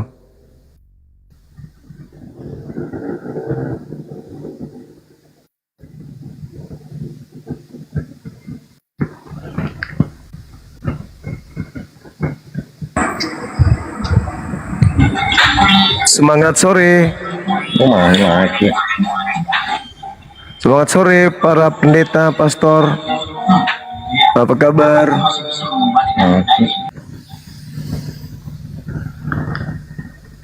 Halo teman-teman, semangat sore.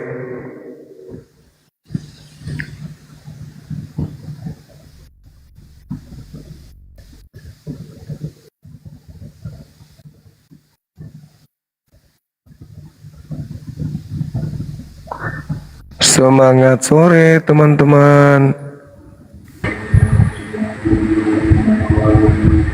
Halo, semangat sore. Ya, selamat sore. Selamat sore Ustaz. Iya, Katolik Protestan. Katolik. Silakan buka kameranya, Bang.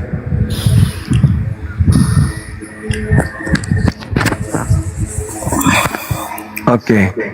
Salam kenal. Salam kenal. Silakan. Iya. Sudah dengarkan perdiskusian kita tadi? Sudah. Buka kameranya Bang. Jelaskan kepada saya, silakan. Saya ingin dengar. Jelaskan. Apa mau dijelaskan sama kamu? Tetap juga Tuhannya. Berbusa juga mulut menjelaskan sama kamu itu cuma tetap. Gitu. Iya, karena kalian membantah dalil, Bang.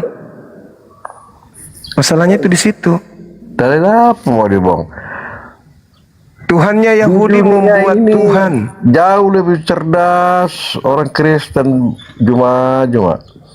Justru karena itu saya minta kecerdasan Anda tampilkan di sini, abangku. Peradaban dunia ini jauh lebih ya. Kan iblis memang sudah berjanji, aku akan memberikan segala kemegahan dunia bila kau menyembah aku. Makanya sembahan baru itu diberikan kepada orang jahat. Petrus yang berkhotbah. Nah, kan tertawa kan? Nah, tertawa. Udah. Makanya aku bilang, Anda merasa cerdas tapi bantah dalil. Dalil yang mengatakan Elohim, Tuhannya Yahudi, membuat Yesus menjadi Tuhan. Bagi siapa? Bagi orang jahat atau bagi orang benar? Kuncinya itu di situ. Kalian muter. Padahal tinggal Anda jawab. Gampang itu. Kenapa dia membuat? Bukan dibuat Tuhan. Memang dia Tuhan. Bantah dalil. Bantah dalil. Firmanmu itu telah menjadi manusia. Alah, firman menjadi manusia, bukan firman menjadi Tuhan.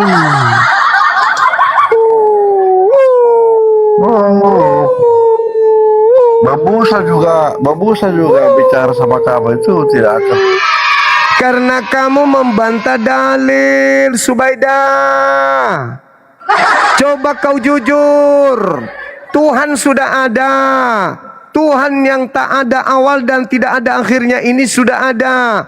Melihat kekejaman orang-orang kafir kepada Yesus yang dikasihi, maka Tuhan marah. Maka dijadikanlah Yesus yang mereka salib itu sebagai Tuhanan mereka. Di situ yang tidak mau jujur karena sudah terlanjur Kristen. Tuhan yang benar itu yang disembah oleh para nabi, bukan Tuhan yang dilantik. Udah dibilang, memang kau tidak akan pernah bisa memahamkan saya, karena saya yang paham. Anda cuma dogma doktrin. Sudah terlanjur Kristen dari lahir, susah untuk keluar dari sana. Maka muter aja, muter. Coba Anda jujur saja. Kok selama ini berarti saya menyembah Tuhan yang dibuat menjadi Tuhan? Berarti bukan Tuhan asli karena dia dibuat. Kalau Tuhan yang asli itu tidak ada Tuhan asli dibuat. Masakan ada Tuhan asli dibuat? Sama seperti apakah Tuhan yang membuat ukiran-ukiran seperti patung manusia menjadi Tuhan untuk dituhankan? Kalaupun Tuhan yang membuat itu, apakah itu betul? Tidak betul. Lalu buat siapa patung manusia ini dibuat Tuhan untuk dituhankan? Untuk orang benar atau untuk orang jahat? Untuk orang jahat. Maka yang menyembah patung berukir manusia ini orang jahat. Itu Tuhan bagi kalian si jahat. Tapi yang benar, Tuhannya tetap gue dong. Itu maksudnya. Kalian jangan bantah dalil. Yesus dibuat menjadi Tuhan. Bagi siapa? Bagi orang jahat. Orang jahat ini mau enggak sendiri ke neraka? Enggak. Lalu gimana caranya? Mengajak orang lain untuk ikut-ikutan menyembah Tuhan yang dibuat menjadi Tuhan. Tuhan buatan Tuhan. Susah kali, bah. Susah. Tuhan itu tidak dibuat. Kalau ada Tuhan dibentuk, dibuat, itu bukan Tuhan. Nah, kalian terbukti menyembah Tuhan yang dibuat. Terus kamu cara sendiri aja. Ya memang sengaja. Aduh, karena apa yang keluar dari mulut saudara tidak ada kebenaran. Coba buka kamera, kita diskusi. Lembutkan aja hatimu, Bung. Ketawa Lembutkan orang hatimu. dengar kamu itu cuma. Enggak apa-apa, Bung, enggak apa-apa. Lembutkan hatimu, sederhana kan? Buka kamera, kita diskusi, lembutkan hatimu. Tahu kata-katamu kubalikkan sama kamu. Lembutkan hatimu cuma. Lembutkan. Apalagi saya tidak menyembah Tuhan yang dibuat oleh Tuhan. Kau bilang nanti doktrin. Memang pengajaran itu harus doktrin. Doktrin, kalau doktrin itu, doktrin yang benar itu, Bang, harus sesuai dengan akal. Kalau Anda didoktrin mengimani ini pisang, Anda mau terima? Jangan kau membantah, ini pisang. Anakmu aja tahu itu bukan pisang. Ngapain di dokter seperti itu? Nah, sekarang yang keluar dari rahim Maria itu apa? Manusia atau Tuhan? Firman yang menjadi manusia. Loh. Memang dia manusia. Emangnya dia mau menyelamatkan siapa?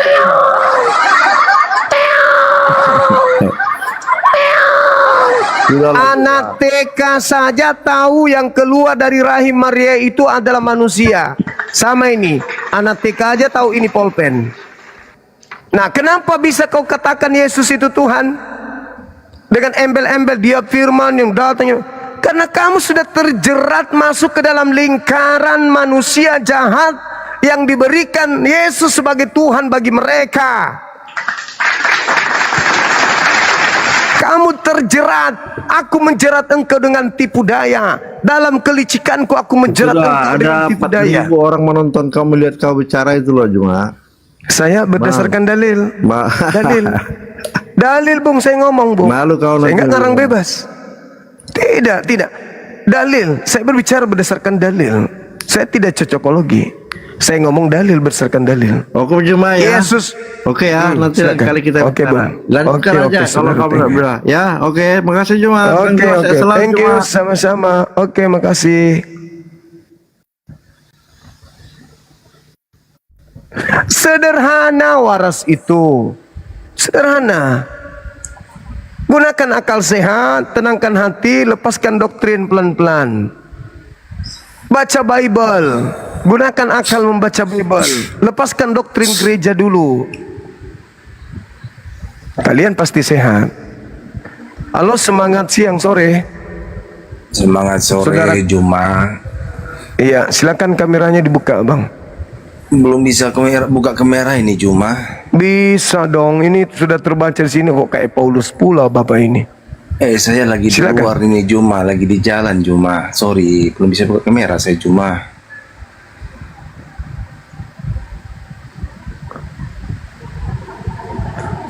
Saya tahu kok kenapa nggak mau buka kamera. Kalian malu. Nah, kamu aja nggak mau buka masker. Alah, itu kan cuma menutupi gigi doang. Si Edi sudah buka itu loh, sudah buka masker. Nggak ada urusan dia buka celana juga depan umum, buka celana, buka apa, nggak ada urusan. Emang kenapa? Kalau buka kacamata ilmunya bertambah gitu. Tetap aja dia bahlul kan. Halo, semangat sore. Ya, selamat sore. Dari Katolik Protestan, Bang. Kristen. Silakan buka kamera, silakan.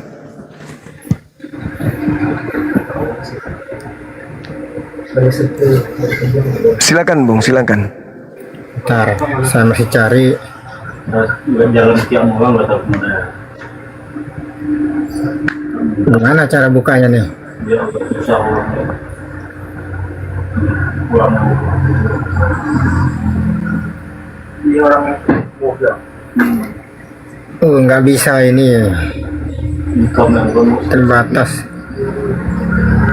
Bisa Bang, tuh aku udah kirim. Udah bisa, tinggal diterima.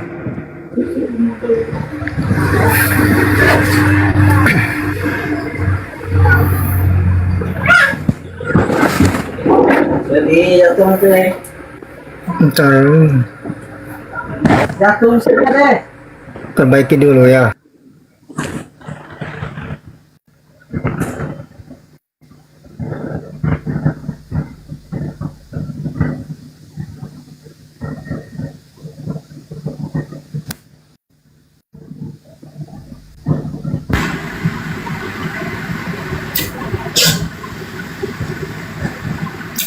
Halo, semangat sore. Halo. Semangat sore. Halo Abang. Semangat sore Abang. Halo.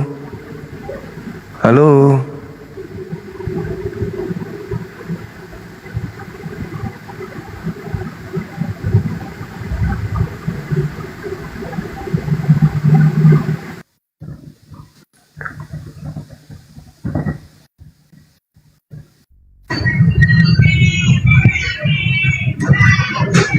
Semangat sore. Halo.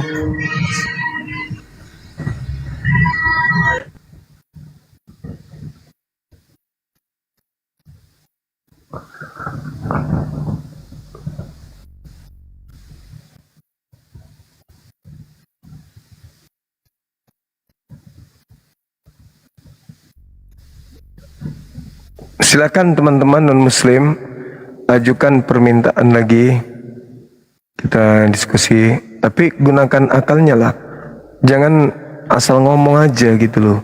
Sedikit aja kalian lembutkan hati kalian, lembutkan hati. Jangan gunakan imanmu dulu di sini, ini bukan gereja soalnya. Nah, coba pakai akal Bang, jangan pakai doktrin.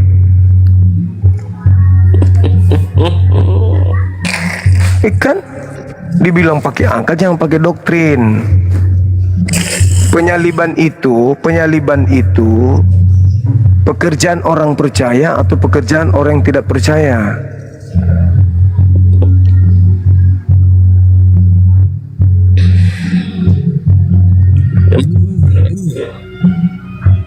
Ngomong bang, ngomong.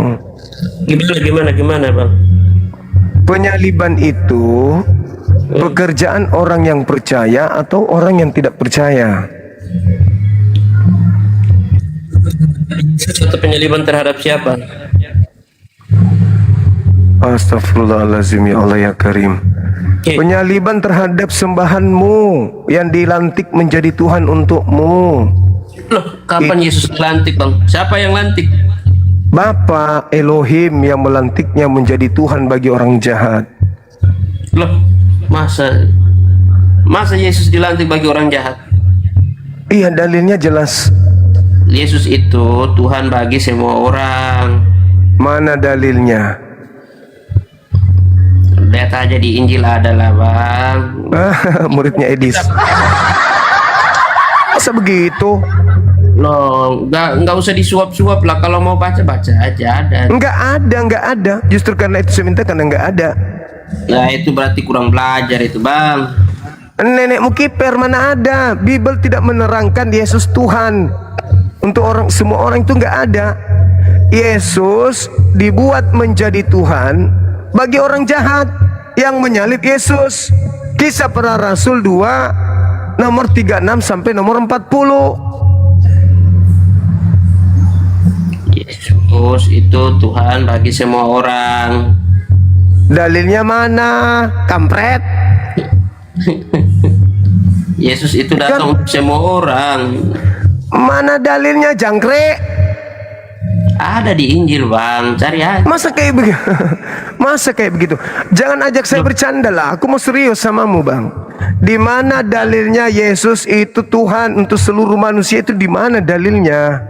Nah kalau gitu saya tanya, di mana dalilnya Yesus itu bukan Tuhan untuk seluruh manusia? Seluruh isi Bible dan seluruh ucapan Yesus, semuanya itu ucapan yang membuktikan dia bukan Tuhan. Semua. Mana dalilnya? Semua yang ada di Bible, ucapan Yesus itu ucapan manusia semuanya, bukan ucapan Tuhan. Semuanya. Terus terjawab kan? Terus gimana? Apanya? Hubungannya apa? Masalahnya apa? Yesus itu Tuhan bagi orang jahat. Dalilnya mana bang? Kisah KPR 2:36 sampai 40. Coba buka bang, baca bang. Seluruh orang Israel harus tahu dengan pasti bahwa Tuhan Elohim telah membuat Yesus yang kau salibkan itu menjadi Tuhan dan Kristus. Sebentar saya cari. Apa namanya? Kisah apa? KPR 2.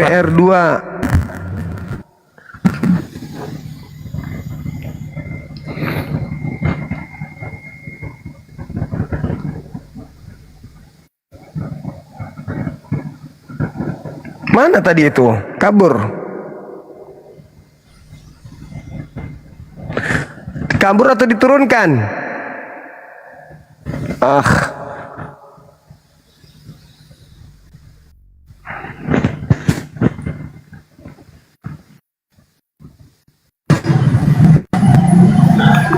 Halo Juma. Kenapa matamu Juma? Buka kameramu. Udah siap kau diskusi sama saya Juma? Udah, aku udah menunggu kau dari 2 hari yang lalu. Saya mau nyiksa kau lagi. Nah ini aku mau nyiksa kau nih Juma, tapi jangan kau kasih turun ya. Buka kameramu. Jangan kasih turun. Iya, pemakan kutu. Buka kamera. Udah. Mana mukamu hilang? Udah Juma. Nah, aku bantah itu. Yesus adalah manusia yang dibuat menjadi Tuhan. Silakan. Oke Juma, tapi jawab dulu pertanyaan saya kemarin, belum kamu jawab sampai sekarang. Silakan kamu jelaskan Tuhannya Yahudi menjadikan Yesus yang mati dengan jalan kutuk di atas salib menjadi Tuhan bagi yang menyalib. Silakan. Jawab dulu pertanyaan saya kemarin, cuma belum kamu jawab sama Jawab sekali. dulu pertanyaan saya, baru ku jawab pertanyaanmu. Jawab dulu, siapa yang menyaksikan Jawab dulu. Al-Quran diberikan kepada Nabi Muhammad? Ya nanti saya jawab nanti. Saya pasti Ya, jawab. jawab dulu. Kalau Jawab tidak saya dulu. jawab, nanti kalau tidak bisa saya jawab, saya siap terjun dari Monas. saya. Dari kemarin itu juga jawabanmu. Dari dulu itu jawabanmu. Saya sudah menjawab. Giliran saya bertanya, kau tidak pernah mau menjawab. Pertanyaan saya sama sekarang tidak ini. bisa nanti saya jawab. Saya siap terjun dari Monas. Yesus itu manusia yang dibuat menjadi Tuhan untuk orang jahat atau untuk orang benar? Jawab. Iya, jawab dulu. Siapa yang menyaksikan Al-Quran itu diberikan kepada Nabi Muhammad? Begitu susahnya kau Nanti ku jawab pertanyaanmu. Kalau nggak bisa jawab. Dari dulu saya jawab seperti itu dan kau mengatakan nanti ku jawab. Sudah ku jawab, tapi kau tidak mau menjawab pertanyaan saya. Pertanyaan saya, siap terjun dari Monas. Tuhannya orang Kristen dipercaya. Orang Kristen dipercaya, mana bisa. Sekarang pertanyaan saya, Tuhannya Yahudi membuat manusia yang dikutuk, yang digantung dengan jalan kutuk ini menjadi Tuhan untuk orang jahat atau untuk orang benar? Jawab. Kalau kamu cuma bisa menjawab pertanyaan saya siap terjun dari Monas. Jawab pertanyaan saya. Kau makan aja kulupmu kau makan biar kau otakmu waras. Kulupmu kau makan.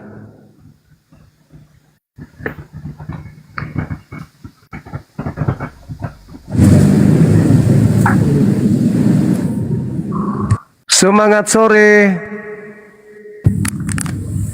Halo. Bang Zuma. Iya bang. Katolik Protestan.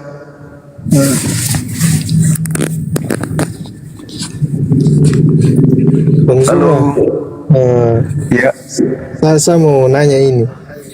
Katolik Protestan abang.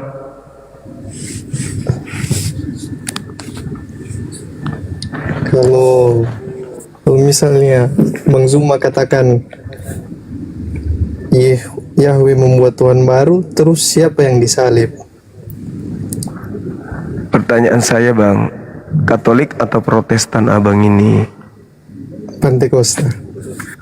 Pantekosta. Buka kameranya dong. Gak bisa ini bang, di band ini. Mana ada? Ini udah aku kirim. Oh iya betul. Gak bisa moderator. Teman kita ini nggak bisa.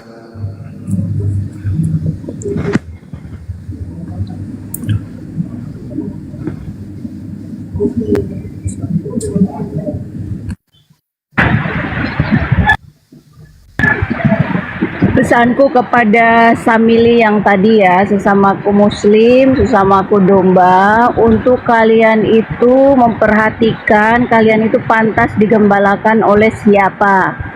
Oleh sesamamu muslim, sesamamu domba, bukan oleh kambing, bukan oleh kafir jahiliyah. Congek bin keledai dungu. Oh congek ditonton sama congek, belum apa-apa di mute. Kambing congek. Kenapa di mute? Kenapa Yesus itu diberikan kuasa untuk menggembalakan sesamanya domba dari suku Nasrani, dari kaum Nasrani? Karena beliau itu juga muslim. Beliau itu juga domba, bukan kambing. Bukan kafir jahiliyah. Ahli jahannam la'natullah alaik. Gak ada sejarah murtadin menggembalakan. Yang bukan murtad ya. Anda yang masih fitrah jahiliyah, Anda yang masih fitrah domba buta, kalian dituntun sesamamu yang tidak buta. Ya, muslim ya. Pasien rumah sakit jiwa kabur ke sini.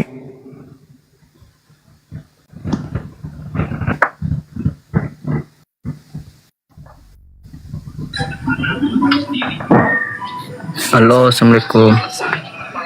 Salam. Dari Aceh? Dari Bima. Ah, Dombojo. Iya. Tunggu.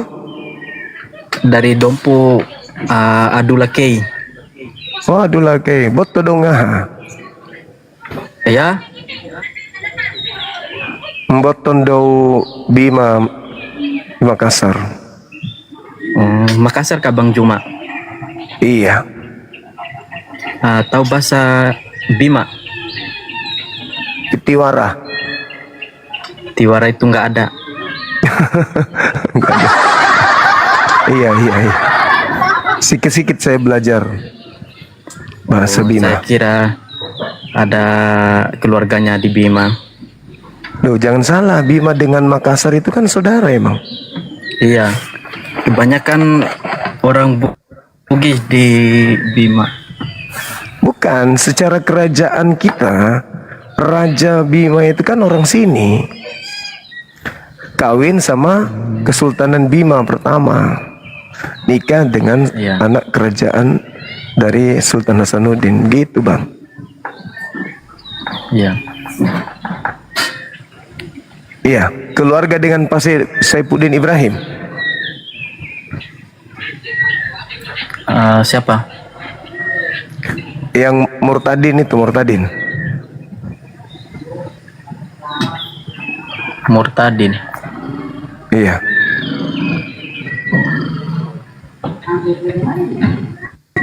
Ada yang ingin disampaikan, Abang? Gak ada. Oh, kirain. Di Bima tomatnya masih besar-besar di Bima.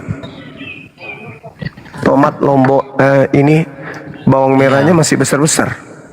Oh, keren. Ini kami punya keluarga di Bima.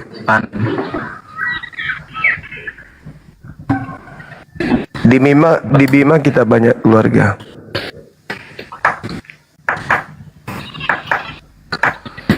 Bahasa Bima. Iya. Ini saat ini. Kalau ini bukan Bima ini. Ini dari Flores. NTT kalau dia. Seberangan dengan NTB. Tuh.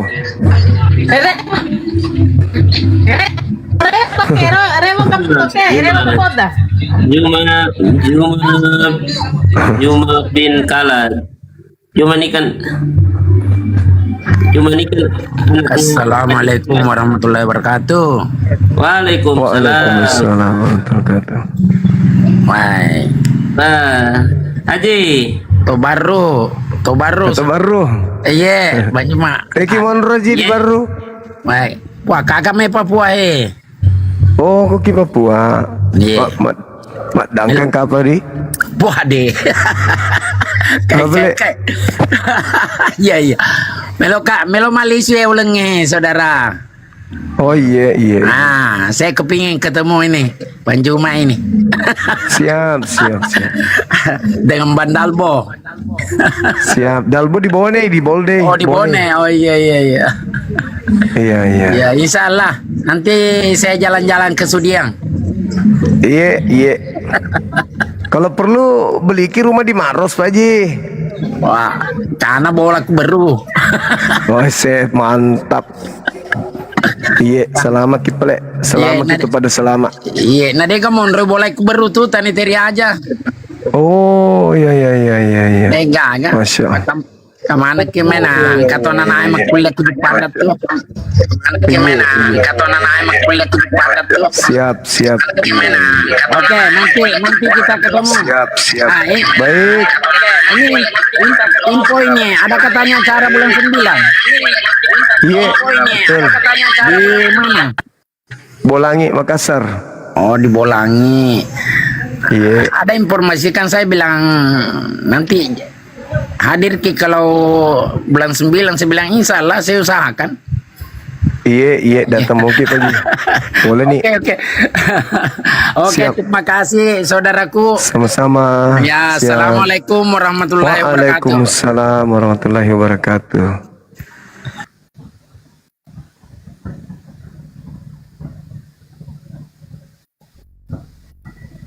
Apalah ikan puyuh ini? Lo tau sih kok magai mbok. Gondrong. Berisik. Halo, semangat sore. Selamat sore, Pak. Katolik Protestan, Abang? Muslim. Ah, keren. Masih Dari ingat mana saya ini? dari Thailand. Oh iya, ingat. Betul.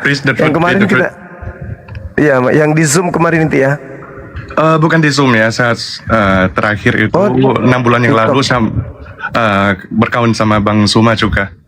Terus kenapa menghilang dari peredaran, kenapa? Saya itu masih berdakwah di Thailand, Pak. Oh gitu. Ya, sekarang itu saya melawan dengan oten-oten di Thailand, termasuk ateis. Oten di Thailand dengan di Indonesia sama nggak karakternya? Itu memang sama, tapi ada satu orang yang ilmunya kuat banget, namanya itu Dr. Anat Pautong. Dia lulusan Universitas Biola. Jadi kebanyakan ilmunya itu dikali dari sumber Sam Shamuan, Dr. J. Smith, dan Dr. Daniel Bubeker. Iya. Jadi dia itu biasanya menyerang mengenai variant text of Quran. Nah, perlawanan dalam kontradiksi dalam kitab Al-Quran. Makanya kita juga harus melawan baliknya dengan sebuah karya dari Dr. Faris Bahreni. Iya, dia itu memiliki ilmunya sangat tinggi mengenai bidang variant text of Quran. Nah, membantah namanya siapa ya? Dr. Daniel Bubeker. Itu susah banget, Pak. Tapi itu kan materi lama itu. Iya, itu materi lama. Tapi diulangi lagi berkali-kali karena di sini kita juga nggak begitu banyak berpengalaman dengan orang Kristen. Kita itu berpengalaman dengan ateis sama Buddha. Ya? Iya, Buddha sama ateis. Makanya saat ini selalu masuk ke channel Pak Suma juga untuk mengambil ilmu dan mendengar debat-debatnya. Short argument. Alhamdulillah. Saya pun mungkin Pak Suma itu masih belum ingat saya ya. Ingat. Dulu kan juga kalau nggak salah dulu sering pakai masker juga kalau nggak salah. Iya. Iya kan.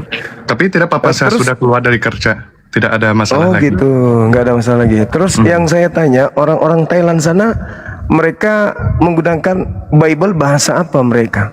Bahasa Thailand sama Inggris. Oh, bahasa Thailand, Inggris. Oke. Sama dengan Bang Suma ya sekarang. betul.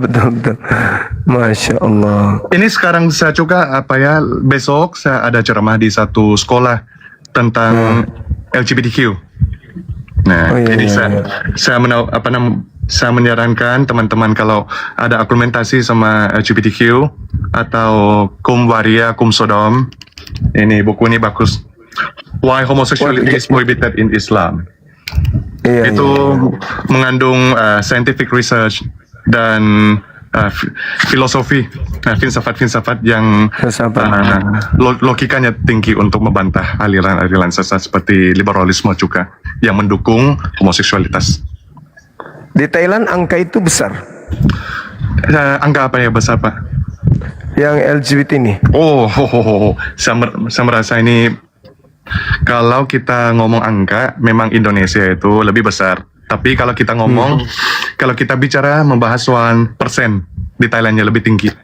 Karena penduduk kita itu totalnya 70 juta. Nah, kalau 10 juta totalnya. 70 juta. 70 juta. Penduduknya. Dan LGBTQ di sini 3 atau 4%. Wah, tinggi juga ya. Ya, berarti 3 juta lebih. Ya. 3 juta ya. Mungkin termasuk teman kita yang botak kepalanya nih. Halo Pak, apakah Bapak itu gay, homoseksual, atau transgender? Dia lesbian gini, dia lesbian. Lesbian? Pak, boleh saya tanya ya? Pak, boleh saya tanya mengenai LGBTQ, Pak Bumi? Termute dia, termute. Mute. Oh. Jadi banyak argumentasi yang menariknya untuk membantah LGBTQ. Fitnah itu si Zuma tuh. Ini Muslim atau Kristen ya? Kristen dia, Kristen. Oh, Kristen. Saya Kristen. Apakah di dalam agama Kristen itu mendukung LGBTQ? Oh tidak. Sodom dan Gomora sama yang tadi. Itu kita masih satu kitab lah, masih Ibrahimik lah. Oke. Ada yang kita tanya. masih Ibrahimik. Hanya bedanya kita nggak istri nggak boleh lebih dari satu, itu aja. Nggak boleh zina itu. Ada dalilnya nggak di Bible cukup satu istri? Istri nggak boleh satu. Ada dalil nggak? Apalagi kawin sama anak-anak itu loh, sama ada 6 dalilnya. tahun, 7 tahun. Terus di Bible batasan usia dinikahi wanita berapa? Kena deh. Di Bible itu lebih saintifik dan lebih etik lah gitu. Jadi ya, mana pembatasan cukup satu istri di Bible di mana tertulis? Jadi lebih logik, lebih kepada logik dan etik lah gitu. Ya, coba mana dalilnya? Mana dalilnya? Contoh di Bible itu memang ada bunuh-bunuhan, ada perang-perang. Enggak, dalil tadi cukup satu istri di mana tertulis? Jadi lebih ke etik gitu. Jadi lebih ke etik, lebih ke etik maksudnya, etik angsa. Etika, lebih ke etika. Gitu. Anda baca bilangan 31. Misalkan coba Zuma di situ boleh mengambil wanita 0 tahun. Yang penting masih perawan. Itu dalil. Itu bukan dalil, Bang. Itu pembenarannya Zuma itu. Lah, kitabnya ada kok bilangan 31 gimana ceritanya? Nomor 17. Nomor 18 apa itu? Ya, konteksnya bukan konteksnya. Sekarang konteks. Sekarang dalilnya mana? Jadi batasan usia. Botak. Batasan usia nggak ada itu. Nggak ada. Jumlah istri cukup satu, ada dalilnya nggak? Terus kalau tidak ada, jadi bisa boleh istri lebih dari satu. Lukas 18 apalagi pakai nafsu, nomor 29 nomor 30 Yesus berkata apa? Barang siapa yang meninggalkan istrinya, dia akan memperoleh istrinya berlipat ganda. Ayo, barang siapa yang menjadi pengikut Yesus, dia boleh memperoleh istri berlipat kali ganda. Nah, sekarang kalau berlipat ganda itu berapa batasannya? Ayo, nggak dibatasi. Jangan fitnah. Lukas berapa? Mari kita beda. Lukas berapa? Lukas 18, silakan Anda baca. Lukas 18 nomor 29-30. Makanya di barat itu nggak ada batasannya, kan lagi sama lagi juga bisa. Kalau di dalam kitab Genesisnya, kejadian 24, bagaimana dengan kejadian Rebecca ya? 3 tahun. 3 tahun.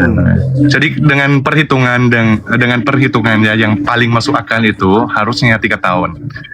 Tapi Kristen itu selalu menjelekkan Rashi kan? Rashi Rabai Yahudi yang menginterpretasikan bahwa usia Rebecca itu seharusnya 3. Hanya satu argumentasi yang Kristen selalu menolak itu adalah Rashi itu bukan orang yang ahli di bidang tafsir Bible. Betul. Yang ahli itu yang tidak bisa bahasa aslinya. Tapi trinitasnya itu ambil dari siapa? Kepercayaan Yesus itu ambil dari siapa? Dari Rashi. Dari Rashi. Alamak. Sebagiannya ambil dari Rashi. Kalau tidak suka, menolak. Nah itulah kalau agama numpang tenar dari agama lain. Gimana? Maaf ya, saya lagi praktek bahasa Indonesia ya. Tidak begitu lancar. Di Thailand banyak gak saudara kita Indonesia di sana? Ada banyak Pak yang bekerja di sini di kantor-kantor swasta. Tapi nggak begitu banyak kalau dibanding dengan orang Myanmar, Kamboja dan Laos. Kamboja. Tapi orang Thailand yang mampu berbahasa Indonesia itu banyak, lebih dari 1.000. Khususnya orang selatan, dia orang Melayu yang lulusan dari Indonesia. Saya orang Bangkok, tapi dulu kuliah di Elangga, S2 di situ. Saya sempat ikut kelas Pak ini ya, Menachem Ali. Oh iya, guru. Karena dia ngajarin di jurusan saya, di jurusan ilmu sastra dan budaya. Masya Allah. Saya sempat ketemu sama Pak Menachem Ali. Iya, kita dekat dengan beliau. Kemarin sempat dia ada nawarin saya untuk debat. Saya lihat ini sebuah video yang sangat menarik karena ada Kristen di Thailand, Dr. Anat Pauthong. Dia menyerang Gini mau guna Zuma otak on gini mau debat apa Zuma?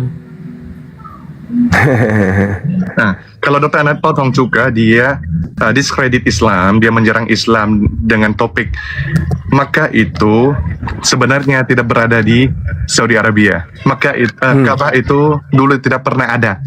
Nah, untuk menghilangkan cerita Ismail yang datang ke Makkah, untuk menghilangkan kredit-kredit agama Islam, bahwa Islam itu agama yang diciptakan. Makanya ilmu yang bagus itu ada di sebuah video dalam YouTube Pak Menachem Ali yang menjelaskan tentang keberadaan Mekah sebelum abad ke-7. Nah, bukti-bukti dalam sejarah dan bukti arkeologi. Iya. Beliau juga ahli di filologi, beliau memang hebat. Iya. Dan kalau buku dalam bahasa Inggris juga ada. Nah, 1.200 halaman saya sudah downloadnya PDF.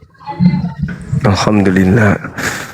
Berarti antum rajin kali belajar ya? Saya ini lulusan sejarah juga di waktu saya kuliah S1 di Thailand. Oh, keren. Ya. Oke, kalau teman kita yang Bota ini lulusan seksiologi dia. Dengan ini ya, jadi Utomo. Ini sampai ketemu lagi ya, insya Allah kalau saat tempat ada waktu saya akan ngajarin teman saya namanya Pia. Dia itu sangat ahli di bidang histologi. Dia selalu melawan dan membantah pihak-pihak Kristen di Thailand. Ya, semoga kita bisa bekerja sama. Saya harap ya Thailand dan Indonesia bisa kerja sama. Insya Allah. Baik, amin. Ya. Assalamualaikum warahmatullahi wabarakatuh. Waalaikumsalam warahmatullahi wabarakatuh. Mantap. Tak, gimana Tak? Sudah ketemu nggak? Halo? Udah ketemu? Apa nih? Udah ketemu dalilnya? Iya. Udah ketemu?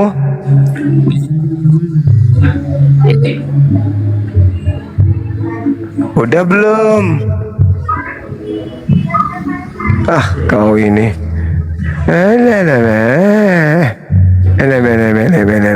Kenapa dia?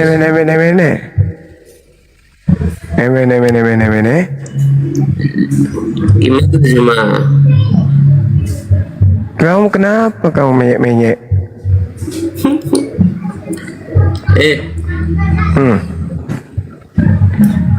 Udah ya? Udah ya Bang ya? Nanti malam naik lagi ke sini ya? Pertanyaan? Oke? Ada pertanyaan tidak? Nanti Atau saya malam bertanya lagi? Di sini mau maghrib, bentar malam aja. Oh ya, yuk sholat dulu anak Iya. anak Tuhan itu Oke. ya. Anak sorry anak, ya jangan lupa Isa Al-Masih bang. Iya ya, pastilah. Iya. Beliau Nabiullah, beliau Rasulullah untuk Iya, kaum itu Bani satu-satunya Israel. jalan bang. Satu-satunya jalan. Jalan menuju kepalamu yang botak. Misal masih satu-satunya jalan. Memang betul, satu-satunya jalan pada zamannya menuju kepada Allah Subhanahu wa taala. Itu betul itu. Baik teman-teman sekalian, terima kasih atas kebersamaan kita ya, yang telah memberikan ruang, waktu, kesempatan kepada kita semuanya yang ada di sini, yang ada di YouTube. Masya Allah, luar biasa antum semua. Maaf jika ada kata-kata yang tidak berkenan, ya candaan atau luapan semangat yang disalurkan secara negatif terkadang melahirkan kata-kata yang tidak tersusun menjadi untaian kalimat yang enak didengarkan. Oleh karena itu maafkan saya, saudara-saudara saya yang muslim khususnya, ketika ada ya batasan yang saya langgar, ya maklumi aja karena saya berhadapan dengan orang-orang kufur, orang-orang kafir.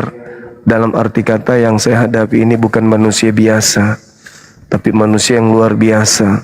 Maka dibutuhkan kemampuan yang luar biasa juga untuk menghadapi mereka.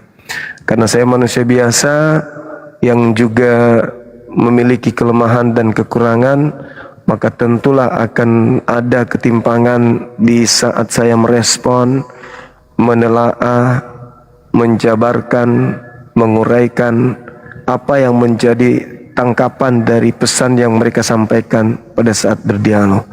Untuk itu saya mohon maaf yang setinggi-tingginya, sedalam-dalamnya, dan ucapan terima kasih untuk kita semua yang telah membantu pencapaian materi-materi kita sampai saat ini. Alhamdulillah sudah banyak orang yang tercerahkan dengan materi-materi kita, tentu karena dukungan dari teman-teman netizen yang ada di TikTok maupun yang ada di YouTube. Kalian yang membuat kami para apologet ini menjadi kuat. Ya, hilang rasa ngantuk, rasa lelah, haus, rasa lapar kadang berasa tak lagi ada pada diri kami kadang, oleh karena semangat teman-teman yang ada, typing yang kencang dan juga gift yang diberikan itu sangat bermanfaat bagi keberlangsungan metode dakwah yang sedang kita jalankan. Tap-tap layar, kemudian posting ulang, intinya semua yang mendukung akan menjadi saksi Bang Sumanya di hadapan Allah bahwa kalian semua adalah orang-orang yang baik, yang menghabiskan waktu, harta dan tenaganya untuk kemudian mendukung misi penyelamatan anak bangsa dari gerakan-gerakan pendangkalan akidah dan pemurtadan. Untuk itu sekali lagi saya minta maaf dan terima kasih. Kiranya Allah melimpahkan hidayah, rahmat, kesehatan, limpahan hidayah, limpahan rezeki, limpahan kesehatan, kemudahan atas segala upaya-upaya yang kita lakukan dalam mencari kehidupan ini yang lebih baik, kesejahteraan yang lebih baik dan keselamatan akhirat, serta menjadikan anak-anak kita, keturunan kita menjadi anak yang soleh dan soleha, yang menjadi penerang kelak kita nanti di saat tak ada lagi penerang selain daripada amal jariah. Amin ya rabbal alamin. Demikian teman-teman sekalian, kita tutup. Subhanakallahumma wa bihamdi asyhadu an la ilaha illa anta astaghfiruka wa atubu ilaih. Salam tauhid, salam satu Tuhan. Jayalah Islamku, jayalah Indonesiaku. Assalamualaikum warahmatullahi wabarakatuh.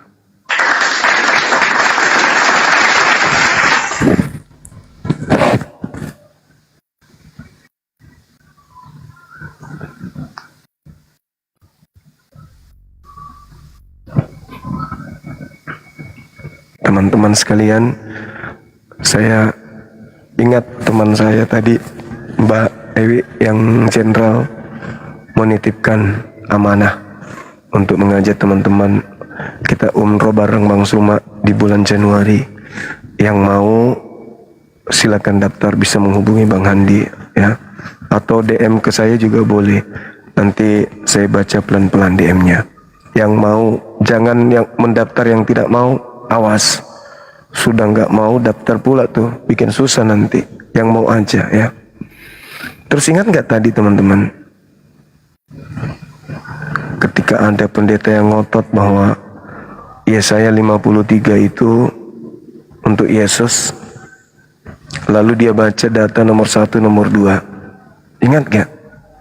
Saya tanya, Yesus itu berasal dari tanah kering atau tanah subur? Kenapa? Karena dikatakan di dalam kitab tersebut bahwa dia adalah taruk dari mana? Dari tanah yang subur atau tanah yang kering. Jelas tanah yang kering. Maka saya tanya, apakah Yesus itu berasal dari tanah kering atau berasal dari tanah subur? Ingat enggak jawabannya? Dari tanah surga.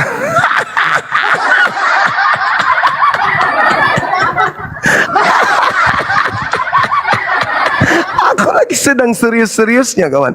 Serius, benar-benar serius. Benar-benar serius. Aku mencoba untuk mengompak semangat beliau itu dengan menggunakan propaganda majas dalam berdiskusi. Saya terguncang, aku bilang. Saya terguncang, betul-betul terguncang. Tolong berikan saya pernyataan-pernyataan yang benar-benar bisa menggugah perasaan saya. Karena saya penasaran dengan ungkapan saudara. Tak taunya apa? Gitu kutanya, apakah Yesus berasal dari tanah kering atau tanah subur? Apa jawabannya? Tanah surga. Allahu Akbar. Masya Allah. Allahu Akbar. Izin angkat telepon dulu. Subhanallah. Assalamualaikum warahmatullahi wabarakatuh. Sudah di Johor sayang. Yang jemput siapa? Belum ada informasi dari Datuk belum? Ada chat. Oh coba Abah coba hubungi kalau anak Abah sudah ada di Johor ya. Sabar ya. Gimana penerbangannya gimana sayang, enak? Aman? Tidak ada yang. Abah nyusul kalau gitu, Abah nyusul mau nggak? Sini kita. Nggak usah lah, nanti bulan Januari baru Abah ke ini Tanah Suci sama netizen semua. Ya, salam sama teman-teman Abah yang ada di Johor sayang. Jangan lupa sholat, jaga amanahnya Abah ya. Ingat pesan Abah tadi. Gimana sayang? Iya. Kayak Makassar di sini. Oh gitu. Mirip Makassar. Cuma banyak bule. Banyak bule. Oh ya, teman SMA-nya Abah dulu itu. Ya udah dulu sayang, Abah mau maghrib di sini, Abah hubungi Datuk dulu. Oh iya. Atau chat aja nak, chat aja yang Abah kasih nomor itu chat. Datuk, AA sudah nyampe bilang gitu. Oke? Aman Ji? Aman, sembari Abah juga ini hubungi beliau. Oh iya. Ya, assalamualaikum anakku, ingat amanah Abah ya. Iya Pak. Ya, assalamualaikum warahmatullahi wabarakatuh. Salam. Alhamdulillah, anak saya mewakili bapaknya untuk menghadiri acara Perdana Menteri Malaysia. Alhamdulillah, udah bisa diutus beliau, sarjana hukum kan, jadi udah bisa jalan. Jadi kutanyakan, Yesus itu berasal dari tanah yang kering apa tanah subur gitu loh. Karena di dalam data itu, ketika dikatakan dia taruk yang tumbuh di hadapan Tuhan ini berasal dari tanah kering. Tanah kering itu kan bahasa Ibraninya bukan pura. Pura itu kan subur. Dan tertulis di sana berasal dari tanah kering itu adalah Fia. Fia itu merujuk kepada Elizabeth. Kalau pura baru merujuk kepada Maria. Maria wanita subur, tanpa disentuh lagi pun hamil. Kalau Elizabeth udah disentuh sama lakinya nggak hamil-hamil, itu baru disebut Fia. Berarti kalau mau cocokologi, nabi yang dimaksud di sana, orang yang dimaksud di sana itu adalah Yohanes Pembaptis. sahabat yang dimuliakan oleh Allah, pernah nggak sahabat mendengarkan bagaimana ujung akhir kehidupan Yohanes Pembaptis atau Nabi Yahya? Di dalam Bible, teman-teman sekalian, kalau nggak salah ingat, di Bismillah, Markus 1 itu sangat jelas sekali dikatakan di dalam kitabnya saudara kita, bahwasanya setelah kemudian Yesusnya sampai kepada Galilea, Markus ini mengalami pembantaian, mengalami sesuatu yang tidak mengenakan. Nah, coba teman-teman baca, sahabat-sahabat teman baca di Markus 1 nomor 14 itu. Apa yang dikatakan? Sesudah Yohanes Pembaptis ditangkap di Galilea. Artinya pembantaian itu terjadi juga terhadap Yohanes Pembaptis. Berarti ketika ada kata via di sana, bahwa orang Taruk ini berasal dari tanah kering, itu yang menggenapi itu Yohanes Pembaptis yang ditangkap, dan menurut mereka itu disalju, disembeli juga dia, kan begitu. Berarti bukan Pura, bukan Maria, tetapi Elizabeth, wanita mandul, wanita yang berasal dari tanah kering. Dijawabnya pula apa? Berasal dari tanah. Untung dia nggak jawab dari tanah sengketa.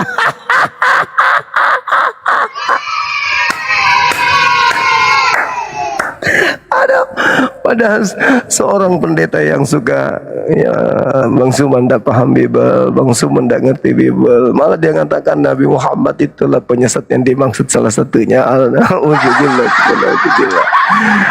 Allahu Akbar. Seperti itulah sahabat, ya, pentingnya kita mengurai isi Bible ini supaya anak-anak kita itu tidak mudah tertipu dengan rayuan-rayuan orang-orang yang tidak bertanggung jawab, dengan menjual manisan-manisan yang tidak sesuai dengan data yang ada. Sekali lagi, ketika berbicara mengenai via tanah kering, maka Maria tidak bisa digolongkan sebagai tanah kering.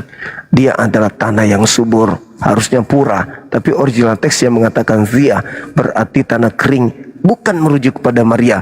Padahal lelaki yang dimaksud di sana, Mesias yang dimaksud di sana, yang dibangkitkan yang dimaksud di sana adalah Taruk yang berasal dari tanah kering, wanita mandul. Bukan tanah kuburan. Bukan.